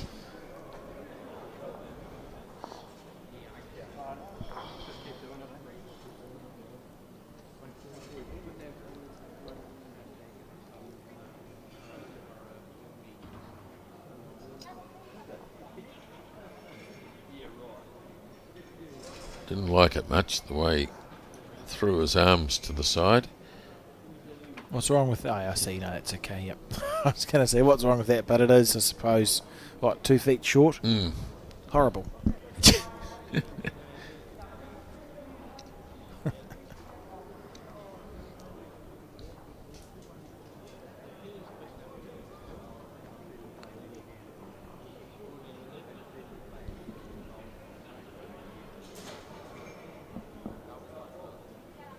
Let's wait for this boulder. Here we go. It's a lovely bowl. Very steady bowls from Dennis, hasn't it? He's not been flustered at all, showing no signs of nerves, just getting down to his work. And it's only been from some magic from Jamie that's kept Hill in this game. Yeah, often when you get out to a big lead, he was 9-1 ahead. You can panic a bit when the opposition comes back at you, but he's, as you say, he's just kept his calm. Yeah, obviously Jamie didn't play as well as he would have liked to in the first half of this game. But once he has started playing well, Dennis has by no means, his game hasn't changed, has it? He's just stayed playing the same. It's not been like, oh, I've collapsed now because Jamie's found his mojo.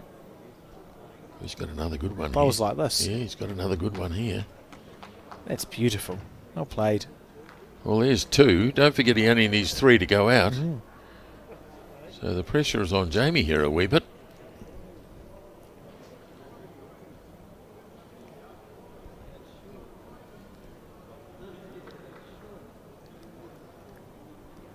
Needs it to hold. Oh, gee. Don't know. Sit down with the bias. So it still might be 2. Let's have a look. Finger measure from Leone. 1, just holding the 1. Okay.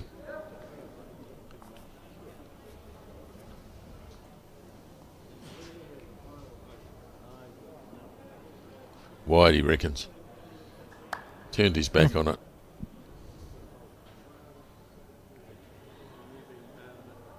Not sure he was too wide. I think he was just lacking in weight. Yeah, I tend to agree with that.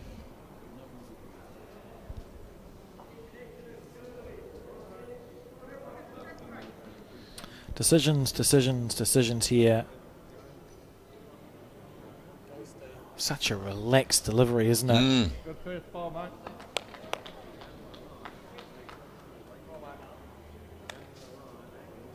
Too relaxed on that occasion. He's fallen short. Really wants to make this a 2. If he tickles the jack a couple of inches at the right direction, you could stumble your way to finding 3 shots here. Yeah.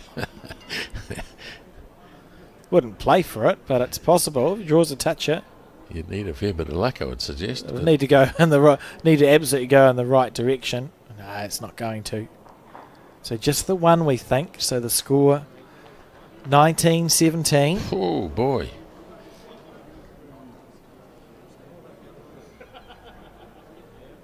Yep, 19-17. Interesting. That 4s game, which we'll switch to after the conclusion of this singles, 4-7. So they've scored 11 shots in the same time that the singles players have scored 26. 36. They play 15 ends, right? So they've got a way to go yet. 14-11 across there in the pairs. High scoring game too, really. Yeah, they play 18 ends.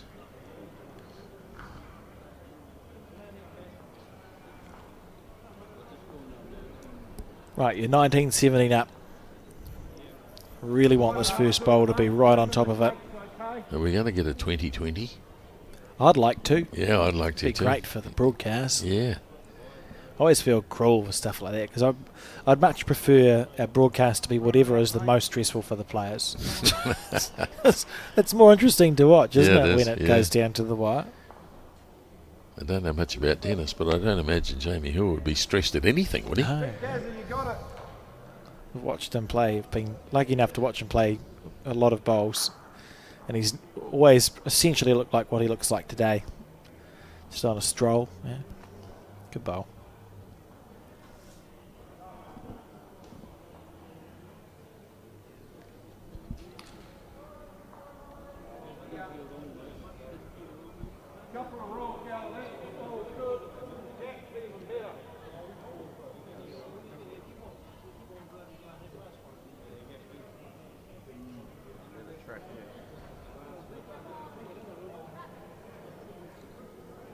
Got him. Hold it, mate. Move it. Wow. That was bad news for us. Oh, two good bowls. Now the pressure goes on. Has to get one close here, Dennis Brewster. Remember, Jamie Hill could go out with a 4. Area, mate. Oh, dirty. This will come home. This will come home. How far will it come home? That's proper good. Well played. That's brilliant. He absolutely needed that. Totally.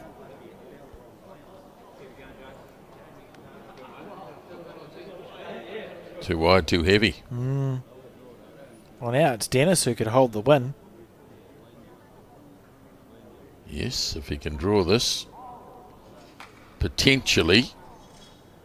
Jamie's still got another bowl, of course. He's wondering if he should switch and try and draw it on the backhand so that he can't accidentally move the jack back, but he's going to stay on the forehand side.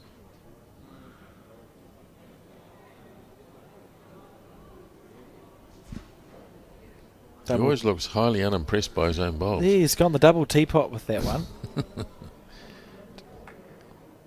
Won't be able to beat that front black or the even No, the not second quite. one.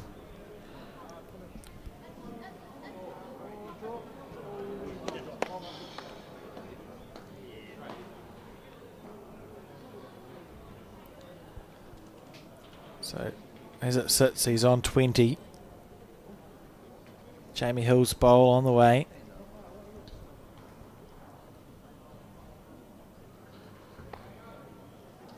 When's it going to turn? Not in time. Not in time. So So 2017. It's exciting.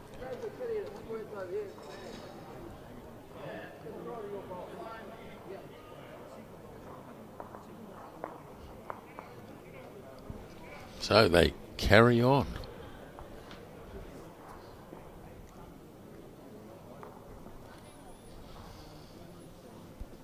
Neither of them showing any sign of feeling any sort of pressure at all. And Dennis just continuing his work.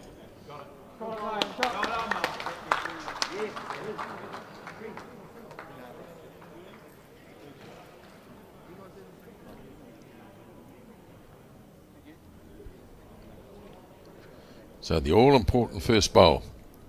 Can he get it close and put some pressure on Jamie?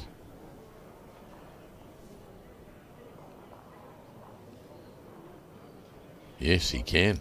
Yes, he can. Oh, gee. He would have been praying that he dragged the jack with him there.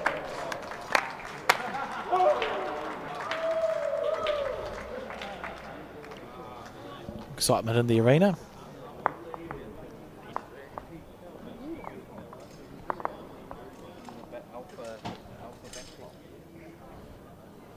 Well, that bowl, let's see. I was going to think that it might force Dennis to maybe change hands. Yeah, it looks like it's in the way, doesn't it? Mm. You'd think he'd be switching to the left of the screen as we see it onto the forehand.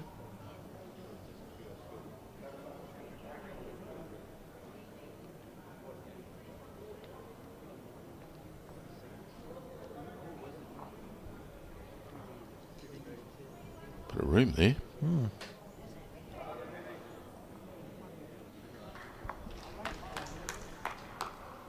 Yeah, this is more like it. Little feather. Yeah, good shot. Well, now Dennis could switch back to the backhand. Yes, he could. Chopping and changing.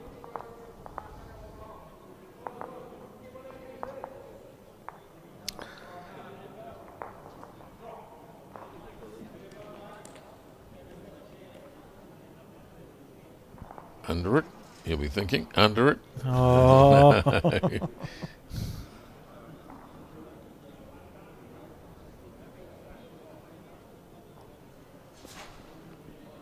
Yeah, Dennis is going to go up and have a look, because if Jamie draws another one here, which it looks like he's going to, that's potentially 3 It is. with 1 to come. Yeah. Which is a concern.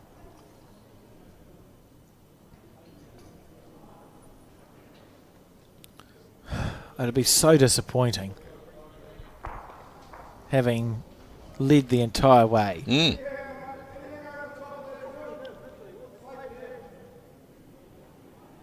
Really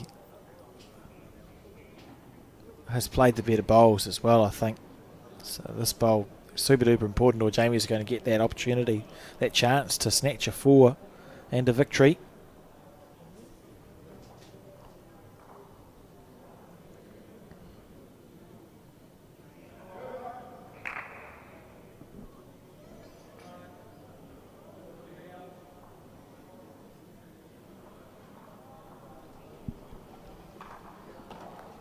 Oh, he's short. Oh, he's not going to do it. He's short. So 1 chance. And there's room aplenty.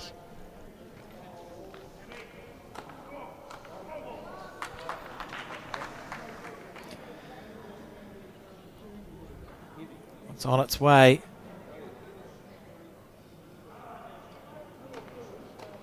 He's overcooked it. Oh, my goodness. 20 all. 20-20. I would have almost put the house that I don't own on on Jamie drawing 4 shots there to win that match.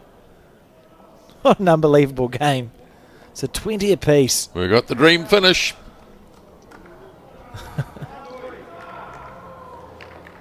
Oh dear. And Dennis has got the last bowl, Yes, he does. which is usually a big advantage. Some of the Australians would probably just try to go jack in the ditch to win this. Yes, wouldn't they? yes. I'm still waiting for our game to change in that way. I think with these short format TV leagues and stuff, in the same way that 2020 cricket has bled into test match cricket, I'm sure we'll start to see some of those more aggressive bowls happen in our longer format of game as we get more used to playing them. Yeah, one thing the Aussies don't lack is aggression.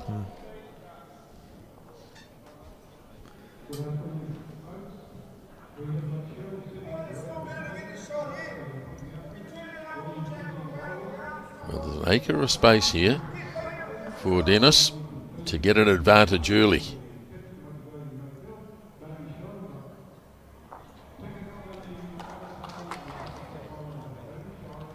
Andy, yeah, good bowl.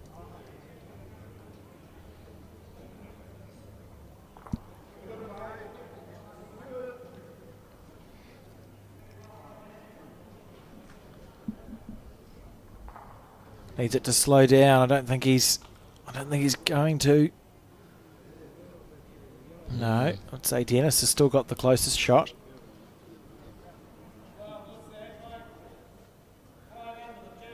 Doesn't get much closer than this, does it? No.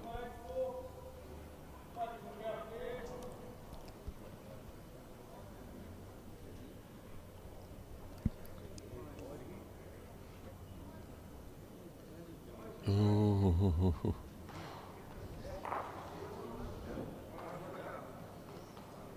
Nobody really close yet.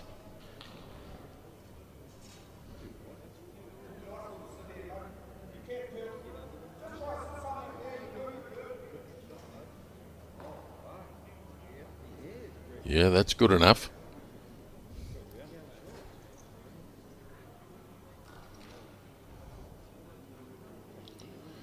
Switching now to the forehand. Wide open on that side as well.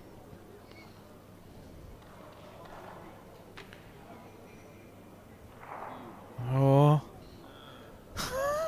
Dear me. I mean, you'd think that this is not enough. It's not a close enough bowl to hold on to the win, wouldn't you? Yeah. So now Jamie with his last bowl. Oh, he might have played a beauty here. Oh, that's a great shot from Jamie Hill. So it comes to this, the last bowl to win this match. 21-20 for Hikurangi.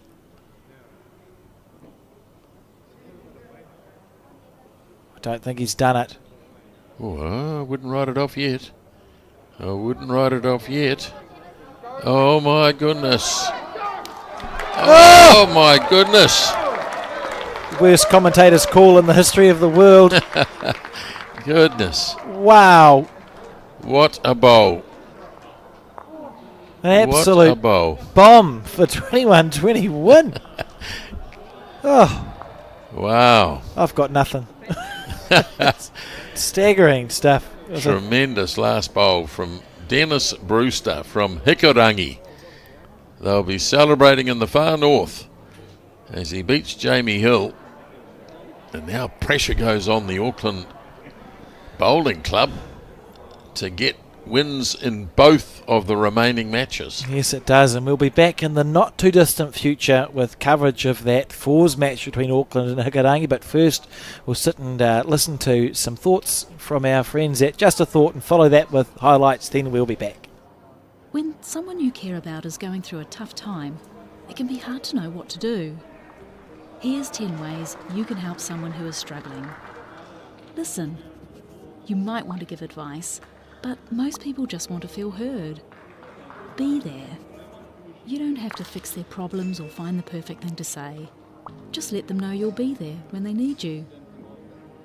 Let them know you get it. Let them know you get why they're struggling. Give them what they're going through. Knowing their feelings are normal and okay can make the world of difference. Offer practical support.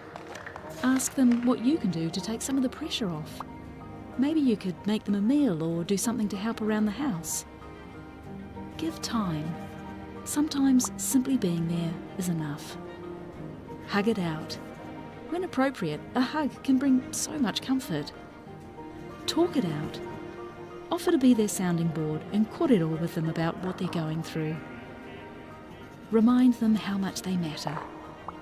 Let them know how much you and others care and how important they are. Remind them of their strength. They might not feel strong right now, so remind them of the strength you know they have. Help find them support. Offer to help them find the right services and support they need. For more information and to try an online therapy course, go to justathought.co.nz.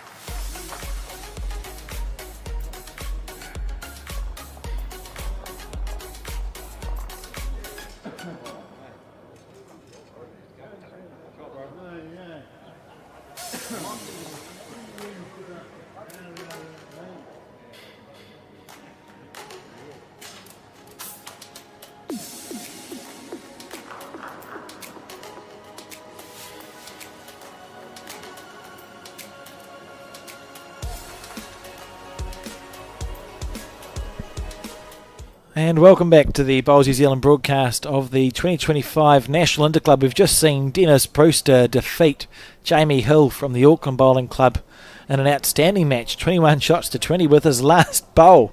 Quite ridiculous finish to that, and we've switched over now to this fours match between Hikurangi and Auckland. That's Jeff Cole, who was a winner of the New Zealand Champion of Champions Pairs last year. So it's a straight 15.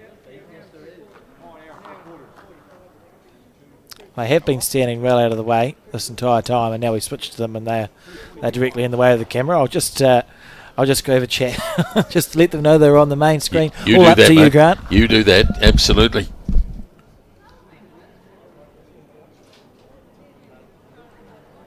So remembering they play 15 ends.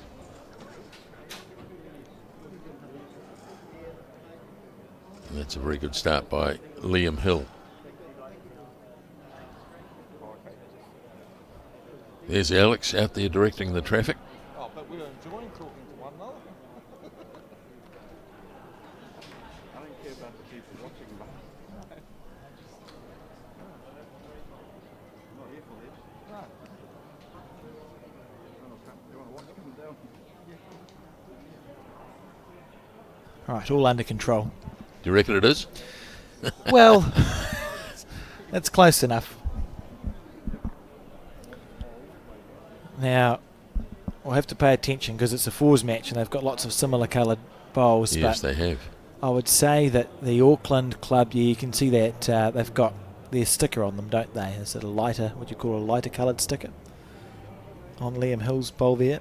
And Hikarangi has the... Has the shot, do you think? No, I don't know. We'll wait and see. They do have club stickers, so if we can keep our eyes peeled on the club stickers, that'll be a good start.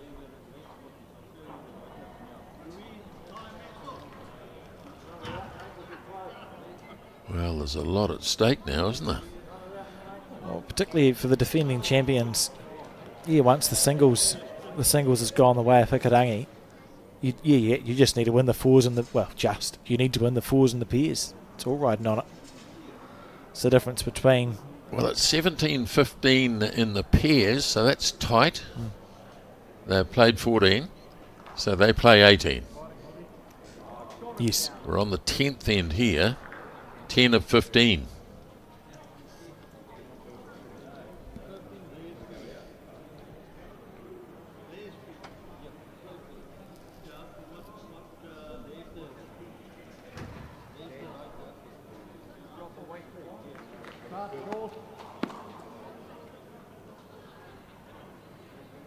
They're playing on this number one rink, the one that we watched the singles match earlier between Rogan and Scott.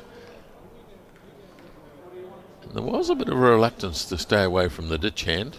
Not sure, having not watched all of this fours game, whether the same applies here. Yeah, we found it came back, but perhaps not as consistently as the other side in that singles match that we watched. Now, which bowls are going to hit? That's the question. Whichever one is, probably finish up shot or close to it.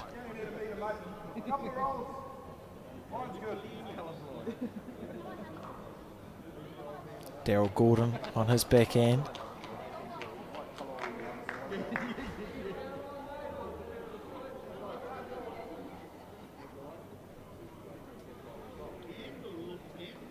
These fours are in a different order to what they were in the book, which is fine. It's just getting our head around it.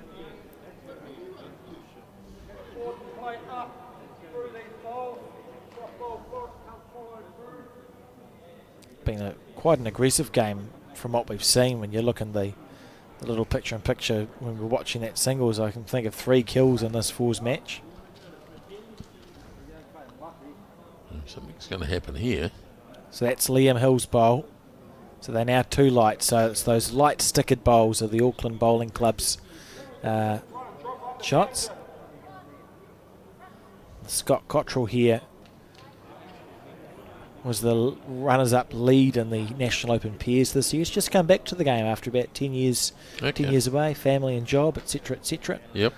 Has come back to the sport. He's a very good bowler. I mean, look at that. He's proven it. Holding 3 now.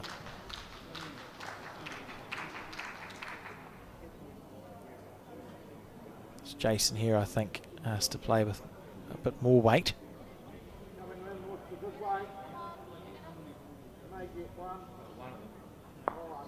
Unlucky to go clean through.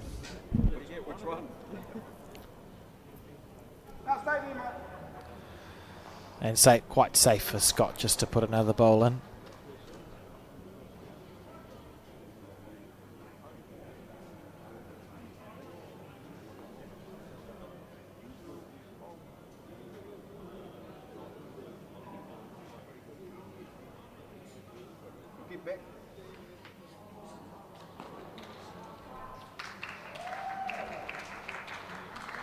If you don't get your weight right on that particular hand, it doesn't draw in.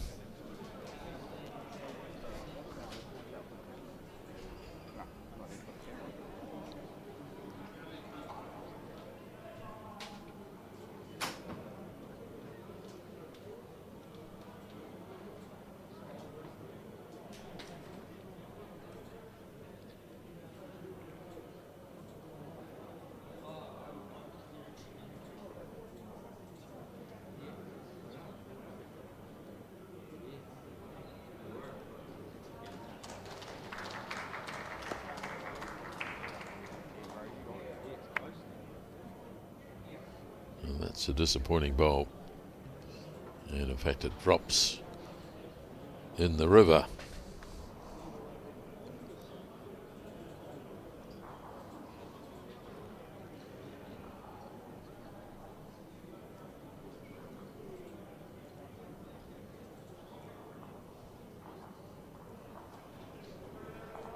So now it's Riker Gregory looking to add to this.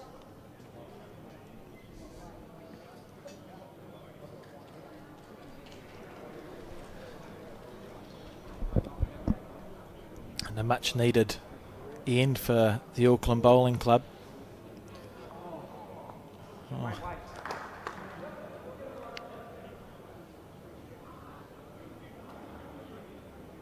Just needs to pull it in a bit. He was way too wide last time.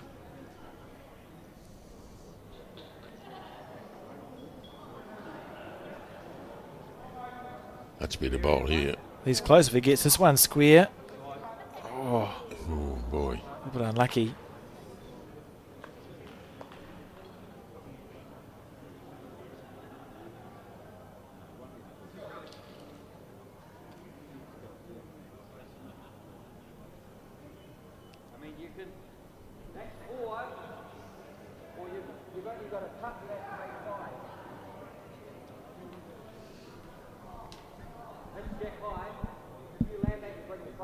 Well, they could end up with a good number here. Yeah, it's much needed, isn't it? And great from the Auckland Bowling Club, having just watched Jamie Hill get defeated 21 shots to 20 to go, right, we're needed now. Only winning by 2 in the Peers match, only up by 2 shots, and they're 4 down on this fours game. And that's, I think, why we've seen that ditch hand avoided. I think, obviously, a poor weight, but sometimes it doesn't like to come back to the centre.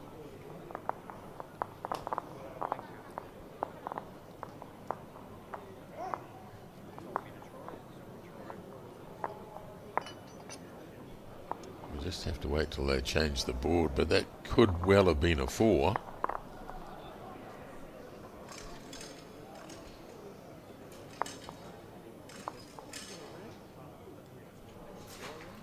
Three, 9-8. Played 10, 5 to go.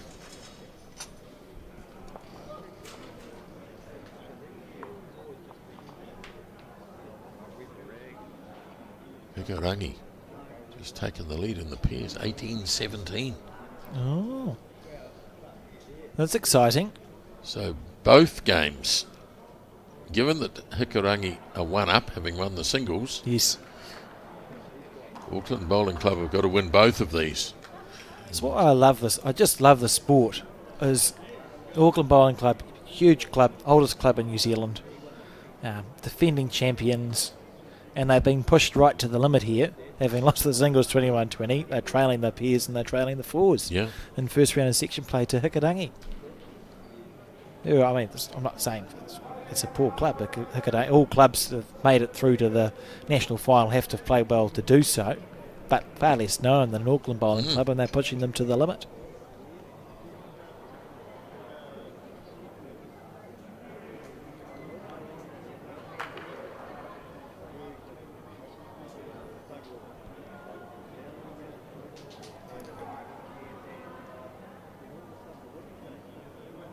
Jeff Cole here we have seen on television before. I think I mentioned it earlier. He won the mixed pairs that we held, the champion of champion mixed pairs with Leanne Stewart. And if I vaguely recall, as it's been a year, I'm sure he's a junior bowler, maybe just out of juniors. Was very good at another sport, which is either golf, some other sport he was very good at. And maybe came back to New Zealand and has taken up bowls like a duck to water. Well, he's got a good one there. Yeah, he played great bowls last year in that mixed pairs final with Leanne.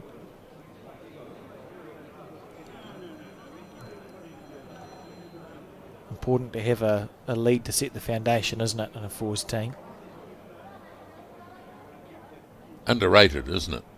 I think so. Underrated position, yeah. particularly in fours. We often get caught up when we start the game of going, I want to get promoted, so I've started off as a lead and I want my grading to go up to be a 2 and a 3 and a skip. But wouldn't you rather be an exceptional lead? If you're a really good lead, you can have a career that goes for 30, 40 years, because skips are always going to be looking for someone who's capable of going bang, bang every Getting shots on the head, yeah. And it's also amazing how often a leads bowl is still there after everyone's had a go. And sometimes it feels amazing how often it's not there after everyone's had a go. Oh, I've played a good bowl. Oh, no, it's gone. It's gone.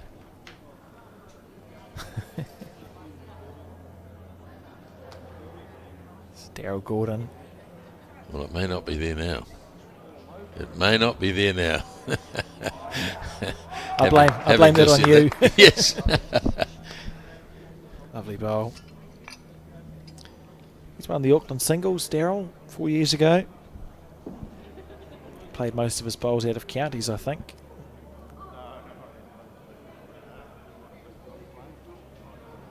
Oh, a bit of work to do now for the Hikarangi 3 and skip. That's 2 poor bowls.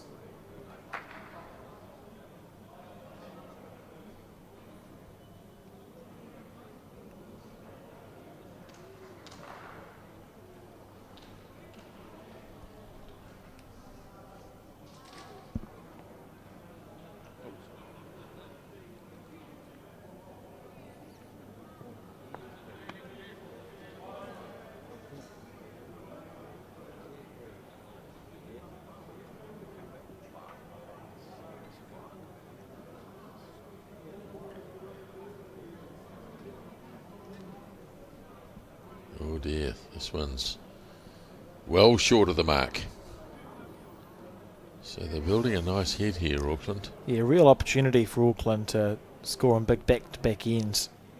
3 bowls left from Hikarangi to salvage the situation.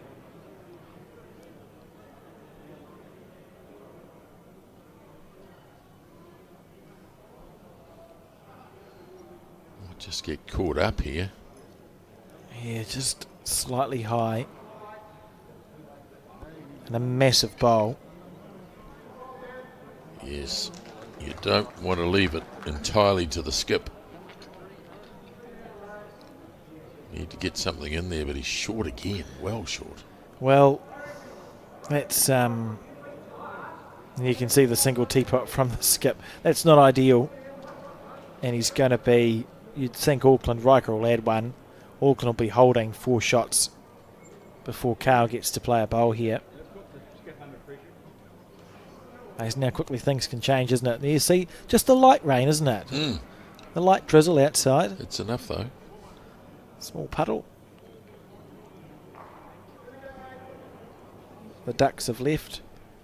Have they? Yeah, I haven't seen them for a while. They're safe until May. They did look delicious.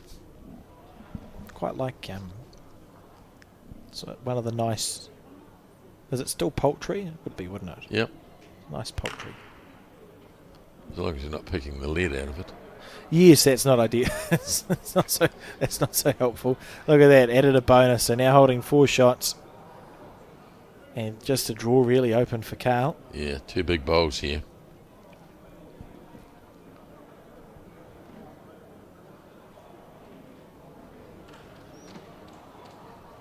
This could be incredible. Certainly going to cut it down big time. Oh, Oh, what a beautiful bowl. what a putt. Oh. Can you? Brilliant. I've got very little to say about that.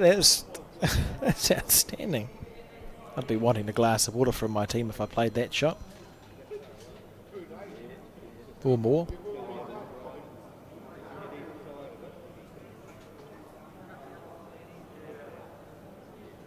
Scott saying, get that half of the bowl and it'll disappear. We've got all the seconds and thirds.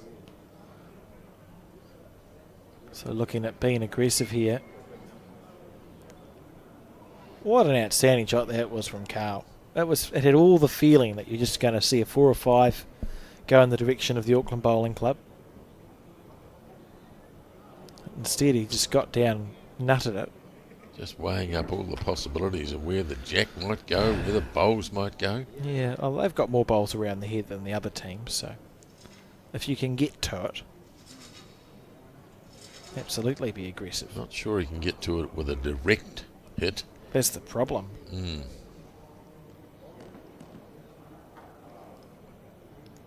Still looking at the head. Mass discussions. Like a committee meeting. 7 to go. Stalking after it. Can't be far away here. Oh, what a shot. What a shot. He somehow edged the inside half. Yes. How far away did it go? I think they're saying 2. Oh, well, great bowl then. Yeah. Huh. So Carl now has to put it back. Sounds easy, doesn't it? Yeah. It's done it once. Incredible skips bowls. I suppose for Carl too, he can afford to miss a little bit heavy. He's now got his bowl as a shelf.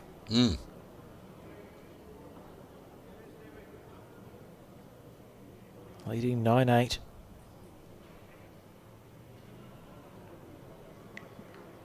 Oh, stalking after it. He's after it. He quite likes it. Oh, look at this. Not far away is the call. Oh, can he get a little feather? Oh, Great shot. Well great played. shot. Be one to Auckland. And we're 9 apiece here. The pairs, I can tell you, 20 shots to 17 in favour of Hikarangi's on the bottom, aren't they? In favour of Hikarangi. So leading by 3 on the penultimate end, and the pairs having won the singles. Ooh. It's getting stressy here at the 9i Bowling Club. It sure is.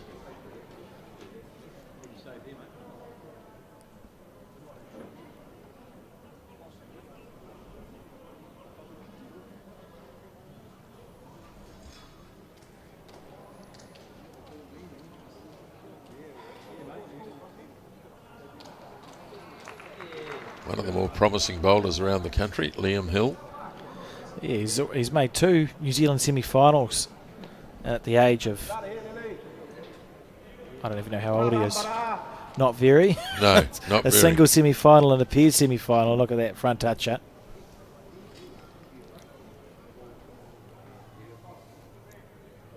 Yeah, single semi-final this year. He lost to Matt Berry in the semi-final, 21-19, 21-18, I think, in an epic match.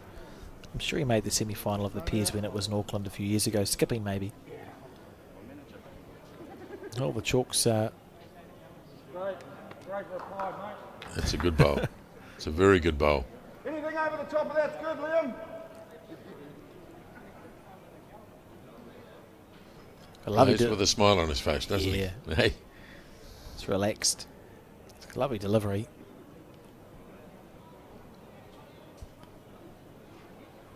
Oh dear.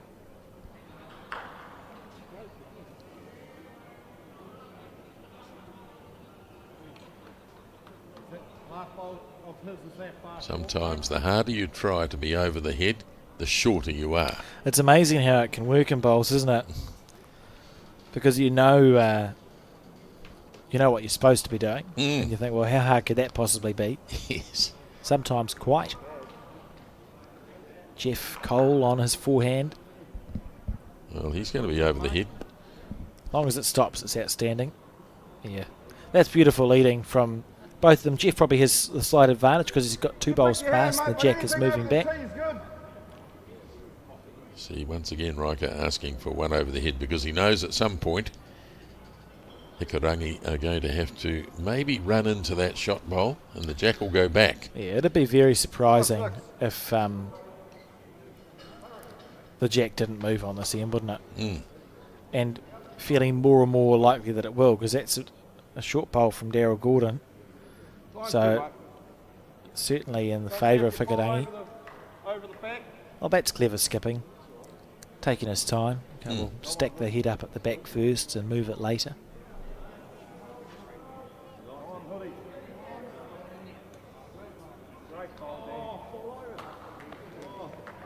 Fetch the paper. Good bowl here. Oh dear, what a good bowl that is. Beautiful bowl and 2 perfect catching positions, aren't they, at the bottom?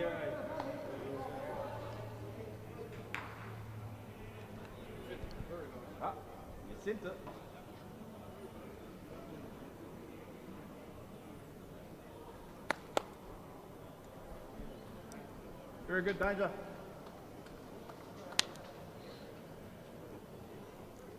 Well, that's a very good strategic bowl. Falling over's all good.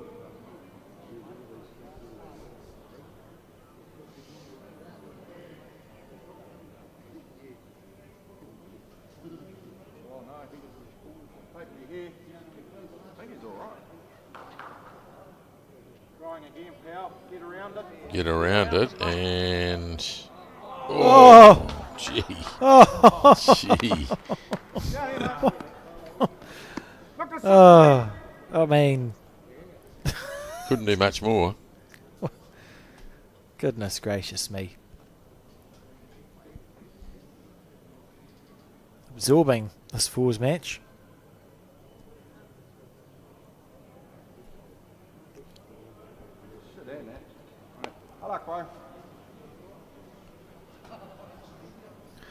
When do you try and move the jack? Is I it think now? about now. On the back end, through the shot bowl. Under that bowl. Any touch onto that. Yep, Yep, that's the ideal shot. Straight to my feet, mate. exactly what Carl said. And the jack should lock in those 3. Touch it.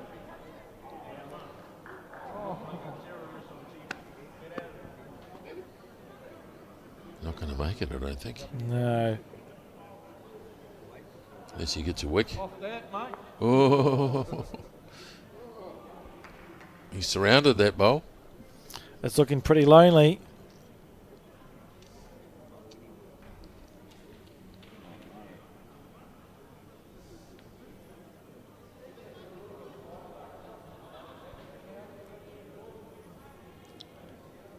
Careful. Oh yes, careful's right. Ooh, ooh, ooh, ooh. You'd rather miss heavy than short here. Yeah. You know, forward to play through your Even if you ball. chip your own ball out of the way. Yourself Yeah. enough. If you fall over, you're all good. Yeah. In the area. Hold your line, mate. You're looking good. He's in with a chance Come here. on, mate. Oh yes, oh no, he's not going to hold it. Gee. Probably overplayed it a little bit, I would say. Like if anything, I know we said he could miss heavy, but possibly a little bit didn't give his bowl a chance to turn in time. Still a well-played bowl and a dangerous-looking end for Auckland. They're holding 1, but Hikarangi absolutely have them surrounded.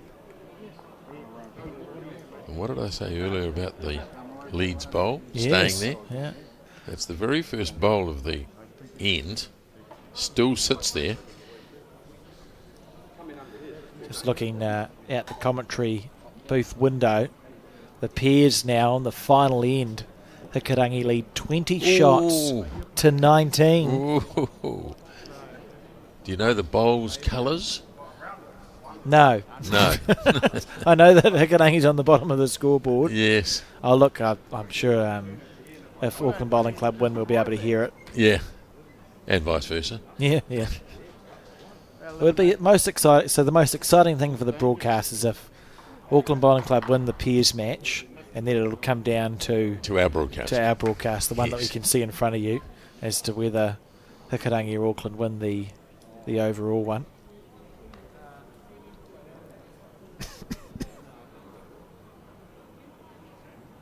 Such a nice delivery, Riker Gregory. He checks a whole lot of times to make sure he's got the bias right.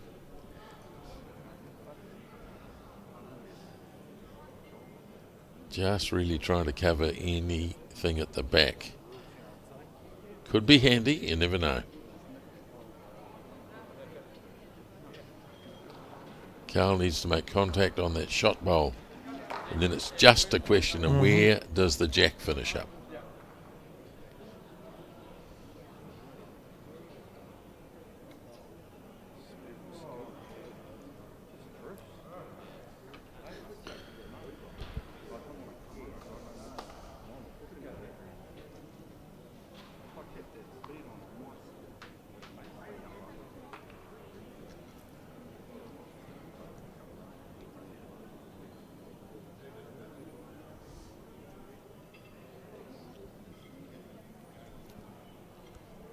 Tight. Yep, too tight. Wait, okay. Oh, blimey. Oh, that's a calamity, because Liam Hill's bowl is now where the jack's going, and also on the jack. So Yes. this is very disappointing there from Carl, because now even if he plays it well, instead of getting 3 or 4, it's probably worth 1 at best.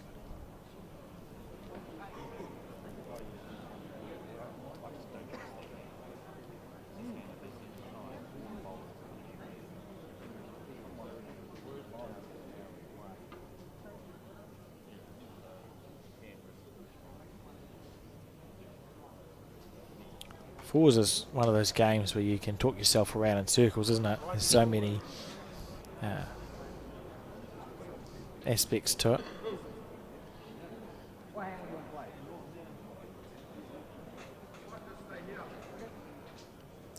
Riker's going to stay on the back end.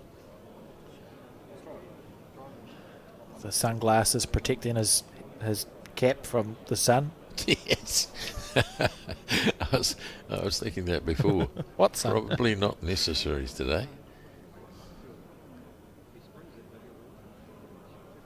You can see Liam's bowl there at 6 o'clock is essentially in a catching position. So for Carl, the best thing Carl could do, because the jack isn't quite touching the shot bowl, it's actually possible to snick the shot bowl off without jack movement, because technically it's not touching the jack. So that's probably his best result, is trying to chip the shot bowl off, and then you get your 2, the 1 at 6 and the 1 at 12.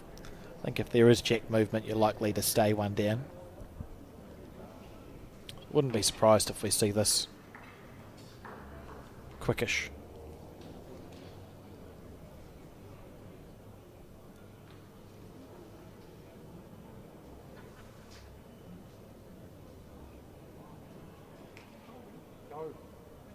Well, he likes the look of it. And rightly so, too. Oh! Boy, oh boy. He had it clean had he not hit the front bowl. He couldn't have been much closer than that. Oh, What a lovely effort. I thought he had it. He moved Liam's bowl, didn't he? But it wasn't far enough. no. And it's 1 to the Auckland Bowling Club. So 10-9 the score, and we're on the 11th end. Just craning my neck to see what's happening in the pit. I can see the bowls, but I've no idea who's got the shot. No, I think Adam's holding 1, and it's the 13th end. Sorry, I was getting carried away.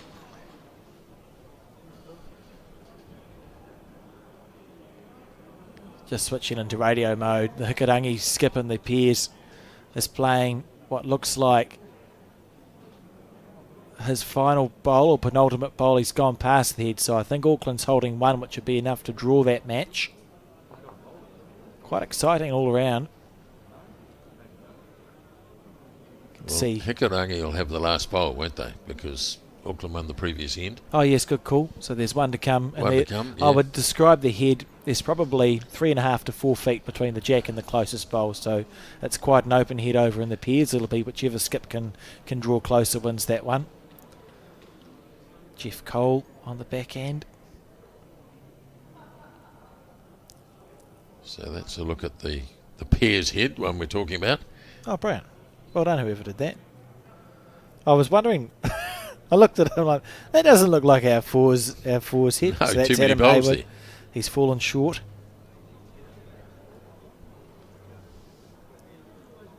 And when the Hikurangi skip plays his last bowl, we'll switch to that and watch it. It should be before the end of this fours, but it should be before anything real important happens on this fours head. The way they're looking at it over at the piers, it may be that Hikurangi's holding the shot, to be honest. There's lots of gesticulating. Well, I think there's only one bowl left. Yeah. So if Hikurangi holds the shot, I think they'd be shaking hands by now. Yeah. So I think probably one down, but they're checking for two. I don't know. So we'll switch across to the piers now, if that's possible. Brilliant. So there's the skip from Hikurangi. It's all come down to this. He's leading 20 shots to 19. It's the last end. Dennis Brewster in the background. Not sure he can watch. Fair enough. Stalking after it.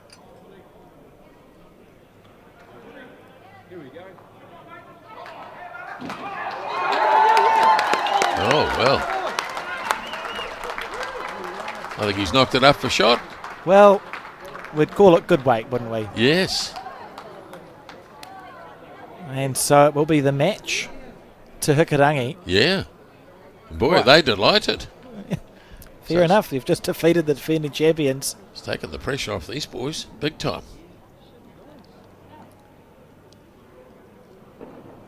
Bowls. What a sport. There aren't very many like it. You can go in against the world champion and you've got a chance. Yep. Doesn't happen in any other sport that I know of. You just have to have a good day. Yeah, you do. And sometimes a bit of luck.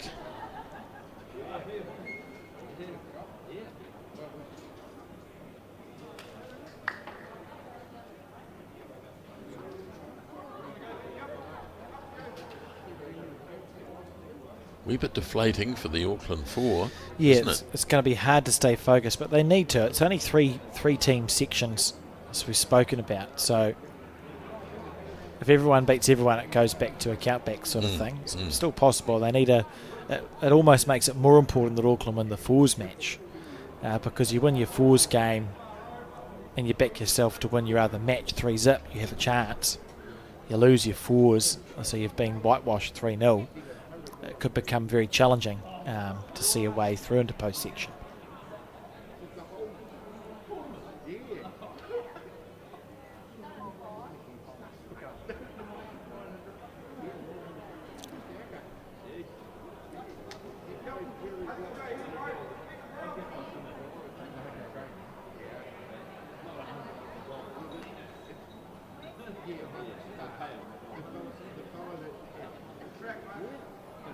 Like I said, it's about refocusing now.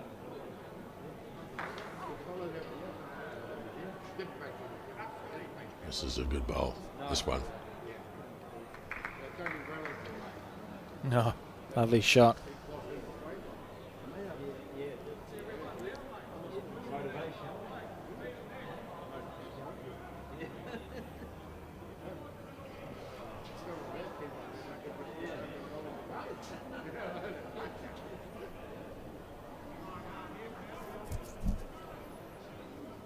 Just a tad heavy unless he wicks in. No. Yeah, overcooked.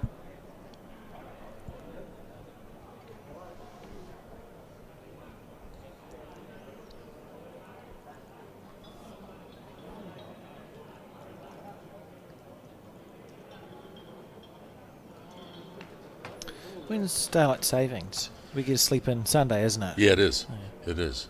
That's good news. So what does that mean? We get less daylight? It's lighter in the morning and darker at night. That's right, yeah, because it's spring forward and fall back, so it all comes, it shuffles back towards us, so you're lighter in the morning and darker at night. And importantly, an extra hour's sleep. Yes. Here's Waikagreri. Looking to roll in for maybe a second shot, but hard to know.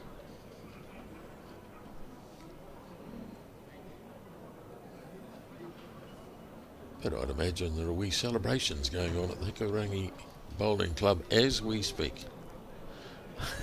Friday night. I would imagine that you're gathering at the bar. You're probably correct, Grant. Yes. Excellent bowl. Lovely shot.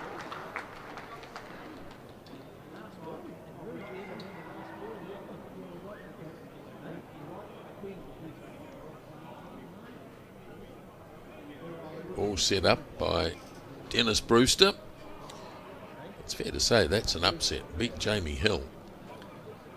His last bowl as well. He got it honestly too. Like, it was a lovely. He just drew the shot with his last bowl, didn't he? Knock into anything or wick off anything.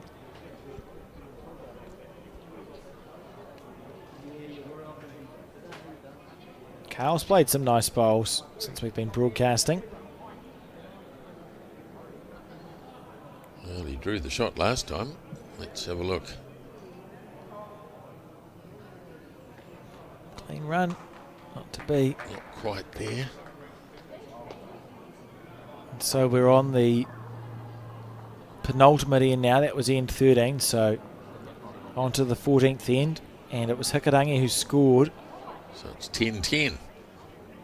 All square. Boy, we've seen some beauts, haven't we? Oh, it's been great. This has been fantastic. 3 fantastic games between the Auckland Bowling Club and the Hikurangi Bowling Club.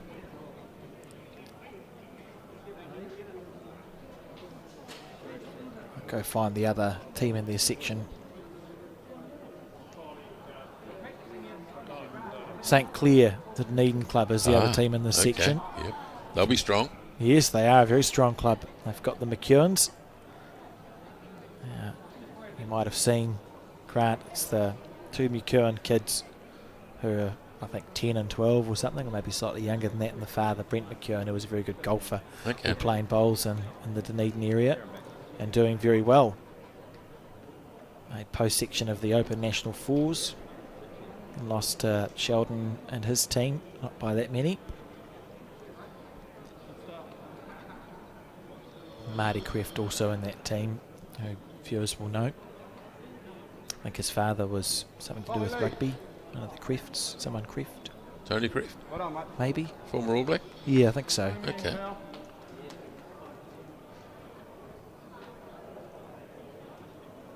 That sounds right.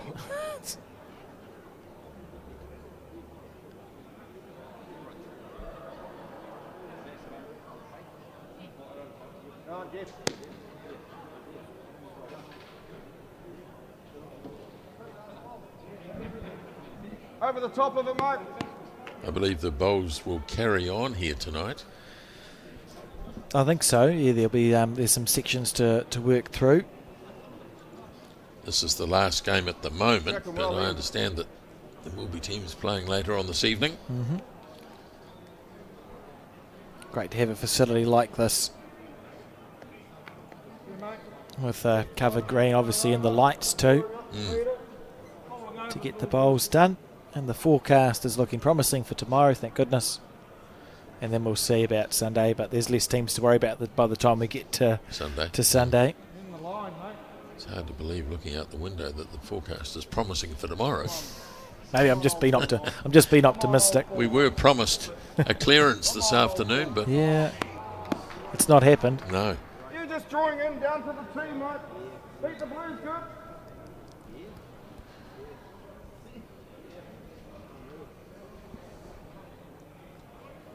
So Hikurangi looking for a clean sweep. Who would have thought? Quite remarkable.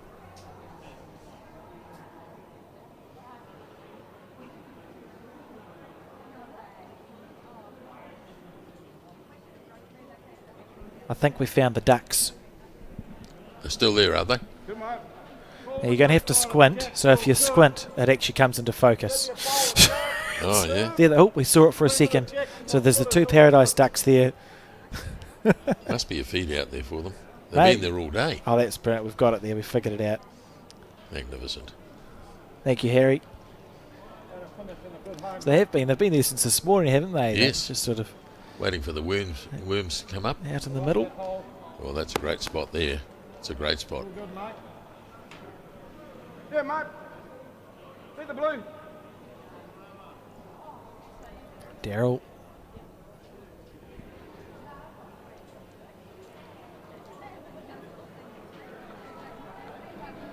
Run, Deza.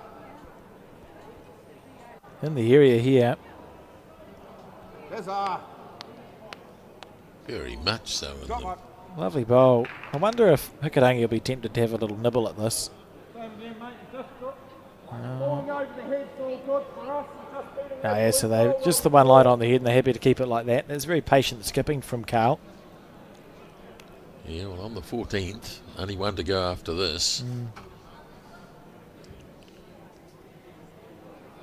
How's his weight? He's on a good line.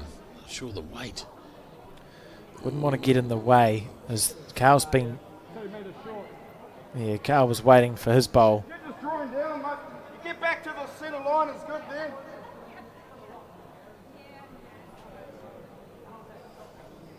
Slow down. Call past 5.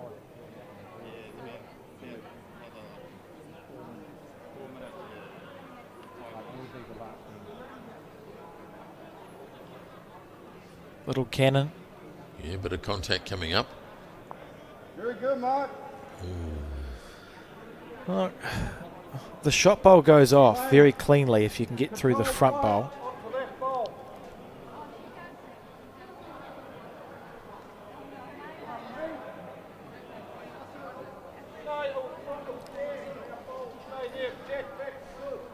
Yeah, Just control playing through it. yeah.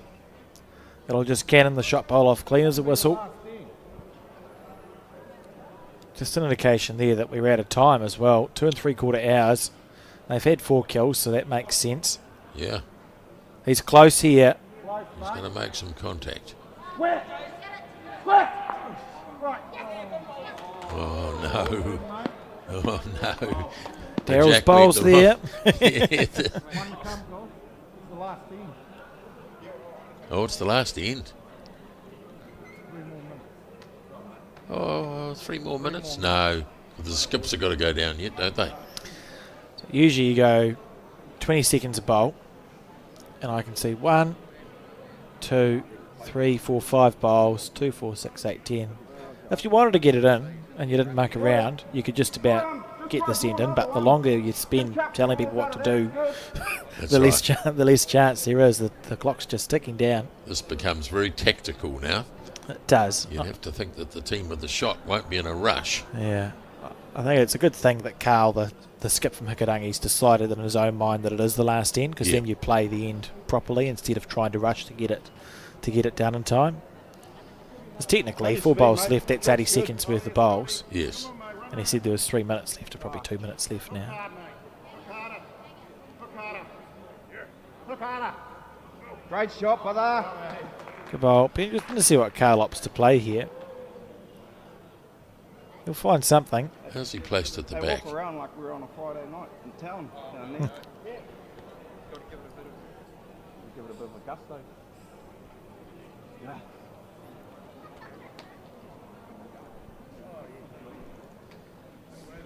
Hard to see a shot on for Carl. Maybe something with weight. Jack in the ditch? Yeah, why not? We've seen every other shot in the book. Yeah. Jack in the ditch on the forehand. It's like he was listening. He's gone to the forehand. Now what?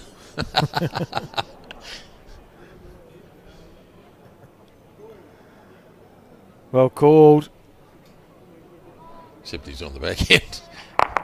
Oh, blimey, what's going to happen here?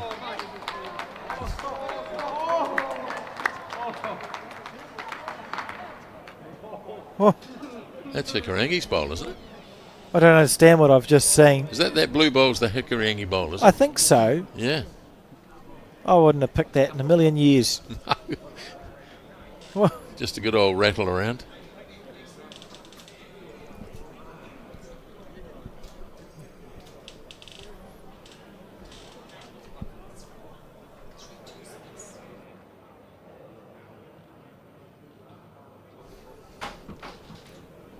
well. Pretty sure that's the lead bowl from the Yeah. Yeah. We play a ridiculous sport, Grant. Yes, I we don't do. understand. And now Riker's got to play right up to it. Close, bro. and He's try- he's binned it. He's binned it. Oh, great shot. You Great don't get shot. any better. It doesn't get any better. You can't beat it. You cannot beat it. He's looking around to see if he's got a Toucher. Yeah. toucher. Only one of the stuff. You can't do it. You can only draw a second shot.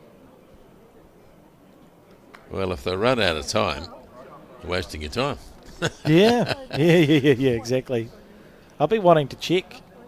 I suppose the umpires will tell them. What an outstanding bowl that was from Riker Gregory. Oh, you don't see any better. We've seen it all. It's great. Basically, you just have to find any toucher that you've got and then figure out how that's going to get into the ditch. And then you have to hit it. Oh, yeah, hit him sit. Pretty hard, though. Oh, looks like they've decided on a shot to play. They must have a toucher there somewhere. I would say so.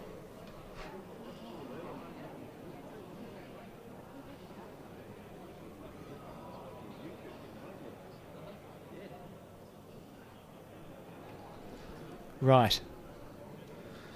So Carl about to play his bowl. And they found a shot.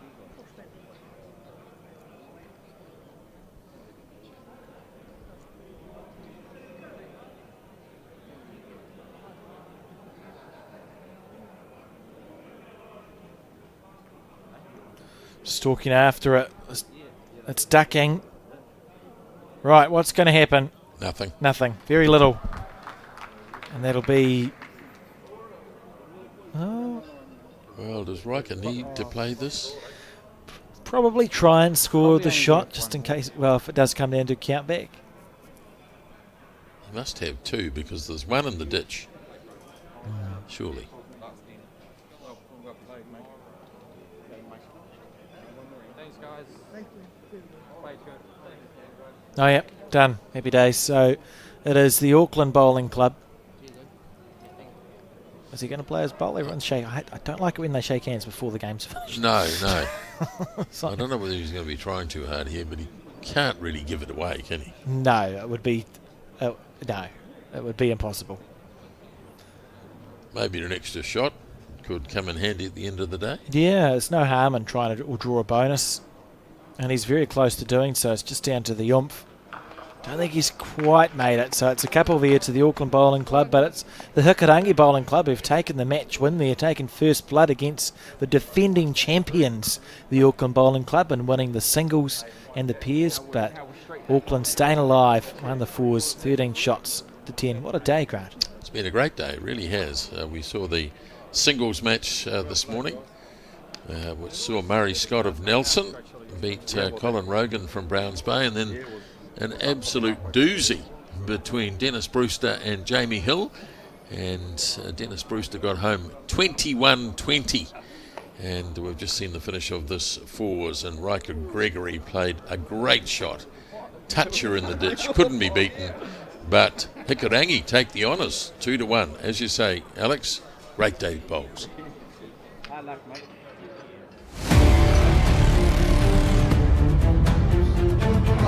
Outstanding bowl from Gail Melrose. She's close here, John. She's close here. Oh, how did that not take the jam? Does it avoid that shortish bowl? It does. Look at this. Oh, look at this.